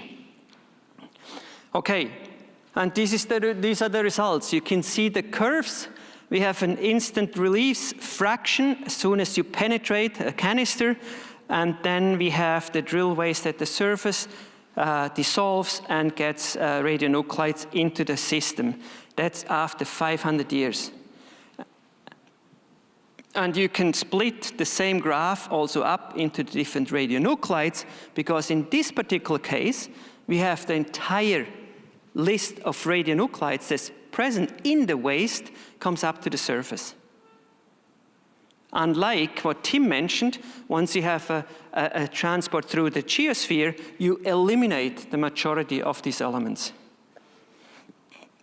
Again, this is the gas contribution, and you can see that the gas contribution also decreases with time, and after 50,000 years, the gas production, except you have the intensity, the instant release peak, but other than that, you have a very low level of gas encounter. So we also looked at the low and intermediate level waste because we have a combined repository. So we have to look at both types. And here we have very similar scenarios, except that we have two things. We have a sub-scenario, a calculation case that basically assumes that the entire cavern that we have is basically all the radionuclides in the cavern are homogeneously distributed. The second case is where we drill into a mosaic container. So we go straight into one of those reactor waste containers. Okay, so the cavern system shows that we have that we're about 1 order of magnitude just below the suggested limit that we have, and that the earlier the penetration occurs, the higher the peak is. When we look at the package penetration, we can see that we have the highest dose rate when we basically penetrate the reactor waste. And again, after time has passed, if we basically can assume that we have 1,000 years of knowledge preservation, you can see the rates or the dose rates, they basically decrease very rapidly. Okay. In the case of the abandonment, we have very similar output. You can see that we have C14 as well as the liquids that basically are below the regulatory recommendations. And this brings me back to the conclusion. So, a stylized scenario approach where you think of anything that can happen in the future allows us to basically show or assess what may happen in terms of the radiological consequences for the future. And this is part of that long-term safety assessment that we do. Time is an essential factor in this assessment. The earlier the penetration could happen or may happen, the higher those radiations would be. And the geological settings and the repository design are quite important parameters in the entire assessment, because if we think that we have the entire high-level waste in one tunnel system open together, that those assessment will have a very different result. And if we compare our output with some of the outputs from other agencies, ANDRA or the Scandinavians, we see that this assessment, and that's what I said as well at the beginning, it's a philosophical approach. So you can have different philosophy to assess future human actions, and that allows to have scenarios that sometimes result in very, very high dose rates. But in our case, with our design and our repository, it was just implausible. Okay, last slide. 1 minute. The question is, when we think about borehole penetration, what could happen? We have seen the results, but also what is the likelihood? And this is where the probability assessment comes into play. A risk assessment, a probability assessment for future human actions is very, very difficult, and it's very speculative. So in most cases, it doesn't actually make sense. But we still have thought about this and thought, what is the likelihood that somebody drills at the site that we have? And at the moment, the presentation, the concentration of deep boreholes is very, very low in northern Switzerland, because there is no significant resources that we find below the repository. The other question is, how likely can you hit a small container from 900 meters up straight on and penetrate it? Again, with our technology at the moment, it's very limited and very restricted. And so there are lots of other arguments that you could incorporate into the entire scenario assessment in order to prove that future human actions will not have major exposures to our waste at our site. Thank you very much.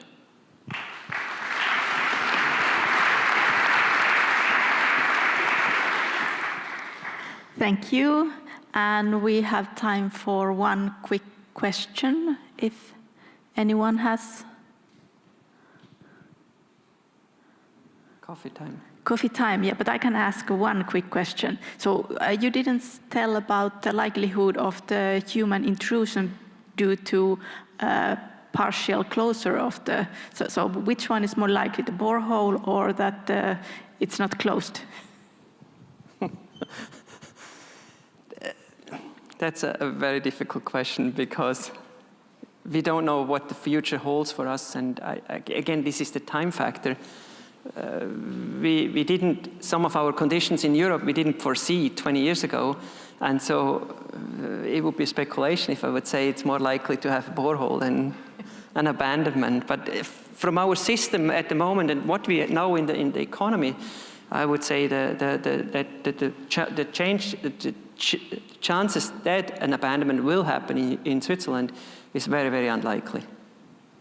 And with time, penetration with a borehole, because we have 1 million a year, is much more likely. Yeah. Thank you. And maybe one more round of applause to all speakers of the session.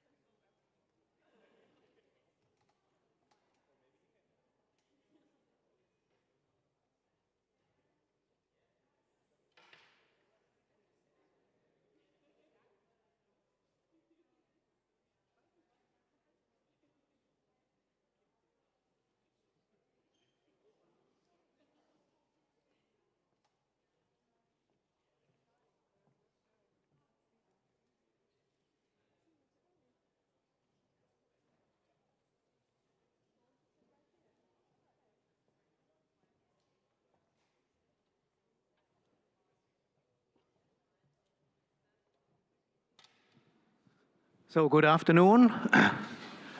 Welcome to our session. And it will be a very interesting one, of course. It's about quantitative safety, assessment of deep geological disposal, understanding and communicating model uncertainty. My name is Olaf Kolditz from the Helmut Center for Environmental Research and TU Dresden. And I would like to invite the first speaker, Christoph Lehmann, who is giving a talk about the Open Workflow project. Please, Christoph.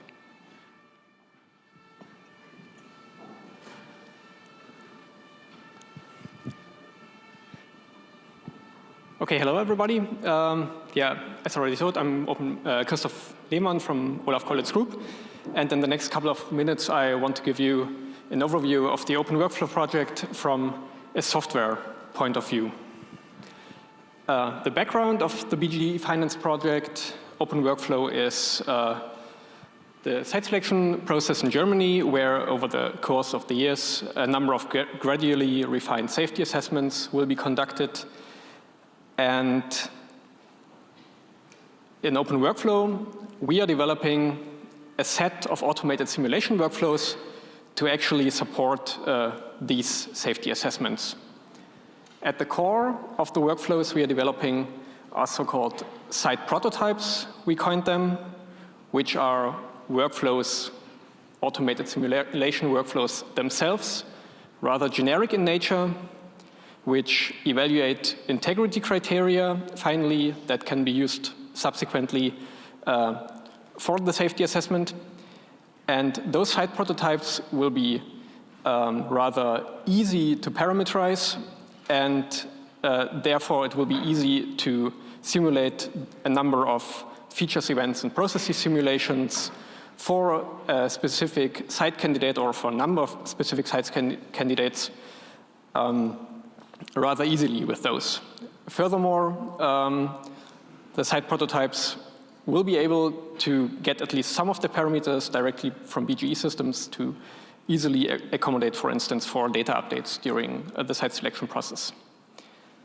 And in the next couple of minutes, I will illustrate some of those concepts more closely. And as a blueprint for the site prototypes and FAB simulations that we are doing in the Open Workflow project, we will take the results from the ARIS project that was base financed and conducted by colleagues of mine. And in the ARIS project, the focus was on studying the effects glaciation cycles have on a nuclear waste repository.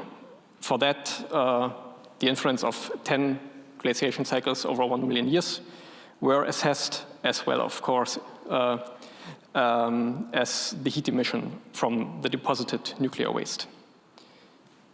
In the project, an automated simulation workflow, or a number of them, were implemented for different kinds of host rock, from my colleagues for claystone and saltstone. And those simulation workflows, they start from a geological model in GoCAD format and a set of material parameters. And from the geological model, a finite element mesh is created. Then the user can decide between some or a number of process couplings to represent the right level of complexities. And for this process coupling, together with material parameters, a finite element model is set up that is in turn simulated with OpenGeodesys as a THMC simulator, usually in a multi-step process, where in the first simulation, an initial state for the subsequent glacial cycle simulation is computed. At the far end, simulation results are automatically evaluated and visualized. And overall, these workflows, they feature flexible discretization options like offer different refinement levels, assist in convergence studies. They offer 2D or 3D mesh options of different complexities from fully structured to completely unstructured. As already mentioned, we have flexible process couplings, which can be used for plausibility checks, which complexity is actually necessary, or also during development and debugging to slowly ramp up the complexity and actually make it possible to develop an integrated simulation workflow. And for the evaluation, in particular, this workflow is able to automatically evaluate integrity criteria, dilatancy criterion, fluid pressure criterion, checking that temperature limit is not exceeded, or computing material discharge. And actually, all of this we will need to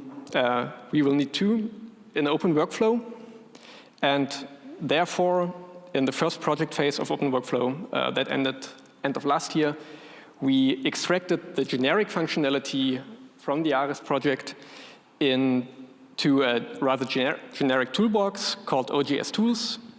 As the name suggests, it's centered around OpenGeosis, the simulation tool, and among others, it offers different options for mesh generation, for parameterization of OpenGeosis models, convergence studies, analyses such as their integrity criteria, plotting, reporting, and last but not least, a fee-flow to OGS converter where you can prepare, for instance, a model with the GUI of fee-flow and later on make simulations with OpenGeosis using, for instance, this automation or using one of the process models that OGS might provide and fee-flow not.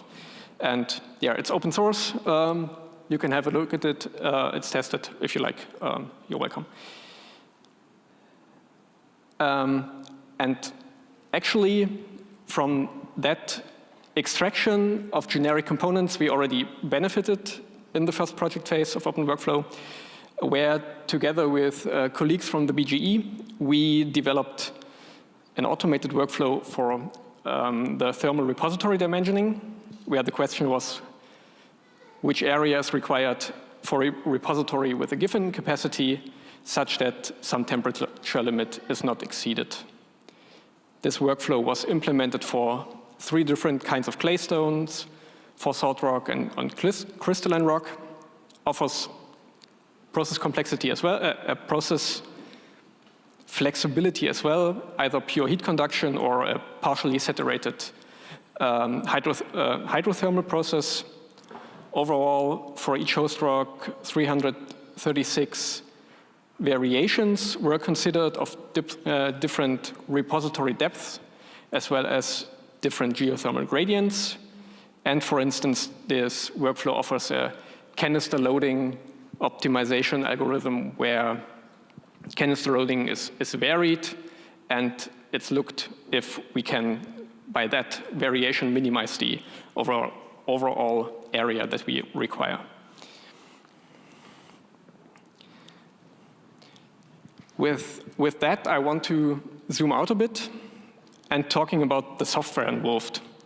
And if you take a look at this workflow graph depiction from the ARIS slide, then the involved software can be roughly structured in such a layered structure as you see on the right-hand side, where on the bottom layer we have the operating system, any container technology that might be used, third-party software, system libraries, whatever.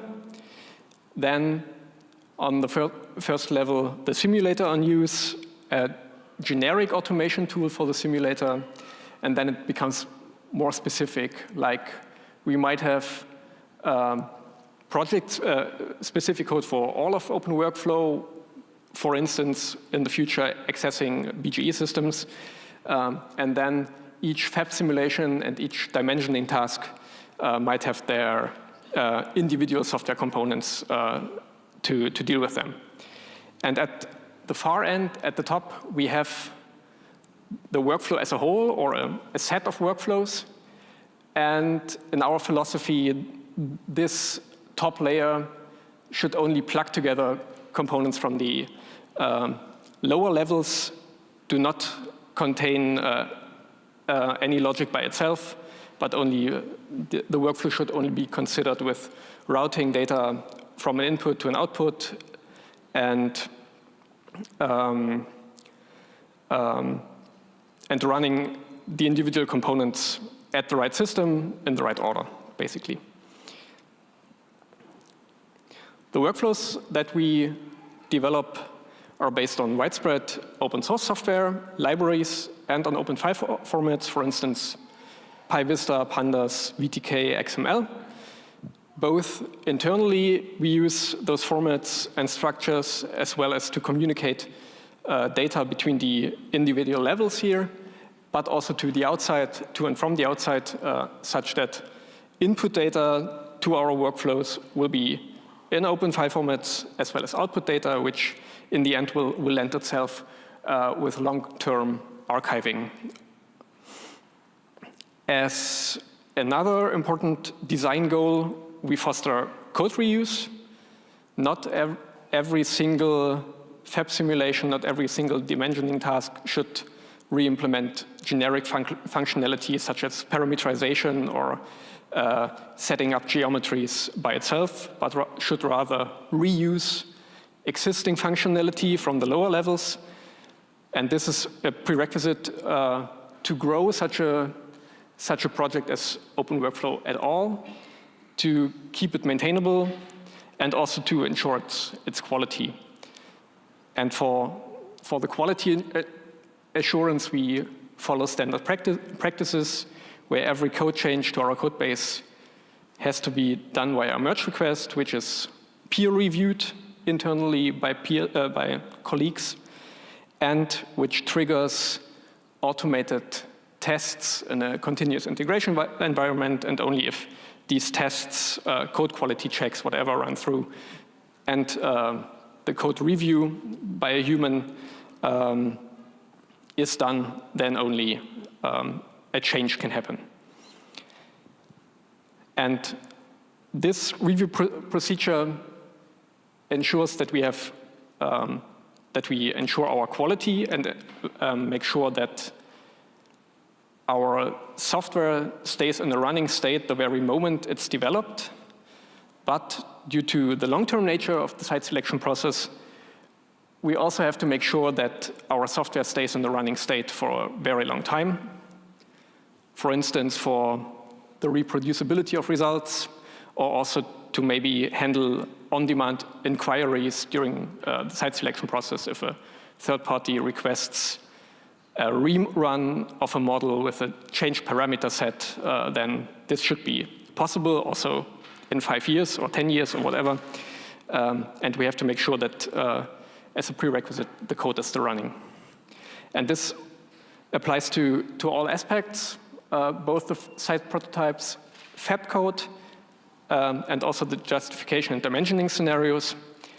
However, these aspects, they develop on a bit different timescales, whereas justification and dimensioning analysis for the sake of the Open Workflow project will be done at a certain point in time. The site prototypes and fab code we expect to evolve continuously over the project and probably beyond that. So the justification dimensioning analysis we can archive at a certain point in time and can fix the software versions that we used in those very analyses, and only have to make sure that this software selection from, say, 2026 stays in the running state. And for the continuous developing, that was wrong. For the continuous developing part, we, by our standard code review procedures, ensure its running possibility.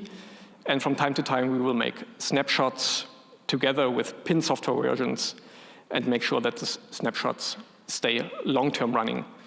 And the challenge with that is the evolving software supply chain, the dependencies upstream that we have piled up and that we have to rely on in order to get anything done. And one tool that can help tackling this software supply chain problem might be GNU Geeks, which in turn relies on the Software Heritage Project to get the source code of many open source projects from GitLab, GitHub, whatever. And this Geeks package manager ensures reproducible builds, which is perfect for reproducibility. And in fact, in a recent study, we could show that even on HPC systems, we can ensure the reproducibility of workflows in a deep geological repository setting. With that, I want to conclude. Next big step will be to actually make such a first site prototype that I mentioned, integrating the experience that we already have from so far internal studies, then for instance from the iris models. And at the moment we are working on an improved and simplified material parameter handling. And of course we will include long-term maintenance aspects. And with that, thank you for your attention.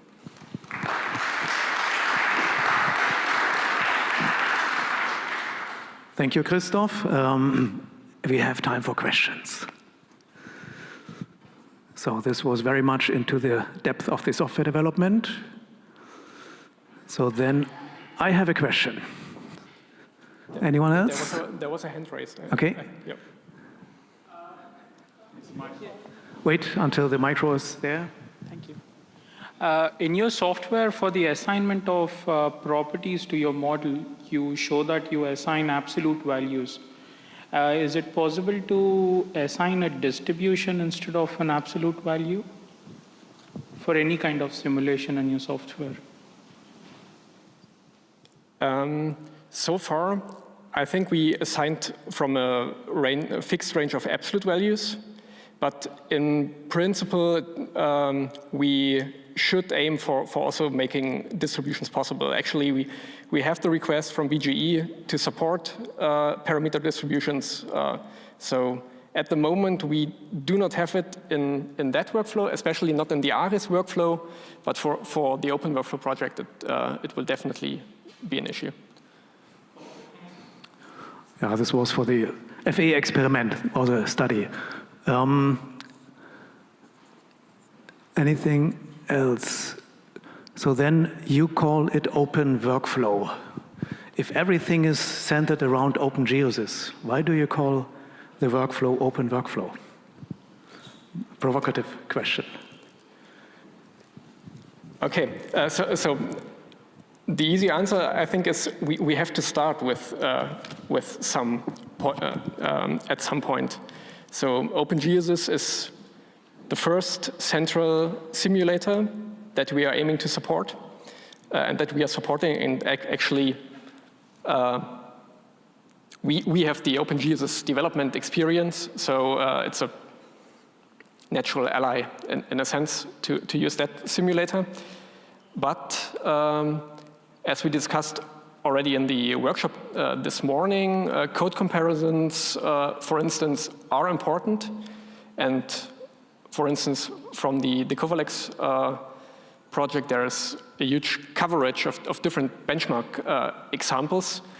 So in theory, it's thinkable that we maybe as a first step somehow include verification by code comparison rather directly, if time allows, probably. And yeah, from a project management perspective, I cannot say that we have the capacity to directly include the second simulation code. Thank you, Christoph. Good, so then we move forward. Question or? Okay, please, quick question, quick answer. Quick question. Since you say it's open workflow and everything then ideally would be open, and you mentioned that you use GoCut for the structural modeling, is there a plan to substitute that in some kind of way?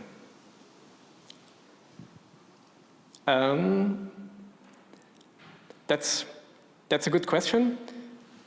The go-kart model I see that there might be some mix between ARIS and this project. So the go-kart data was from the ARIS project, but actually also the data that BGE is having is in proprietary formats.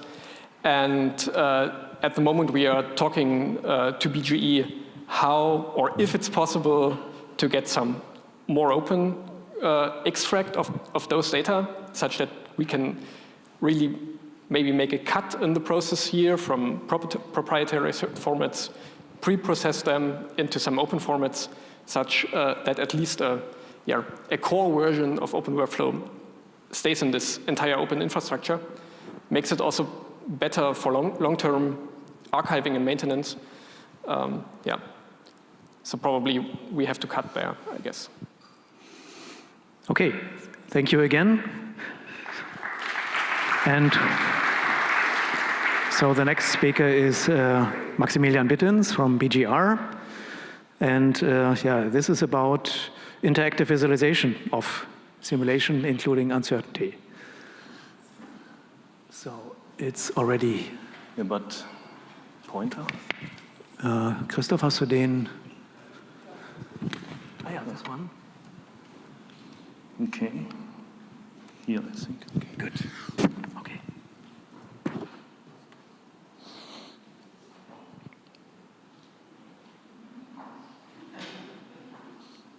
I think that's wrong, right?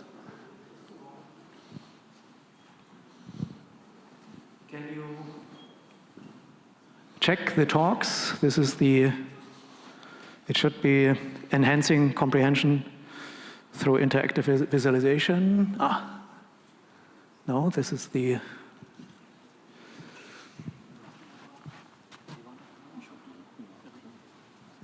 Can you please check Maximilian Bittens?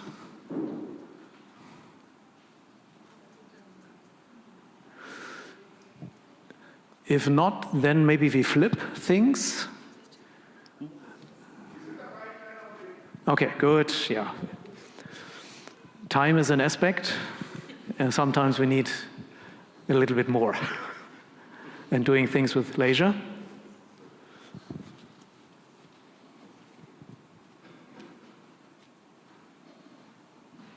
No, this is the next talk after this.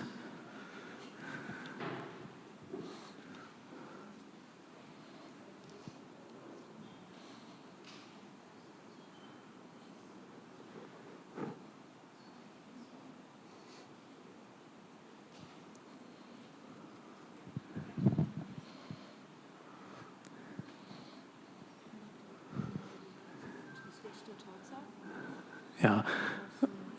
Okay, we clarify this. Then please go to the next, reset the watch, and you will have the pleasure of the last talk.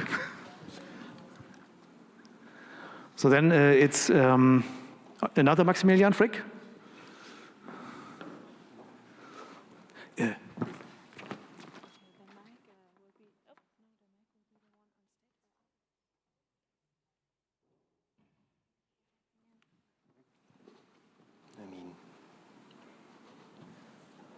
Das der Klicker?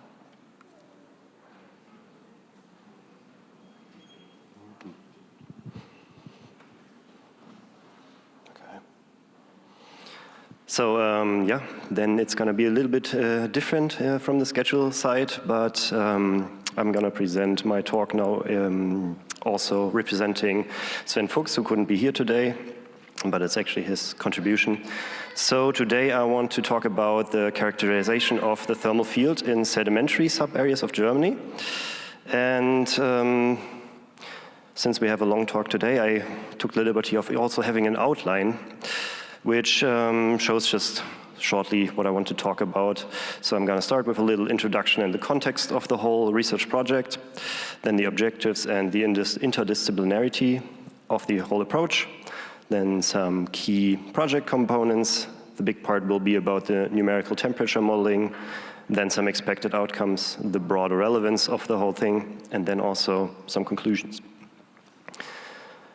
So I actually want to step back a little bit and first of all start with the big picture. So what is the big challenge actually here? So as we all know, we have the long-term safe deposition in deep geological formations as the big target. And within this, we are facing also the topic of the importance of the subsurface thermal field. So in our project, which is ThermoBase, we are aiming at the basic thermal data that we need for the evaluation of the temperature field of those sedimentary subareas that we have in the site selection process.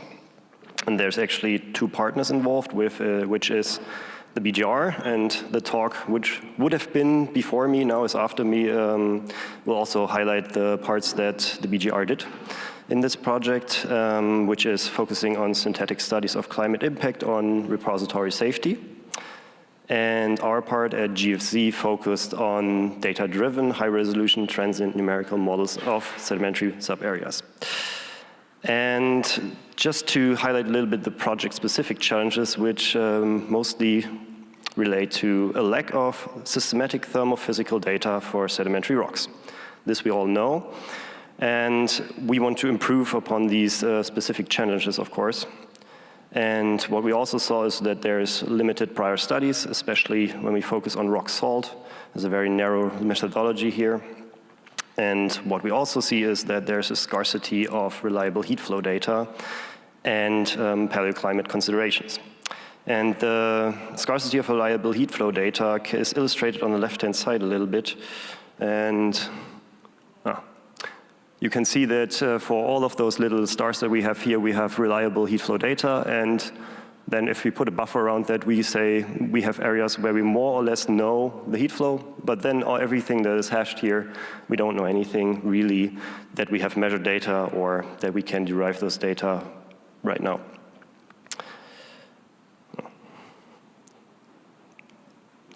So the objectives and the interdisciplinarity can be illustrated by, again, looking that we aim at really finding out what are the basic data and the investigation methods that we need for evaluating the temperature field of sedimentary basins in the site selection process, of course. So what we do in the project is a measurement campaign for thermal properties, and we also want to develop some new measurement techniques.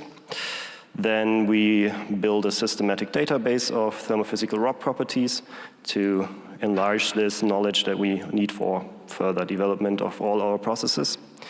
Then we calculate new heat flow values.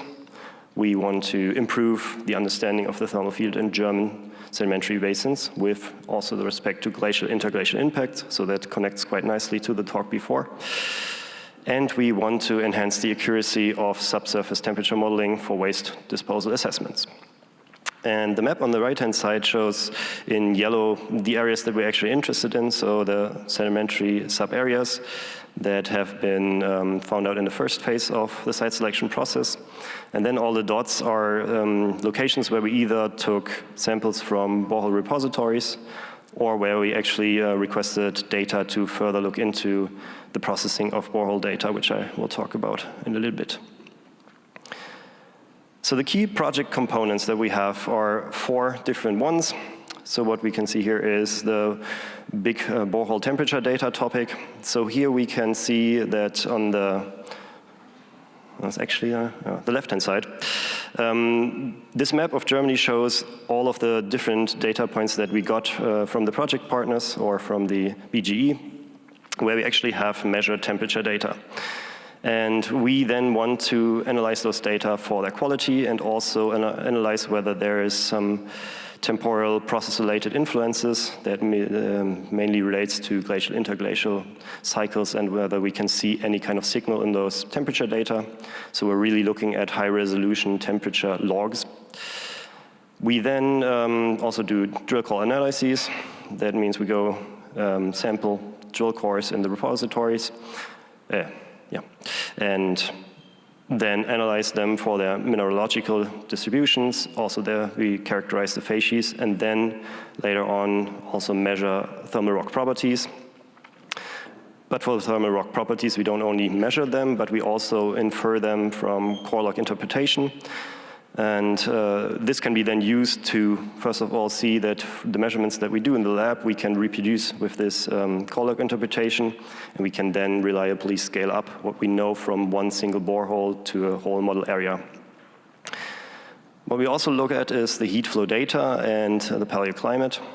So here we focus on the acquisition of heat flow data at selected sites. So this also relates to the high resolution temperature logs. And then we also look at the quantification of glacial and paleoclimatic overprints in our models. So to illustrate this a little bit further, here are some pictures or illustrations of what we actually do in detail. So for the drill core analyses, we do XRD measurements to find out the mineral assemblages, and we also do we do thermal conductivity measurements, which is illustrated in the top picture. And we then combine these data also with high-resolution geophysical logs. So this is what I said. We infer from the thermal rock properties and the core measurements added by the log interpretation, a distribution of the temperature or the thermal parameters for our different lithologies and stratigraphies. And we have done so for 60 boreholes by now. And if Mr. Fuchs would be here, he could tell you that it's a very time-consuming process to get from the geophysical logs in the end to some prediction of thermal properties. And for the heat flow and paleoclimate component, we first of all tried to find out which kind of climate models we were going to use for our simulations in the end. And this is just a depiction of one of those time slices that you have in a climate model. So we focused on Palmud 2 simulation and used that for our models in the end. So for our first time in this project, we want to present also some preliminary lab results, which is kind of nice to illustrate that a lot of samples have been measured. So as you can see here, we measured 200 samples and got 1,500 measurements out of that. And I want to state that there is a slight sampling bias in there because we mostly, when we went to the core repositories, we wanted to have clay rocks or salt rocks or any kind of rock that is more relevant to the selection site process than other rock types would be. And also rock types where we know we have a lack of measurement data. So those data that you can see here mostly relate to clay rocks, which you can also see in the thermal conductivities quite nicely in the range that you would expect them. But we also measured some salt rocks, which are shown on the very right-hand side of the graph, where we have very high thermal conductivities. What is nice about these data is also that we were able to measure the anisotropy in the thermal conductivity. And the one that we could derive from the samples that we have measured by now is around 1.13, which is interesting that we get a first estimate of whether this actually plays a big role, especially considering that the anisotropy in any kind of hydraulic properties has a quite stronger impact on, or has a wider range in their values. And we just have to see whether the modeling results in the end, when we consider this, also show this. So the focus of all of these studies, or what this all then in the end will come up to, is the numerical temperature modeling. So for this, we actually used a workflow that I haven't illustrated here, but I can tell you that we did the modeling in Petrel, so also proprietary software. We're thinking about how to improve on this. Then we took the modeling that we did in Petrel, exported the model, put it into FeeFlow, created a mesh, and then we were actually lucky enough that OGS to FeeFlow is now able to also successfully translate our meshes so OGS can use them in the end, which is kind of nice.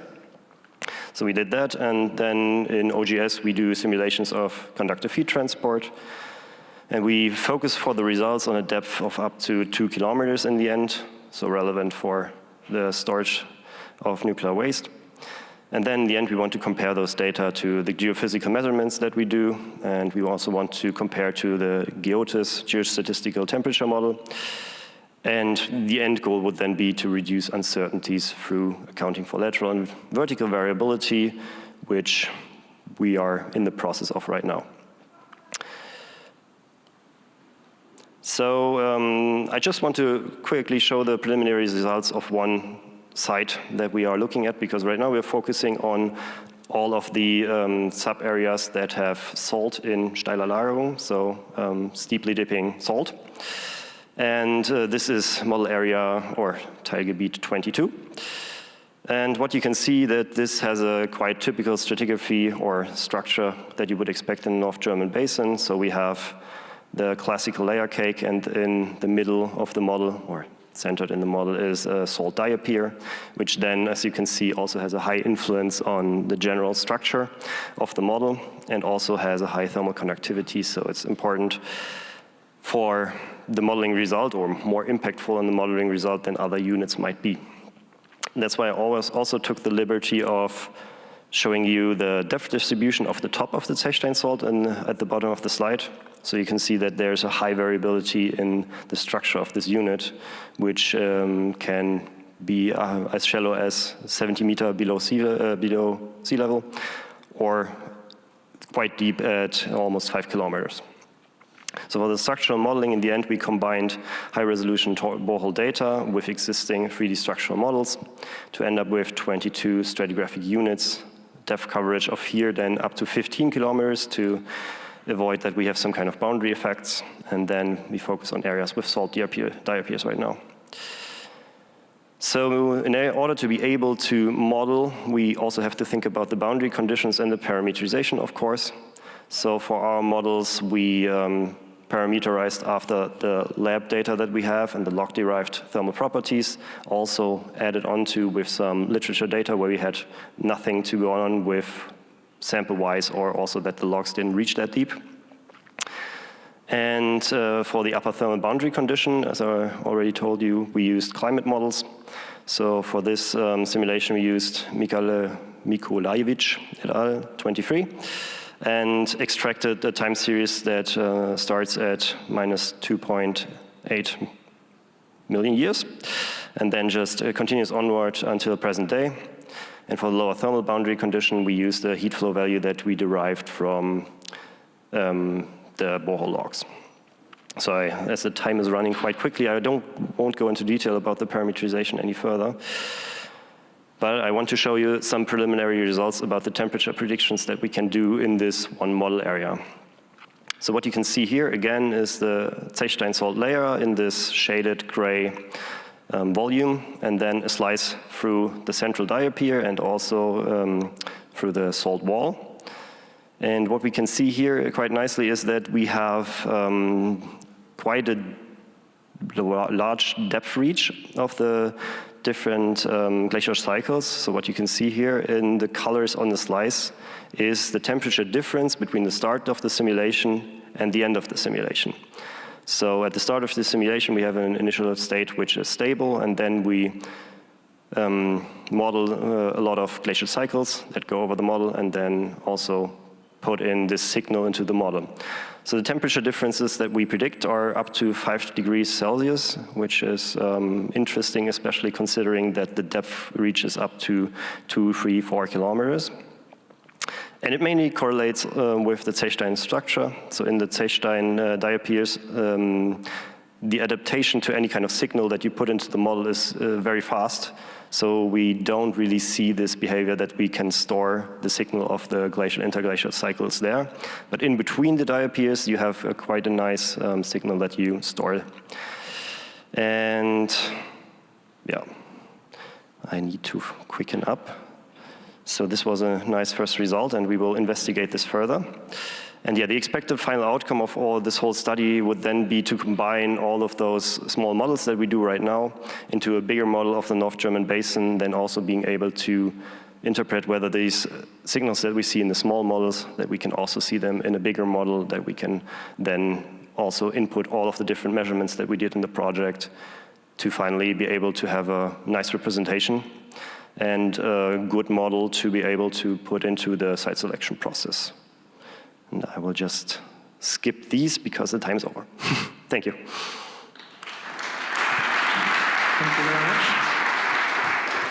Good. We have time for questions. We're a little bit behind, but we don't worry. Please, the gentleman.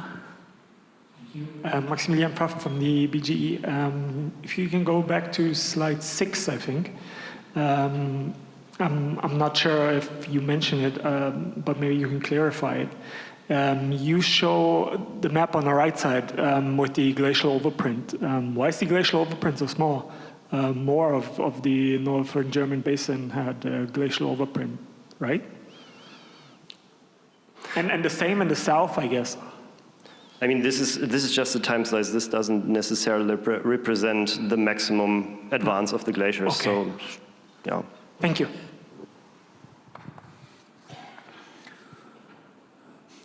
Further questions?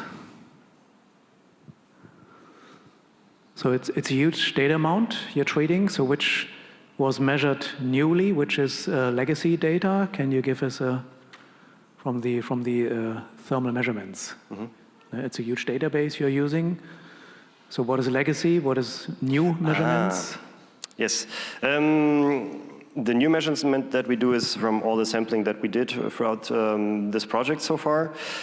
And the combination that we do is mostly, I mean, these new measurements we will later on combine with the log interpretation. But the big part actually is this methodology that Sven has developed in 2015 and now a little bit improved, that we are able to look at the high-resolution geophysical logs and then derive the thermal properties from that.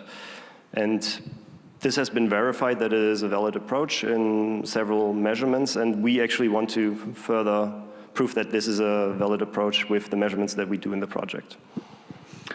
Okay, thank you very much again. And so now we have the talk by Maximilian Bittens, which would be better before the talk, but now you can refer to this second talk. Go ahead. That was quite exciting. Hello, my name is Maximilian Bittens. I'm from the BGR, and today I want to talk about how to enhance comprehension in geological simulation results under uncertainty by interactive visualization. First, I want to point out we adopted an open source software approach. As a simulator, we use also OpenGeoSys 6. The stochastic framework we use, it is self-developed within the BGR, within the Julia language, and there are a number of project packages available at GitHub, and there's also a number of publications in the Journal of Open Source Software, which you can find. And lastly, I want to point out that for the visualization, we use the excellent plotting ecosystem Makey, also developed within the Julia language. In my department in the BGR, we do computational analysis of the barrier integrity, and I want just briefly show you how we do a deterministic simulation. We start with a repository system you can see here on the right, and we do a computational analysis by OpenGeoSys 6, and we get a THM system response resolved in time and space, and then we evaluate different integrity criteria and do an integral assessment of the barrier integrity. And in the functional approach, you can see it that way, that we use OGS as a function, as a solver, and we solve with OGS the model M for the set of parameters X. And what we get is then different fields like temperature, pressure, displacements, stresses, and so on, all resolved in time and space. And the vector X, you can see, is a set of material parameters, and each subset describe the material in one homogeneous area, for which we have like 10 or 12 pieces in that model. And having that, we go to the stochastic simulation approach. And what we do is simply forward propagation of uncertainty, of parametric uncertainty. And I wrote it here in a functional approach as well. We use an adaptive sparse grid to build a surrogate model. I will talk about that on the next few slides. OGS is now in function pointer, so we use OGS to do many simulation calls. We have our model, and with the vector X, now something has happened here. These omega indicates that there are now parameter distributions or stochastic distribution attached to each material parameter. And the takeaway here is, as you introduce stochastic dimension, the dimension of the output also grows, right? You have now, let's say we introduce a stochastic density. Then this lives with a distribution, maybe a uniform distribution with some interval. Then all the fields are not only resolved in time space, but also for all possible values of that uncertain density. So that is growing as you introduce more stochastic dimensions. And the overall simulation, stochastic simulation approach is that we do a three-stage procedure. First, we start with the deterministic model, and then we do a full stochastic model, like it's high-dimensional. For our Ansicht model I just showed, we have like about 100 stochastic dimensions, and we do with Monte Carlo sampling and sensitivity analysis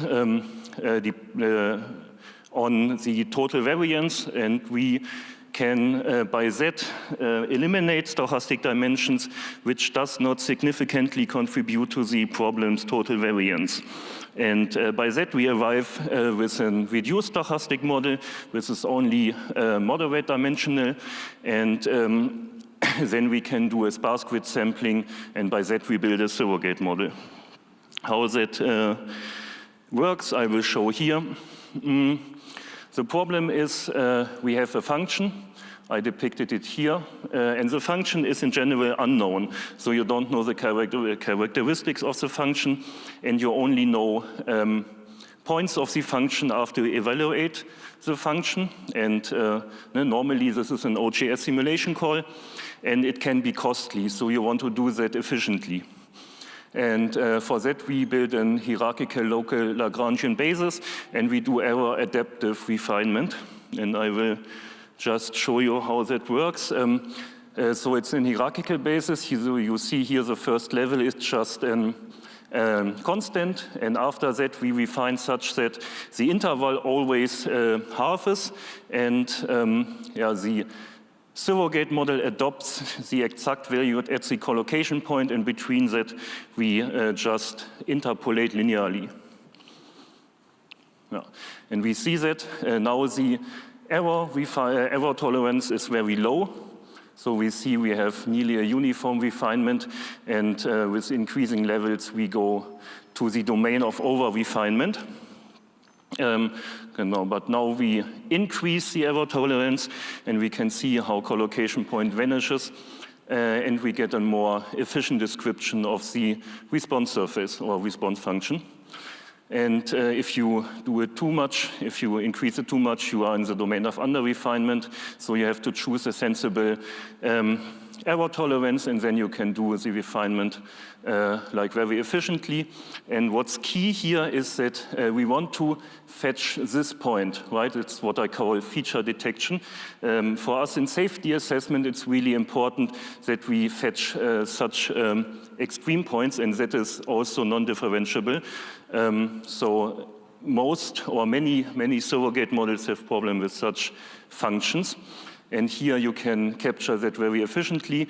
Your surrogate model is always bounded by collocation points, like the min and max value of the surrogate model is always simulation results, right? We have no smoothing, we have no projection, so there can barely anything can go wrong. So next thing, I will show you a two-dimensional example is just so I have here introduced two stochastic dimensions. I just called them x and y. And we have a bilinear function, x times y, if x is greater than 0 and if y is greater than 0. You can see that here. And if everything is aligned along the axis, it's fairly easy to capture that response function. But if you rotate the function in the state space, the response function increases in complexity like significantly. And with these adaptive sparse grids, this works out of the box. Most other surrogate models would fail or need some kind of special treatment, like principal component analysis or something. But here, the takeaway, most problems of physical nature just work together with this adaptive sparse grid very efficiently. Having now a surrogate model, we have to think about stochastic post-processing. And the standard way is that what I have always seen, that there are some pre-selected points in the domain, and you see output statistic for that point. And you have just to believe that this is significant and that you don't miss any features in your state space.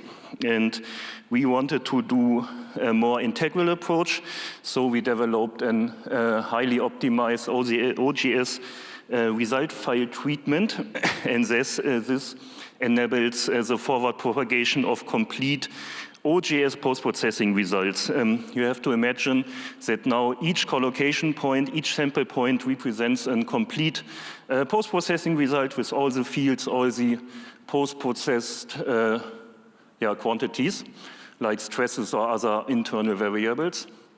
And to make that work with a sparse grid, you have to make sure that integration, that interpolation into the sparse grid, so into the surrogate model, is very fast. And by that, real-time dashboards, which will I show on the next slide, are enabled. And the nice thing is you have now a model, and we have not reduced any data. You have one surrogate model, and with that you can compute arbitrary stochastic post-processing results by Monte Carlo integration on the surrogate. And for visualization of them, we have to reduce some data. So either we show the most suboptimal value over time for a whole domain, or we select a point and show the time history with confidence intervals. But other things would also be possible. And up here we see here the containment providing rock zone. And we see here the probability that for each point the third principal stress is positive. And for us, this indicates tensile stresses, and this indicates failure. And you can see that here on the upper boundary, we have a probability of failure of around 25% over the whole time. So it's folded in time. And here, this example, that is not the pore pressure, that's the increase in pore pressure due to heat. But here we see, for each point in space, we see the 95 percentile of increase in pore pressure. So in the complete state space, there are only 5% of realization which exhibit pore pressure increase, which is greater than shown here. Right? You can do the 99 percentile and so on. And below here, we chose a point above the repository, and we show the time history and with confidence interval. And here you can see again that positive values indicate failure, and we have here at this point a failure probability of around 1%. And all these plots are also done with Makey. They are really easy to make, and they look nice. And with that, we come to the interactive dashboard. We have here our geology with the homogeneous areas. We have here the contaminant-providing rock zone with the initial temperature distribution. We have chosen a point here indicated with X dash. And for that point, that is freely choosable by mouse, we have plotted here the time history of the temperature with the confidence intervals. This is very small. And we have plotted the time history of the third principal stress with confidence intervals for this point. And here you can see parameter sliders. And the stochastic parameters are in that example, the thermal conductivity, the thermal expansion, the Biot coefficient, the permeability, the porosity, and the Young's modulus. And you can now arbitrarily choose any point within the state space with the slider, and you get in real time and complete simulation results with stochastic post-processing. Yeah, and I can run this video. There you can see we press play and the time runs. Here the time is indicated. Here the domain is shown for the time slot. And you can see the temperature increases. And if we go to the pore pressure, you can see the pore pressure increases as well due to the heat. And if we now increase the permeability, the pore pressure decreases and vice versa. And you can do this with all the other parameters. Sometimes it's not clearly visible here, but therefore you can see it here. And by that, you can really derive an intuition or an understanding of your model in a broader scale, right? You can really derive an intuition depending on these parameters. And this tool is suitable for uncertainty quantification or state space exploration. And what I want to point out, this would be very good. This is also good for modelers, because if you set up such a stochastic model, you can easily get unphysical results within your state space due to wrong modeling. And that is the point where you can catch those errors, right? You would, if any point here would give unphysical results, you would see some artifacts here. So that is a good error control. And for example, you could do material modeling. Like if you do material modeling, you can test it. If you have a material model with 3 or 4 parameters, you can test your material model for a whole range of parameters, not only for one parameter. Yeah, and that is quite nice. And if you want to try out the dashboard, in the next poster session, my colleague Jan Tidau has a poster, and we have a laptop with us, and the dashboard is running, and you can visit us and try this. Yeah. And with that, I want to thank you for your attention.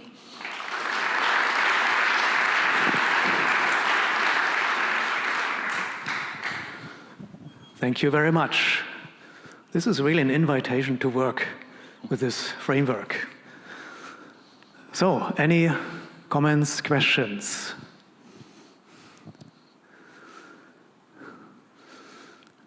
So much impressed everybody, so that so this is a very good framework around this open source software. Honestly, if a person starts to work with this, how long will it take until the person can be productive, obtaining? Is a lot of inside knowledge necessary to work with this kind of frameworks? So the topic is in itself not easy, so there is some complexity to it. But I think it can be done. So it's all documented. So I published a number of papers in the Journal of Open Source Software, and this is really nice because they force you to have an documentation and an CI/CD and so on. So it is documented. You can use it, and if there are problems, I am happy to assist. And we do that in the other project in the last presentation, like the colleague of Max applies these methods. So I think it's possible, right? And yeah. So modeling to go. And Christoph? Yep. Thank you for the talk. Especially the dashboard was really impressive. On your last slide, I think you said that this would be the place where you could see unphysical results and inconsistencies in the results. But if you have a model with many parameters, then sliding through all the sliders might become tedious. No, you don't have to do this. It's an hierarchical construction, right? So if I interpolate, I go from the lowest level and I add results through the levels. So you would catch some coefficients which have some odd values, and you would see artifacts, even if it's no. So yeah, by construction, it would be visible.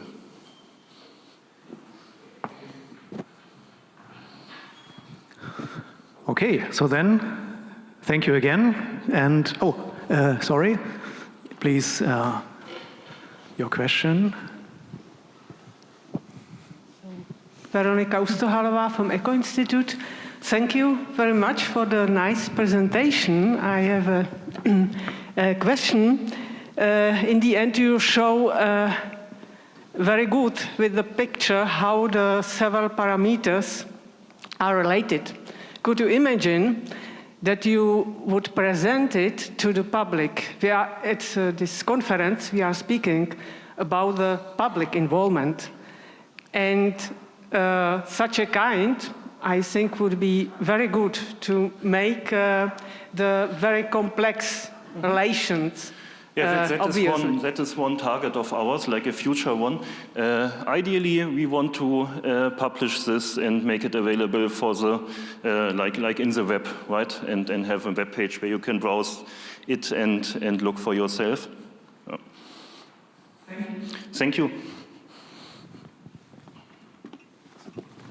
So thank you again, and now we come to the final talk. Now in the right order.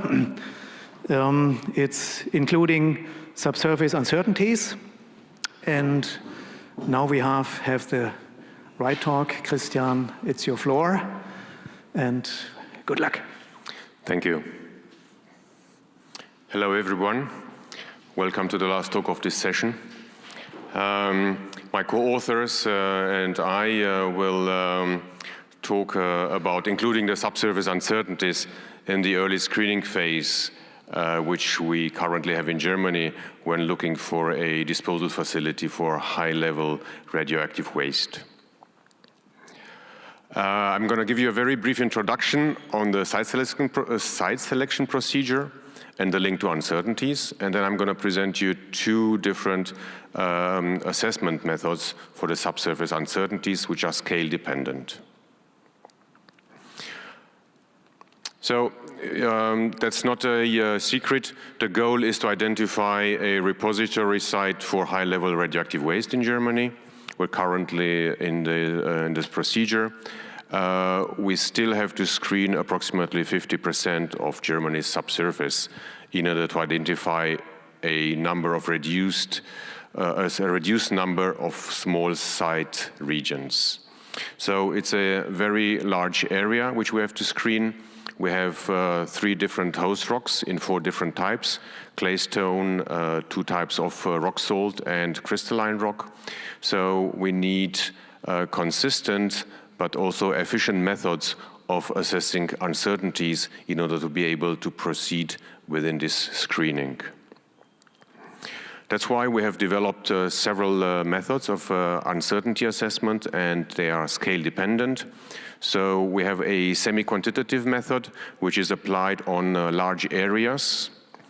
And then we have, of course, a quantitative method, which is more the classical one with geostatistics and stochastics, which is used to assess the safety robustness of small, high potential areas. And I'm going to present you these 2 types of assessments.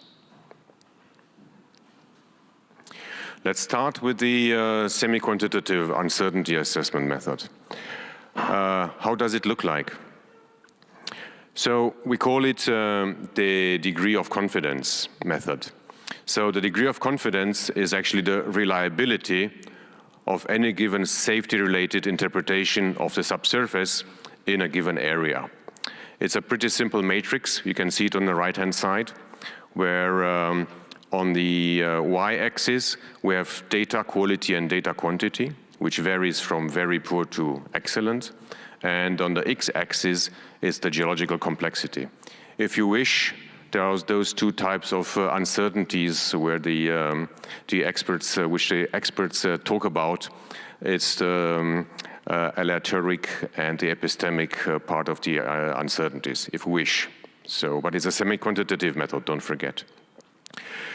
So, how does it work? Of course, I don't think it's rocket science. The moment you have poor data and a complex geology, of course, the confidence in your interpretation is low, uncertainty is high. And the further you move up into the data quantity and quality or have simpler geology, of course, your capability of prediction is higher, hence the uncertainty is lower. Don't worry if you can't read the numbers here. It's not an error. I made them specifically small because they are not really relevant for this talk. But you can, if you wish, estimate the degree of confidence into percentage, where though I'm pretty sure that we will never reach 100% confidence level within the subsurface. Yeah, but that's the goal. So how do we apply this degree of confidence? We have subdivided our large areas into grid cells, in this case 9 square kilometers grid cells, and each grid cell will get a degree of confidence assigned. And for those of you which are coming maybe from the hydrocarbon exploration and production, we have not invented the method from scratch. It's a tailored method used there, and it's called, amongst other titles, the chance adequacy matrix of rows and associates. Right? But we have tailored it for our needs, because hydrocarbon exploration and we're both trying to look into the subsurface and understand it. It is very important to be very consistent, because they are large areas. And in order to be consistent, we have a set of rules, and I'm going to walk you quickly through how this method works. It's pretty simple. We look at the data types. This is just a subset of data types. Boreholes. In this case, we also have structural models or expert maps. We also work, of course, with already interpreted data, like fascist maps, expert maps, structural models. Of course, we can also include seismic data, gravimetry, magnetics, and so on. But this is just an example on a simplified data set. So we estimate the data quantity. The same we do with the same data. We estimate the data quality. We aggregate it. And together with the geological complexity, eventually we can assign to each grid cell a degree of confidence. This is an example in southern Germany. In claystone, the red dots are boreholes where we have information. The lines are 2D seismic lines. And of course, the greener, the darker greener the area, the higher the confidence, because we have more data. So in this case, boreholes and seismic, and the geological complexity in this part is pretty simple. What I haven't told you, but it's very important, just be sure that the color scheme doesn't mean that it's more or less suitable to be a site regions. You're all from the technical domain, I'm pretty sure, but when we go out and talk to non-experts, it's very important. Green doesn't mean that it's a good area for a site, or red, it's a poor area. In this case, the colors just mean high confidence, low confidence, equally with low uncertainty versus high uncertainty. I'm going to go a little bit into more details and show you on 2 data types how we proceed. This is an example in rock salt, that is the Thuringian Basin. And let's take the wells. All these dots are boreholes, and there are quite a lot of boreholes in that area because mining took place and takes place, and we have very strict rules in order to be consistent. If in one grid cell we have more than one borehole, then of course we have a high data quantity. If we don't have any boreholes, of course a low data quantity. It's not rocket science, but it's consistent, and all the colleagues work with the same rules. Then we look at the data quality of the same data. So if the boreholes are younger boreholes, younger, it's all relative, younger than 1980s, and they have modern wireline logs like gamma ray density, neutron porosity, etc. Then of course the data quality is high. If we have old boreholes, or the boreholes don't have any modern logs, or they don't have cores, of course the data quality is very low. Just having a borehole doesn't mean that the data can be used, right? And it's always something in between. And you see that the same basin here doesn't look as greenish as for the data quality, because we have a lot of boreholes which don't have enough information, hence the uncertainty is higher in those parts. That's how, of course, we do this consistently with all the data types we use. Here on the background, you can also see the geological structural model which we are using. So we don't have only this primary data, but we also have interpreted data, and all this data is used for our interpretations, because we have to use all the data which lead to decisions. Now, that was the y-axis, the data quality and quantity. If you move now to the x-axis of our matrix, that was the geological complexity. So the inherent uncertainty of the geology in the subsurface. It's the same basin, of course.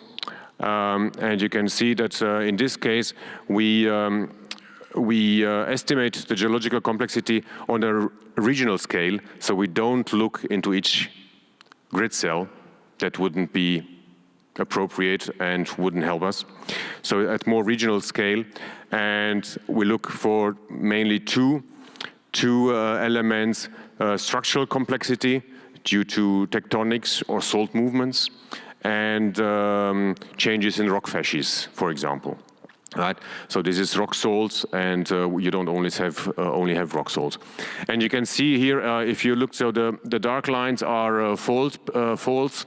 You see, this is one of fault block, the Hermodurian fault block, and it had quite a complex geological history. It's faulted, it was tilted, and the geological complexity is higher than in parts of the Thuringian depression, where the tectonic setting is and was actually calmer. So at this level we estimate efficiently, but at a high level, the geological complexity. And of course we then combine the two axes, the y-axis and the x-axis, and then we have the degree of confidence in each grid cell. You can see then here in the western part we have low complexity, and if you may remember, we had a lot of wells, so hence it's very green. We have a higher degree of confidence. If you will look into the Hermodurian fault block, that will be, so it's this part here. We have a lot of wells in the northwestern part last year, but this had a higher complexity. And then you can recognize it here. You see that even though the geological complexity is pretty high, but we have a lot of boreholes in this area, except for the southeastern tip where we have less information. Of course, you can also average these grid cells, so there are several possibilities to continue on this. So this way, any interpretation we do, we know it has a higher or lower uncertainty in a semi-quantitative manner. Okay, let's move on to the quantitative method, which is probably more familiar to most of you because it's done by geostatistics, so stochastics basically. And what do we do here? So the speakers before me have shown in very complex examples how it can be done. So we quantify, of course, the ranges of key parameters which are related for the, which are necessary for the safety requirements, right? Barrier thickness, porosity, permeability, you name it. But we apply these methods only on smaller high potential regions because we can't do stochastic simulations and modeling for half Germany, even though it would be a great project, but it will be a very long project. So an example here, it's this time again from the southern Germany in claystone. You can see here a thickness map of the barrier rock, which varies from approximately 60 meters to 160 meters. And of course, this is then the uncertainty of the thickness map.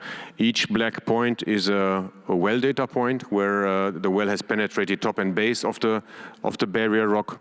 And no surprise here, the closer to the well you are, the lower the uncertainty. The further away from the well you are, it's higher the uncertainty. And if we do a quick reality check, which is very important because we scientists always tend actually to underestimate uncertainty and overestimate our prediction capability. So we have here in this area, we have a thickness of about 100 meters of the barrier rock and an estimated uncertainty of plus minus 30 meters. So 30% uncertainty. So this is very realistic from my point of view, right? Taking into account that we have almost only wells to build this thickness map, and we don't have any seismic data, but of course we know the trend, the geological trend of the barrier rock. Right, so it's very important to make this reality check, because again, we always tend to think we can predict better than we actually do. This was just an example of one of the parameters, of course, in this thickness, but in order to do the safety assessment, we need several parameters like porosity, temperature, diffusion coefficient, you name it, and we do the same. We estimate the uncertainty ranges, do Monte Carlo simulations or any other stochastics, and then we calculate a radionuclide migration distance, which is very important in order to calculate the additional dose, etc., etc. So for the safety requirements, and then of course we don't want to work only with one value, but you also give the uncertainty range around that value. Right, so you can show it like histograms, etc. And even if you compare areas, then even though both areas actually pass the criterion that the migration distance is shorter than the thickness, which is good because you don't want the radionuclides to exit your barrier, you still can compare those and say, well, I have on one of them I have maybe a higher uncertainty than the other. Well, I showed you two methods, and they are scale dependent. We need two methods because we can't cope with large areas with very complicated methods. So the semi-quantitative method is used for the large areas and expresses the confidence in the safety-related interpretations. And the quantitative method used for the robustness assessment of the safety requirements we use then for the high potential regions. I thank you, my company, for giving me the opportunity to give you this talk, my colleagues and TerraGeo service, which helped us developing one of the methods. And thank you for your attention.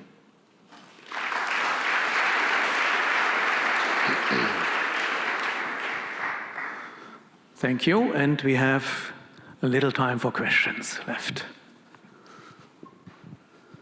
Please, microphone is coming. And is there a second question? Okay, so then we... Inge Lise Møller from the Geological Survey at Denmark and Greenland. When you do your degree of confidence study, I guess that you have to decide on a certain depth interval for your analysis, because you won't look for boreholes that are not deep enough or seismic that are not penetrating to the depths. Yes, you're absolutely right.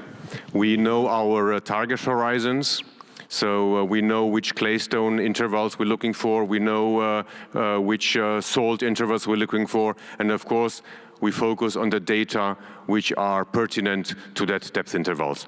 But we know our target horizons, so that's absolutely right.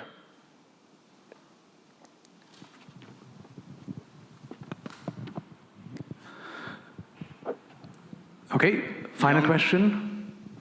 Jan Galetnecki from Geological Survey of Thuringia. I didn't get, you had this sample region from Thuringia, and I didn't get, is it the model you get from the Geological Survey you need to interpretate it, or is it a model you did by yourself or explore by yourself? Thanks for the question. So we start always where available with your geological models, actually, from the Landesämter. So actually, thank you from the Landesamt in Thüringen, thank you for the geological model. You build models for with certain objectives, and sometimes our objectives are slightly different. Maybe we need more details in some of the areas, but the starting point are the geological models of the geological surveys, or TUNB, or the ones which are available, and then depending on our scope, we refine those. But we always check them with also additional data, where the borehole, seismic, etc. So we do a check as well. Okay, so then let's close the session, and I want to thank all 4 speakers, Christoph Dehrer, Maximilian Bittens, Maximilian Frick und Christoph Lehmann for their excellent contributions. And now we have a little break, and then we continue with the next poster pitches.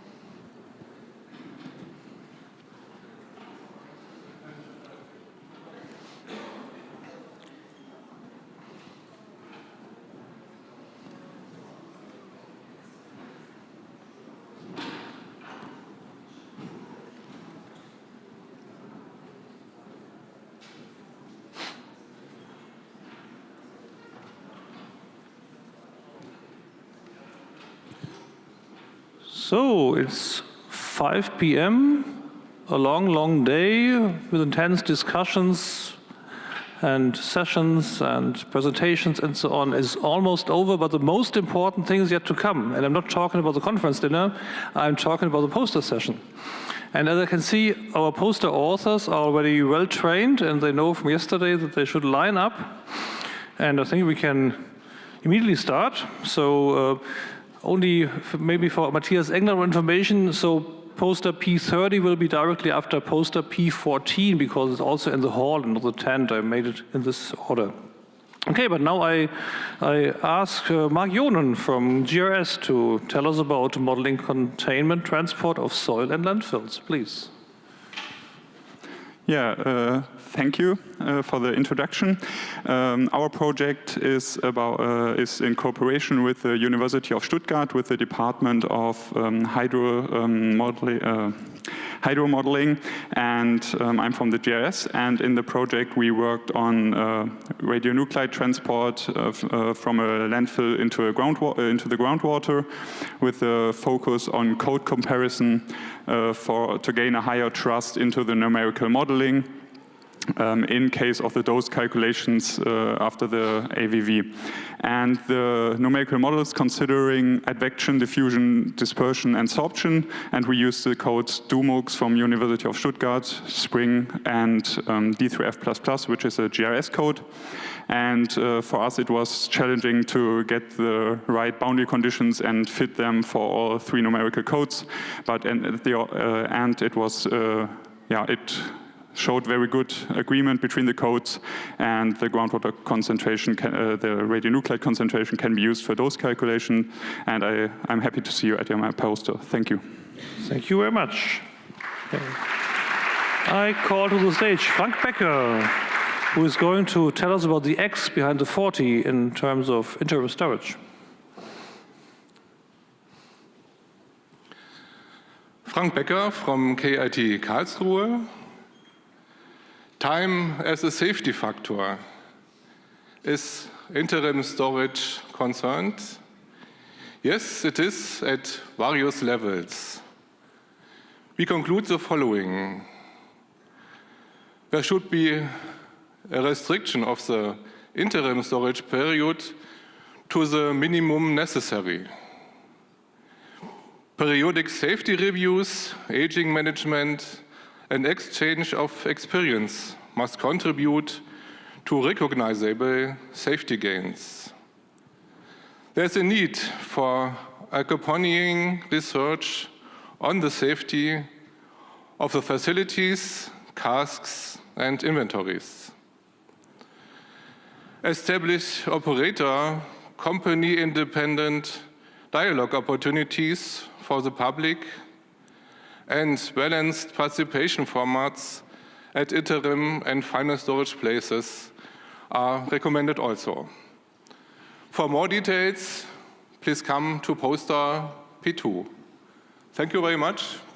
Thanks, Frank, and that's a very important topic, so come to his poster. Okay. Next in line is Ilya Sagradov, and it's going to be long-term, but this time long-term tests in numerical simulations on metal seals. Please, floor is yours. Thank you very much for the introduction. Our work addresses the long-term performance of metal seals in transport and storage casks of radioactive waste using a novel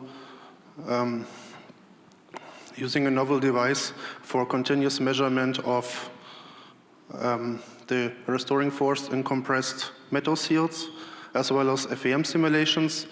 We get a better understanding of how temperature and aging influence the sealing behavior, sealing performance, better than the discontinuous force measurement. Our work is part of a project between BASE and BAM, the German Institute for Material Research and Testing. If you're interested in this work, please come by the poster at position P3 in the poster hall. Thank you very much. Thank you. Now I call on stage Olivier Charton from ANDRA, who is going to introduce us to social historical analysis of memory practice. Hello, everyone. I will present a preliminary result of an exploratory work based on HCNR archives and several interviews with experts. It's a part of a larger project dedicated to memory practices and materialities in nuclear organization. First, I analyzed the conditions under which the issue of memory emerged in the French nuclear safety field. Second, I described the making of the memory framework put in place by Andra since the mid-80s. And third, I analyzed how this construction has been put to the test in 2012, and how this test, the outcome of this test led Andra to conduct an in-depth review of its memory frameworks. These developments raised interesting questions about views on the engagement of memory practitioners and their ability to reach and help those who will be living in 300 years and beyond. This work could be greatly benefit from your comments and your questions, and I would be happy to discuss with you. I will come to discuss, definitely. Thanks. Now Friederike Vries is going to introduce us to dose coefficients and radiotoxicity plots. Thank you. So I've been working in the field of partition and transmutation for some time now. And what you always see there are those plots of radiotoxicity, usually used to argue in favor of transmutation. What you usually do not see is that what kind of assumptions are going in there, like assumptions on which kind of waste they use, assumptions on which kind of dose coefficients they do use, and also there's always this arbitrary line of uranium in a certain form which is supposed to tell you about reference levels. So what we, or even maybe my colleague Yannick Vogt, who cannot be here today, did, he programmed a tool based on open source modeling, which is also available on GitHub for everyone to use, to be able to replot this kind of things using different spent fuels composition, using different dose rates coefficients. So we actually would have liked to also have them gender specific, but it's not available yet, and also having different reference levels. Thank you. Thanks a lot. And now, next on stage, Larissa Friedenberg, who cannot leave it to talk about crushed salt, once again. Yeah, thank you, Carlo. As you mentioned, this poster presents another part of our crushed salt work in the Measures project. And here we're dealing with the confidence building in our numerical simulations, so confidence building in the predictions we do for the long-term safety. And yeah, we need these confidence not only for the long-term safety assessment, but also to communicate the repository concept to public. So what we do is we have in the Measures project an approach to test our constitutive models as well as our simulation codes. And I would be happy to see you at my poster and to discuss on how we could build confidence in our numerical simulations. Looking very forward. Thanks. Okay. Now Falco Wehling is introducing us to gas production and pressure buildup. Certainly an important topic for future disposal. At my poster, I show results of a numerical simulation of a 2D setup where I show a gallery of a low-level repository. In my model setup, I have implemented the degradation of organic waste inside of the yellow drums and degradation or corrosion of steel waste. So, as maybe everybody knows, these reactions produce a lot of gas if water is available, and these gases can increase the pressure. And the pressure can be it can be dealt with this pressure if we have a high porosity mortar around these waste. This is in the Swiss disposal concept.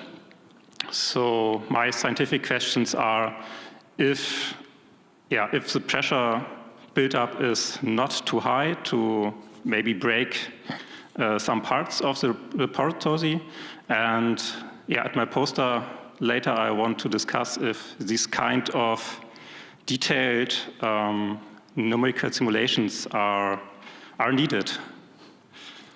Thanks. Looking forward.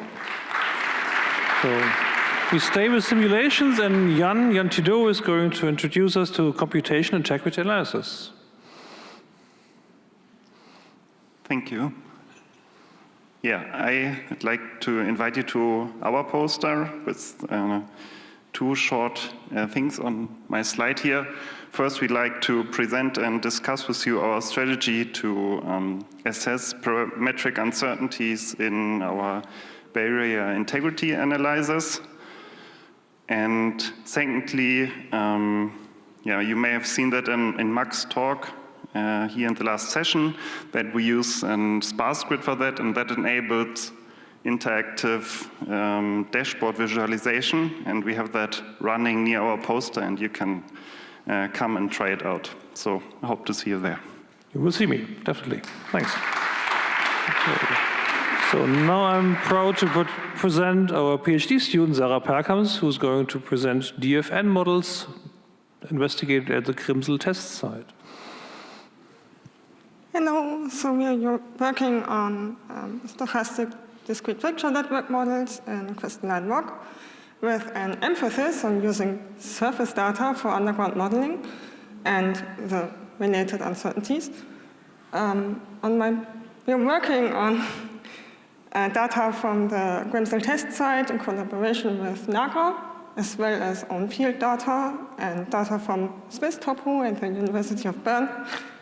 On my poster, I will be talking about our ongoing progress on documenting and analyzing the database we have available to ultimately use it to quantify the usage of different sources of data compared to a fully calibrated model. Thanks a lot, Sarah. So please join at her poster. Okay. So from Grimsel to Monterrey and from structural geology to hydrogeochemical processes with Tim Schöne. Thanks, Carlo. Numerical simulations of radionuclide migration on the host rock scale should take into account the entire hydrogeological system. That is not only the containment providing rock zone, but also the aquifers surrounding it. This is because interactions between these two domains significantly affect pore water chemistry, which is a major control for radionuclide migration. Now, both pore water and groundwater composition are subject to temporal and spatial variations, which is reflected in the variable shapes of pore water profiles that we can observe across formations that can range from nearly constant to significantly pronounced gradients in these schematic graphs, which, by the way, are very much inspired by the ones that Tim Vito has shown in his talk for those who've seen it. Now, we applied fully coupled reactive transport simulations to quantify the effect of this variability in first the groundwater composition and second the pore water composition, and to answer the question of what governs uranium migration in opalinous clay over 1 million years. Is it the pore water or the groundwater chemistry? If you would like to know the answer, please stop by poster board P11. Thank you. It's worthwhile, I can promise that. Okay. Now I'm glad to announce my fellow colleague Gerd Frieding, who's presenting Bayes' perspective on uncertainties in the site selection process. Yeah. Good evening, everybody. I present today a poster that summarizes the work we made in the so-called Bewusst project. It's an in-house research project, more or less literature research. And Bewusst is an acronym for Assessment of Uncertainties in the Site Selection Procedure.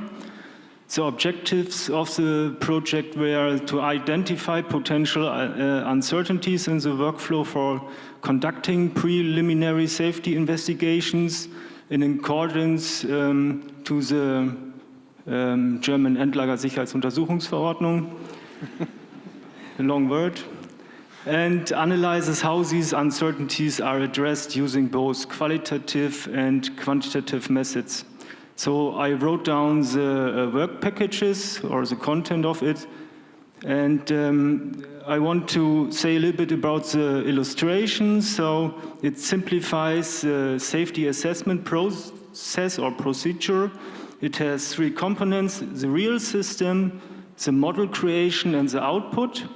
And through the procedure, you have to have different work steps: the acquisition and processing of the data, the model creation, and the post-processing, and the data. And through that process, there are the resulting or emerging uncertainties, and you can handle them, or the data you have to processing through models. A forward and a backward process you can distinguish. And yeah, we had a focus on non-standard methods or recent developments. So if you want to know more about the project, come to the poster. It's in the hall at PEEP 12. Okay. Thank you. Thanks for the introduction. Okay. So what is the KISS project? Holger Zia is going to tell us about that. Yeah, thanks for the introduction. So I want to present to you our KISS project, which is funded by the BMFTR via the FORCA funding from PTGS. We have a lot of collaborations, as you can see up there. We have research entities, and we also have industry. We are located for decommissioning. And I was actually planning to show you one of our pillows. This is this MetaQuest over here. But sadly, due to some technical things, I don't know why, I can't show you that, because for the last hour I tried to get it running and it doesn't run. But we have 3 pillows. You can see it. One was the one with the training station, so we can talk about training via VR. That's what we do there. We have 4 different ways of training people via these VR things. The second module, it's about digitalization of the approval projects. Here we use things like blockchain technologies to speed up this process, or we have ideas on how to speed up this process. And the last pillar is module 3, where we use AI for the decommissioning process. Here we can discuss the use cases that we set up and our main ideas behind that we want to use at GRS, or that we currently use at GRS. I will present tomorrow here in the plenary with my talk tomorrow. So come by the poster, we can talk about it, or watch my talk tomorrow. Thanks. We'll do both, of course. Okay. Public perception of nuclear waste management is the topic of Lorenzo Fongaro. Thank you. Good afternoon, everyone. So our research aimed to investigate what has been done until now to understand what influenced the public perception of nuclear waste and their management through a systematic academic and grey literature review. The findings show that although there is an increasing interest on this topic, the literature focuses mainly on regulatory framework or institutional discussion. However, we know that public perception could also be shaped by lived experiences, and this should also be taken into account in this research topic. So to conclude, the research for understanding what and how public perception of nuclear waste is influenced should be expanded, because this could be helpful in the future to foresee a better integration for the civil society into the nuclear waste management cycle. So if you would like to learn more about this research or how to use AI to frame knowledge, please come and visit me at the poster station P14. Thank you. Thank you. Hardly recommended. Okay. Now Hailong Sheng is going to present the poster about, yes, a climatic question, I think, about freeze thaw cycles. No. What happened? Okay. Let's see. Okay, of course. Matthias, sorry, okay. My own mistake. Okay, Matthias Engels is talking about proliferation and fusion, I guess. Okay, floor's yours. Thank you. So this is an add-on on my talk on fusion and waste, and it's part also of the REFUS project about regulation in fusion. There's also the large part of safety, which I'm not going to talk about. So the bottom line is there is a proliferation risk involved with fusion reactors. We think that we should address this problem early on with all stakeholders in a respectful dialogue, and there are research opportunities in that.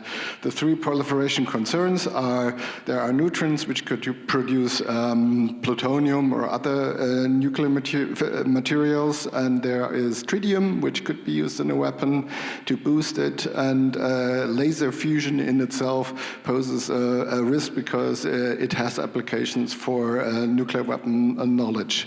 And you're very welcome to visit me at the poster. I will also talk about other topics of fusion with you, and so this is the fusion collection poster. Okay. So please fuse, of course. Okay. So, but now, Hailong, sorry for the misunderstanding. The climatic floor is yours. Thank you. Hello, everyone. I'm Hailong Sheng from TU Darmstadt, and I'd like to briefly introduce my poster. And when we assess the long-term safety of nuclear waste repositories, we usually consider the longer time span over the next 1 million years. So during this time, the Earth's surface will undergo up to 10 times glacial cycles. So under the action of freezing and thawing, the phase change of water and ice will cause the expansion or contraction in the rocks and the soils. So we combined with experimental method and numerical simulation. Finally, we are going to upscale to a catchment model to solve the problem. How does the volume change caused by the freezing and thawing actions impact the assessment of nuclear waste disposal? Thank you. Very interesting question, actually.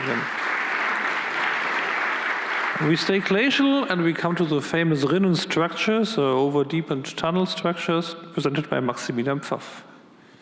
Thank you for the introduction. I want to talk to you about subglacial erosion and, like you said, the famous Rinnen tunnel valleys. These are elongated depressions we mainly find in, or we only find in areas that were under glacial influence in the Pleistocene. And northern Germany, they can be over 500 meters deep.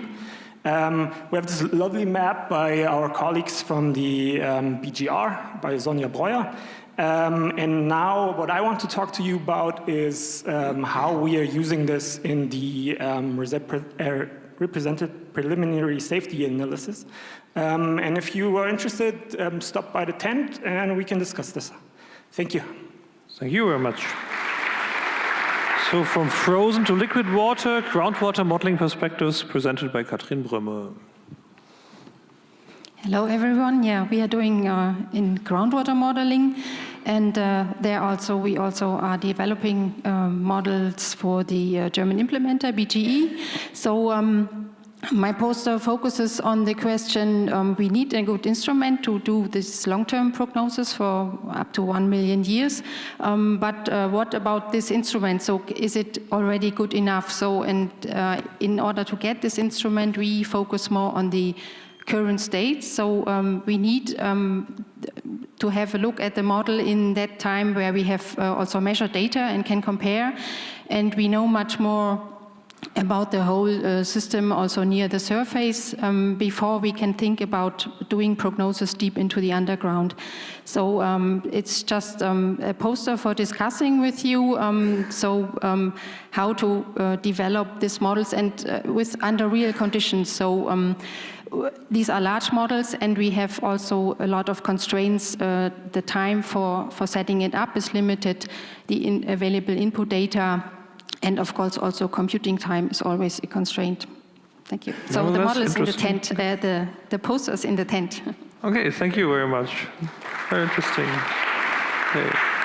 So back to BGE and to Eva Maria Gottron and the representative preliminary safety assessments. Thank you. We developed the preliminary safety concepts for the representative preliminary safety assessments, and we did so for the 3 host rocks: claystone, rock salt, and crystalline. And safety concepts specify how the aim of concentration and safe containment of the radionuclides is to be achieved in the multi-barrier system. And with the poster, I will give an insights to the safety functions we defined for these barriers, and they mark the starting point for our safety assessment. I'm looking forward to our discussions in the tent outside. I can recommend heartily. Okay. And then we have another BGE presentation about safety functions in a repository system by Yvonne Messerschmidt. Hi, I'm presenting the event method. Event stands for Evaluation of Developments in the RVSU. It's a qualitative method which evaluates the impact of geogenic processes on the safety functions. So we use data and information like the depths. We use the outline of the areas we have. We use the preliminary safety concept and the phases of the period assessment. All this comes together in the FAB catalogs, and how the event method looks like can be seen on my poster. Thanks. Important topic. Okay, and now Alexander Wimmers from TU Berlin is going to introduce us to centralized and decentralized interim waste storage concepts for HLW. Hello, my poster is on the model-based assessment of potential locations and also the techno-economic ideal number of interim storage facilities that are consolidated from the 16 interim storage facilities that we have today to a smaller number in a potential future. These are preliminary results. We're still working on the model definition and calibration, and I look forward to the discussion. Thank you. Thanks a lot. Okay.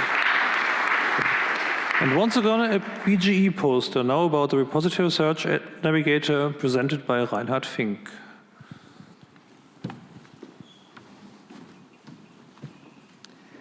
Good afternoon. My colleagues from BG, they developed the so-called repository search navigator.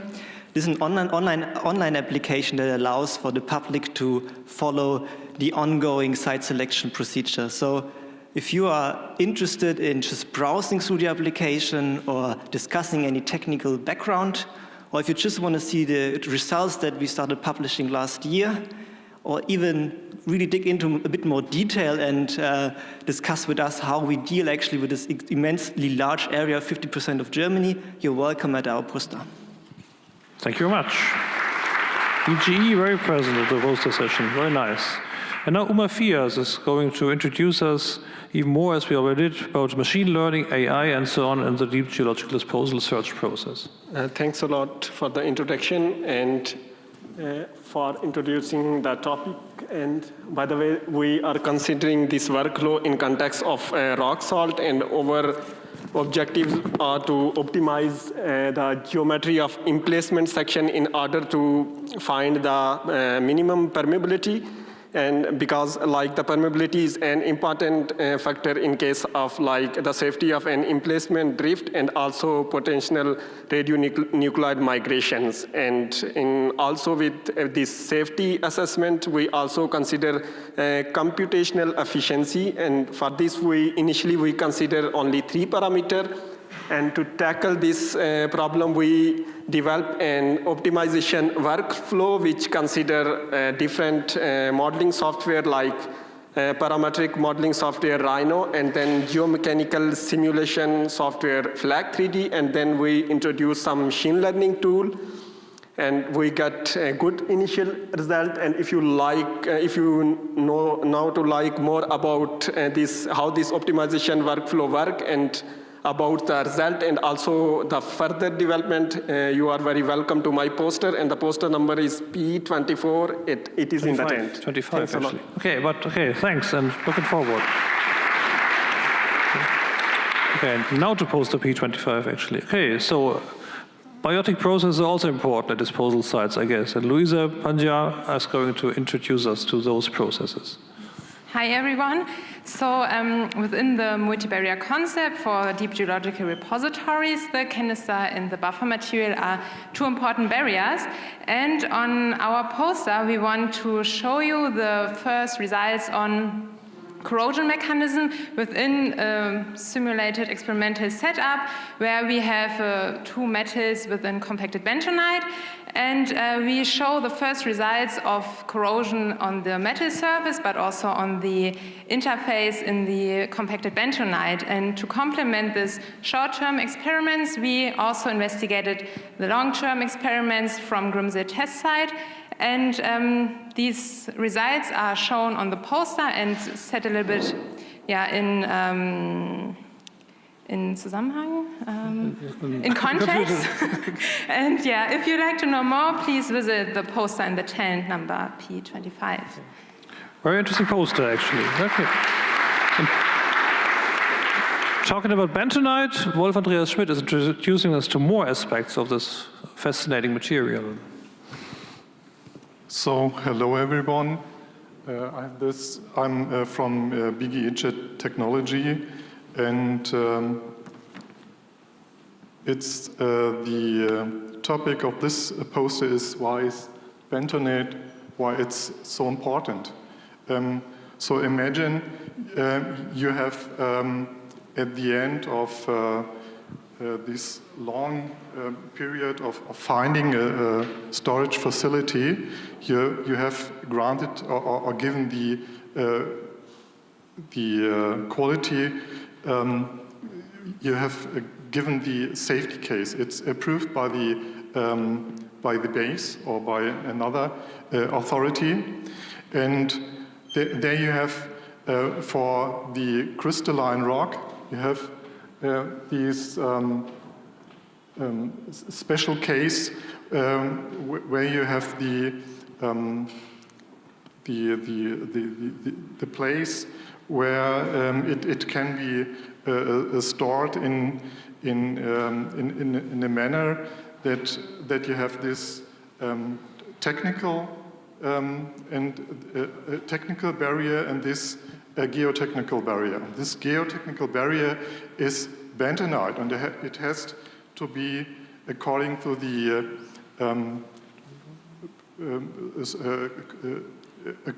the safety case. It has to be in a certain kind of region so that it can be accepted. And what we want to point out, or what we want to discuss with you at the poster, is that we say it has to be on this QA triangle.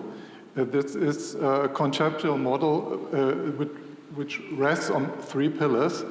One is the safety relevant properties of the bentonite, its swelling pressure and redox potential and some others. We have this process integrity, and of course this is very important, the regulatory alignment, because if you don't have in both the regulator, it won't work. Yeah? So we see that in the future there will be a lot of international repository organizations which use bentonite, and there won't be, in a way, enough to use it all. And so we set up a proxy parameter strategy and a tiered QA concept. So what we also find is the future outlook, that this process will be formed in a way by digital QA platforms and AI assistant. So let's talk, come to my poster, and thank you. Thank you. Sounds like a very important topic. Okay. Now we come to an acronym called OPTI. It's about optimization, but what is behind this acronym tells us Philipp Herold. That was exactly the summary of my slide. I'd like to invite you to get an overview about the work package OPTI from the Europe 2 program, and I'd like also to discuss with you what is behind optimization,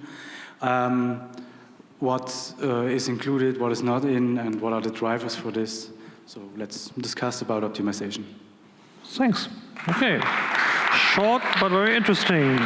So we stay with Eurath, I guess, and Markus Altmaier is introducing us to development and improvement of thermodynamic understanding for use in nuclear waste disposal safety case. Yeah, thank you very much. I'm presenting an activity that's performed within Eurath 2, European Partnership on Nuclear Waste Management. It's the work package D-Task on the development and improvement of thermodynamic understanding for use in nuclear waste disposal safety cases.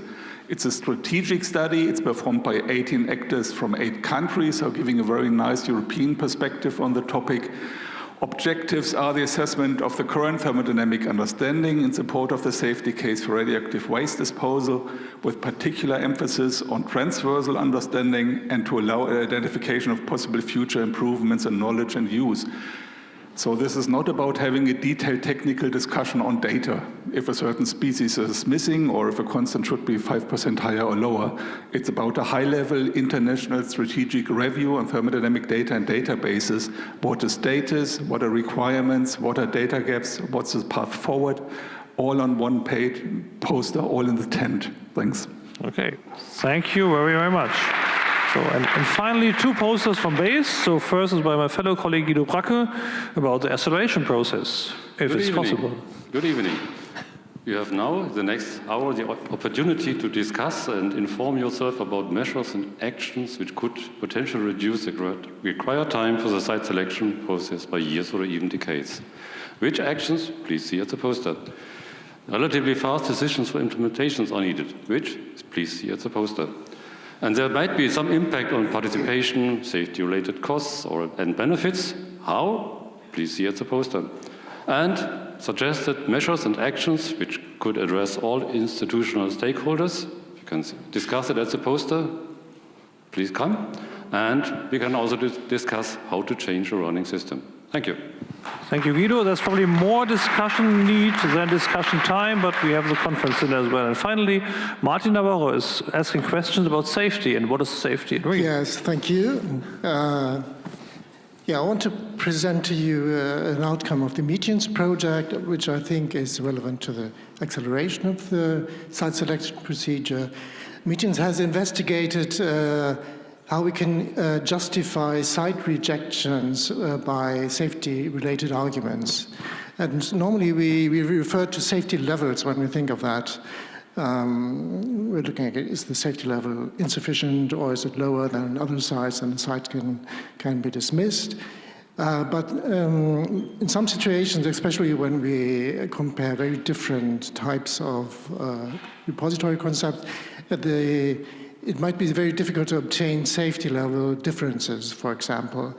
And I want to point out here that there's another way of justifying site rejections without referring to safety levels, but still with a safety argument, which is a comparatively, I think, strong argument. So the good thing is that you can also reject entire safety concept as a whole under certain conditions, of course. So if you're interested, just meet me at the little white tent. Thank you. Safely, a very interesting poster as well. And now, please hurry all to the posters because we have to reconvene in 51 minutes, more or less. So, enjoy.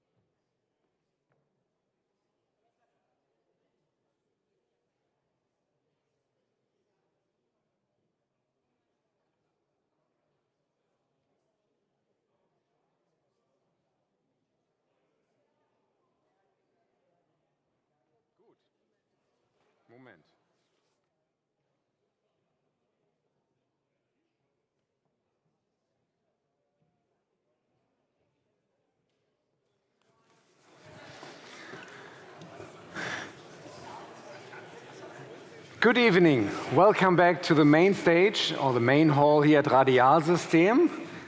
I can see that something else is very tempting, and I have to admit the grill is already operating, you are right, but I strongly welcome you over here just for a moment, because then afterwards we will all switch sides and go to the buffet, to the conference dinner, which we can also already sense over here, admittedly. I would like to address myself to the audience watching us by live stream.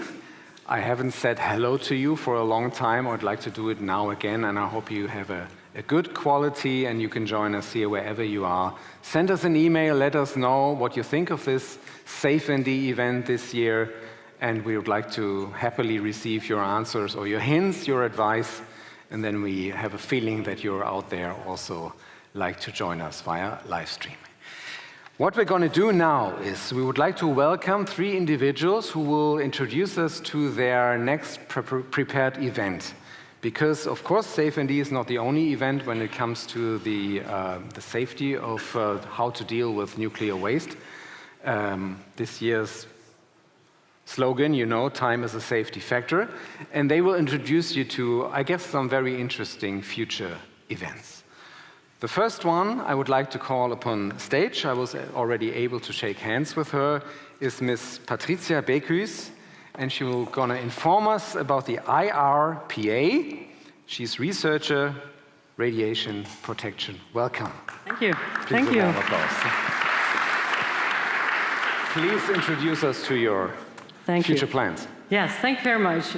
Thank you for the opportunity to announce the IRPA event. My name is Patricia Beckhuis, and I'm I'm a member of the scientific committee of the IRPA convent. Can I have the poster or the slides? Is that possible? Have to click. Sorry, it's just one. Maybe. Where? This is always forward. Ah, no. Wrong one. No, can I go backwards? Oh. I'll forward again, and hopefully...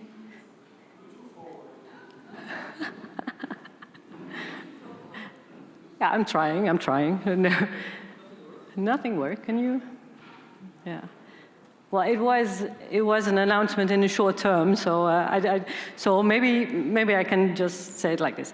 The IRPA event, RP, is for radiation protection. It will take place in Liverpool next year, the first week of June, 2026, and it's about radiation protection, all aspects of it. So both the fundamental, fundamental science and practical science as well, so everything there in a beautiful city of Liverpool. It's open now for registration, and you can also apply or submit your abstract if you want for an oral. Online it will say up till 30th of September, but we just postponed it, so you still have some time till the end of October. And if you want to have a poster presentation, which is also possible, there will be a little bit more time. For any more information, please look at the website or come to me for questions. Thank you. Thank you very much. I wish you the best of luck. And I think Liverpool has evolved a lot during the last years. It's a very attractive destination. I can see the Albert Dock, so I strongly recommend it. Thank you very much. Now I'd like to call upon stage Herr Olaf Kolditz from the Bundesgesellschaft für Endlagerung, coming from this side. BGE is wrong, sorry, I need to correct it. I didn't. Helmholtz. I have a new job, but... You got promoted in the meantime, from Helmholtz Zentrum. I beg your pardon, sorry about it. But you're going to talk about Tage der Standortauswahl. At least the topic is correct, right? Please. Thank you very much. Thank you. So we are family. So it's, I briefly want to announce this event, Tage der Standortauswahl, so the next days of the siting process. And this will be in April, 23rd to 24th, in the beautiful city of Leipzig. safeND and the Tage der Standortauswahl sind always alternating. And you see we are collaborating, Helmholtz-Zentrum, UFZ, Technische Universität Dresden, and also the BGE, of course. And you see the topics, again, it will be very broad and interesting area. So it will be addressing natural sciences and engineering aspects of long-term safety, in particular geoscientific issues, but also geotechnical aspects, starting from container concepts until the entire repository analysis. Then also the area of social sciences is very well addressed, socio-technical perspectives. And another key is the modeling, including digitalization and artificial intelligence, because this is our, let's say, favorite topic in the UFZ. And yeah, very welcome. We have also the deadline approaching pretty fast, 30th of September, and maybe that we also give a little bit of extension, but please, yeah, consider. Go to the website and, of course, contact me when you have additional questions. So we welcome you to Leipzig next year. Thank you very much. Strong advertisement. Thank you very much. And Olaf Keulitz, of course, is no misunderstanding at Helmholtz-Zentrum. Thank you very much. Good luck for your event. And the third person, I don't need both, sorry, is Oliver Streeter. Please come upon stage and introduce us to your event. It's the 72nd one already, right? I see. Number 72. 72nd Congress of the GFA. Voila. So, first of all, I apologize. I don't have a slide because I didn't know that I have this pitch today, but I'm happy to have that. As I'm also a member of the GFA, it's the German Society for Ergonomics and Work Design in Germany. And in my hometown, Kassel, we have a congress on the 11th and 13th of March next year. It's about work and humans, and the title of the conference is Human Just Design of Work. And all our socio-technical questions we have in the final disposal could be well addressed there. Also safety, human reliability is an issue, and also classical things like the impact of artificial intelligence of our future work in general, not only in the final disposal discussed. So you are welcome in Kassel. Thank you very much, Oliver Streeter, as well. Thank you for coming. And now you have the, the flyer, the leaflet. Or one more. Sorry, the most important, there are some flyers for those who like to go in the entrance. Thank you. Now we have introduced you to 3 destinations to further your professional curiosity and your longing for more networking. So choose wisely, 3 opportunities. Next step, Annette Kaufhold, a dear colleague of mine. She will now introduce you to, well, another ambitious plan, that is an award. And it will be outlined by her here. It will be called Young Scientists Award. It's a premiere. And I'm very happy to introduce it. It's just a kind of feeling to have it. Voila. Good luck. We'd like to know more. I have to just put on play, or? Yeah. Okay. Good evening, everyone. Here in Berlin and also outside in the stream. It's a pleasure for me to introduce the new Young Scientist Award. And it's not awarded tonight and not tomorrow, but it will be in 2027. So have just a look in the details. This award, this is where we want to support the next generation of researchers in the field of the safety of nuclear waste management. That means who can apply? These are students and young researchers who have completed an original thesis like master's, diploma, or doctorate of any discipline. That means like natural science, but also like social science and humanity. And this thesis should be related to the safety of nuclear waste management, but it hasn't to deal about the nuclear waste management. So what do we need from you? We need three things.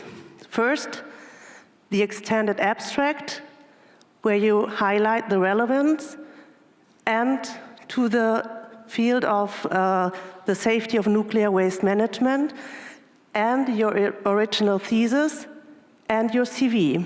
And what is going to be the benefit for you? The benefit is we will put out several awards, and across the different disciplines I even mentioned, and you will get a prize. You will get a free ticket for the next safeND in 2027, and there will be an awarding ceremony, and you will get a plenary lecture. So let's have a look at the timeline. So today, there's the announcement at the safeND 2025. We will have the call for application in summer 2026, and there will be the submission in January 2027. And finally, the announcement of the winners will be in June 2027, and after the summer break, there will be the awarding ceremony at the safeND 2027. So, in short, the Young Scientist Award is a great opportunity for talented young researchers to present their work and connect with our community. We are looking forward to your applications and to welcoming you to the safeND 2027. Thank you.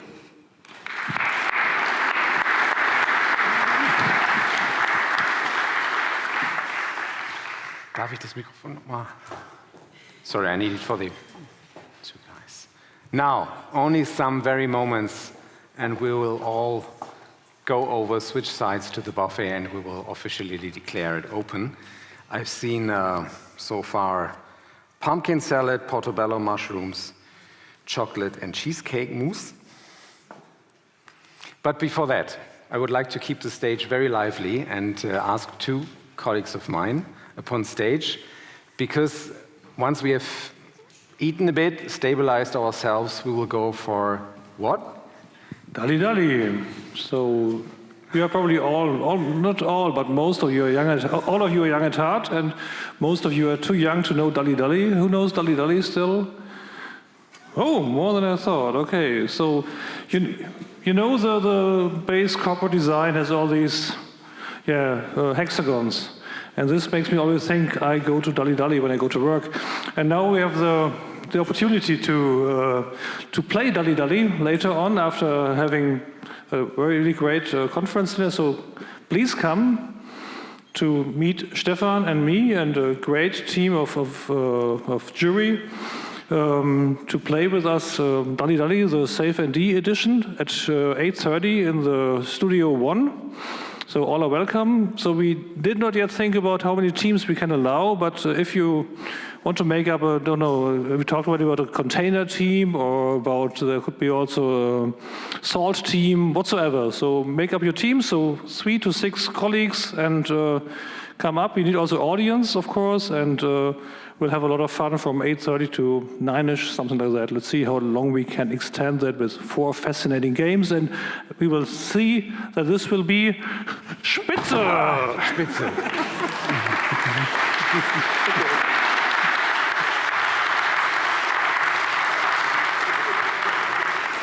The buffet is now officially opened. Guten Appetit.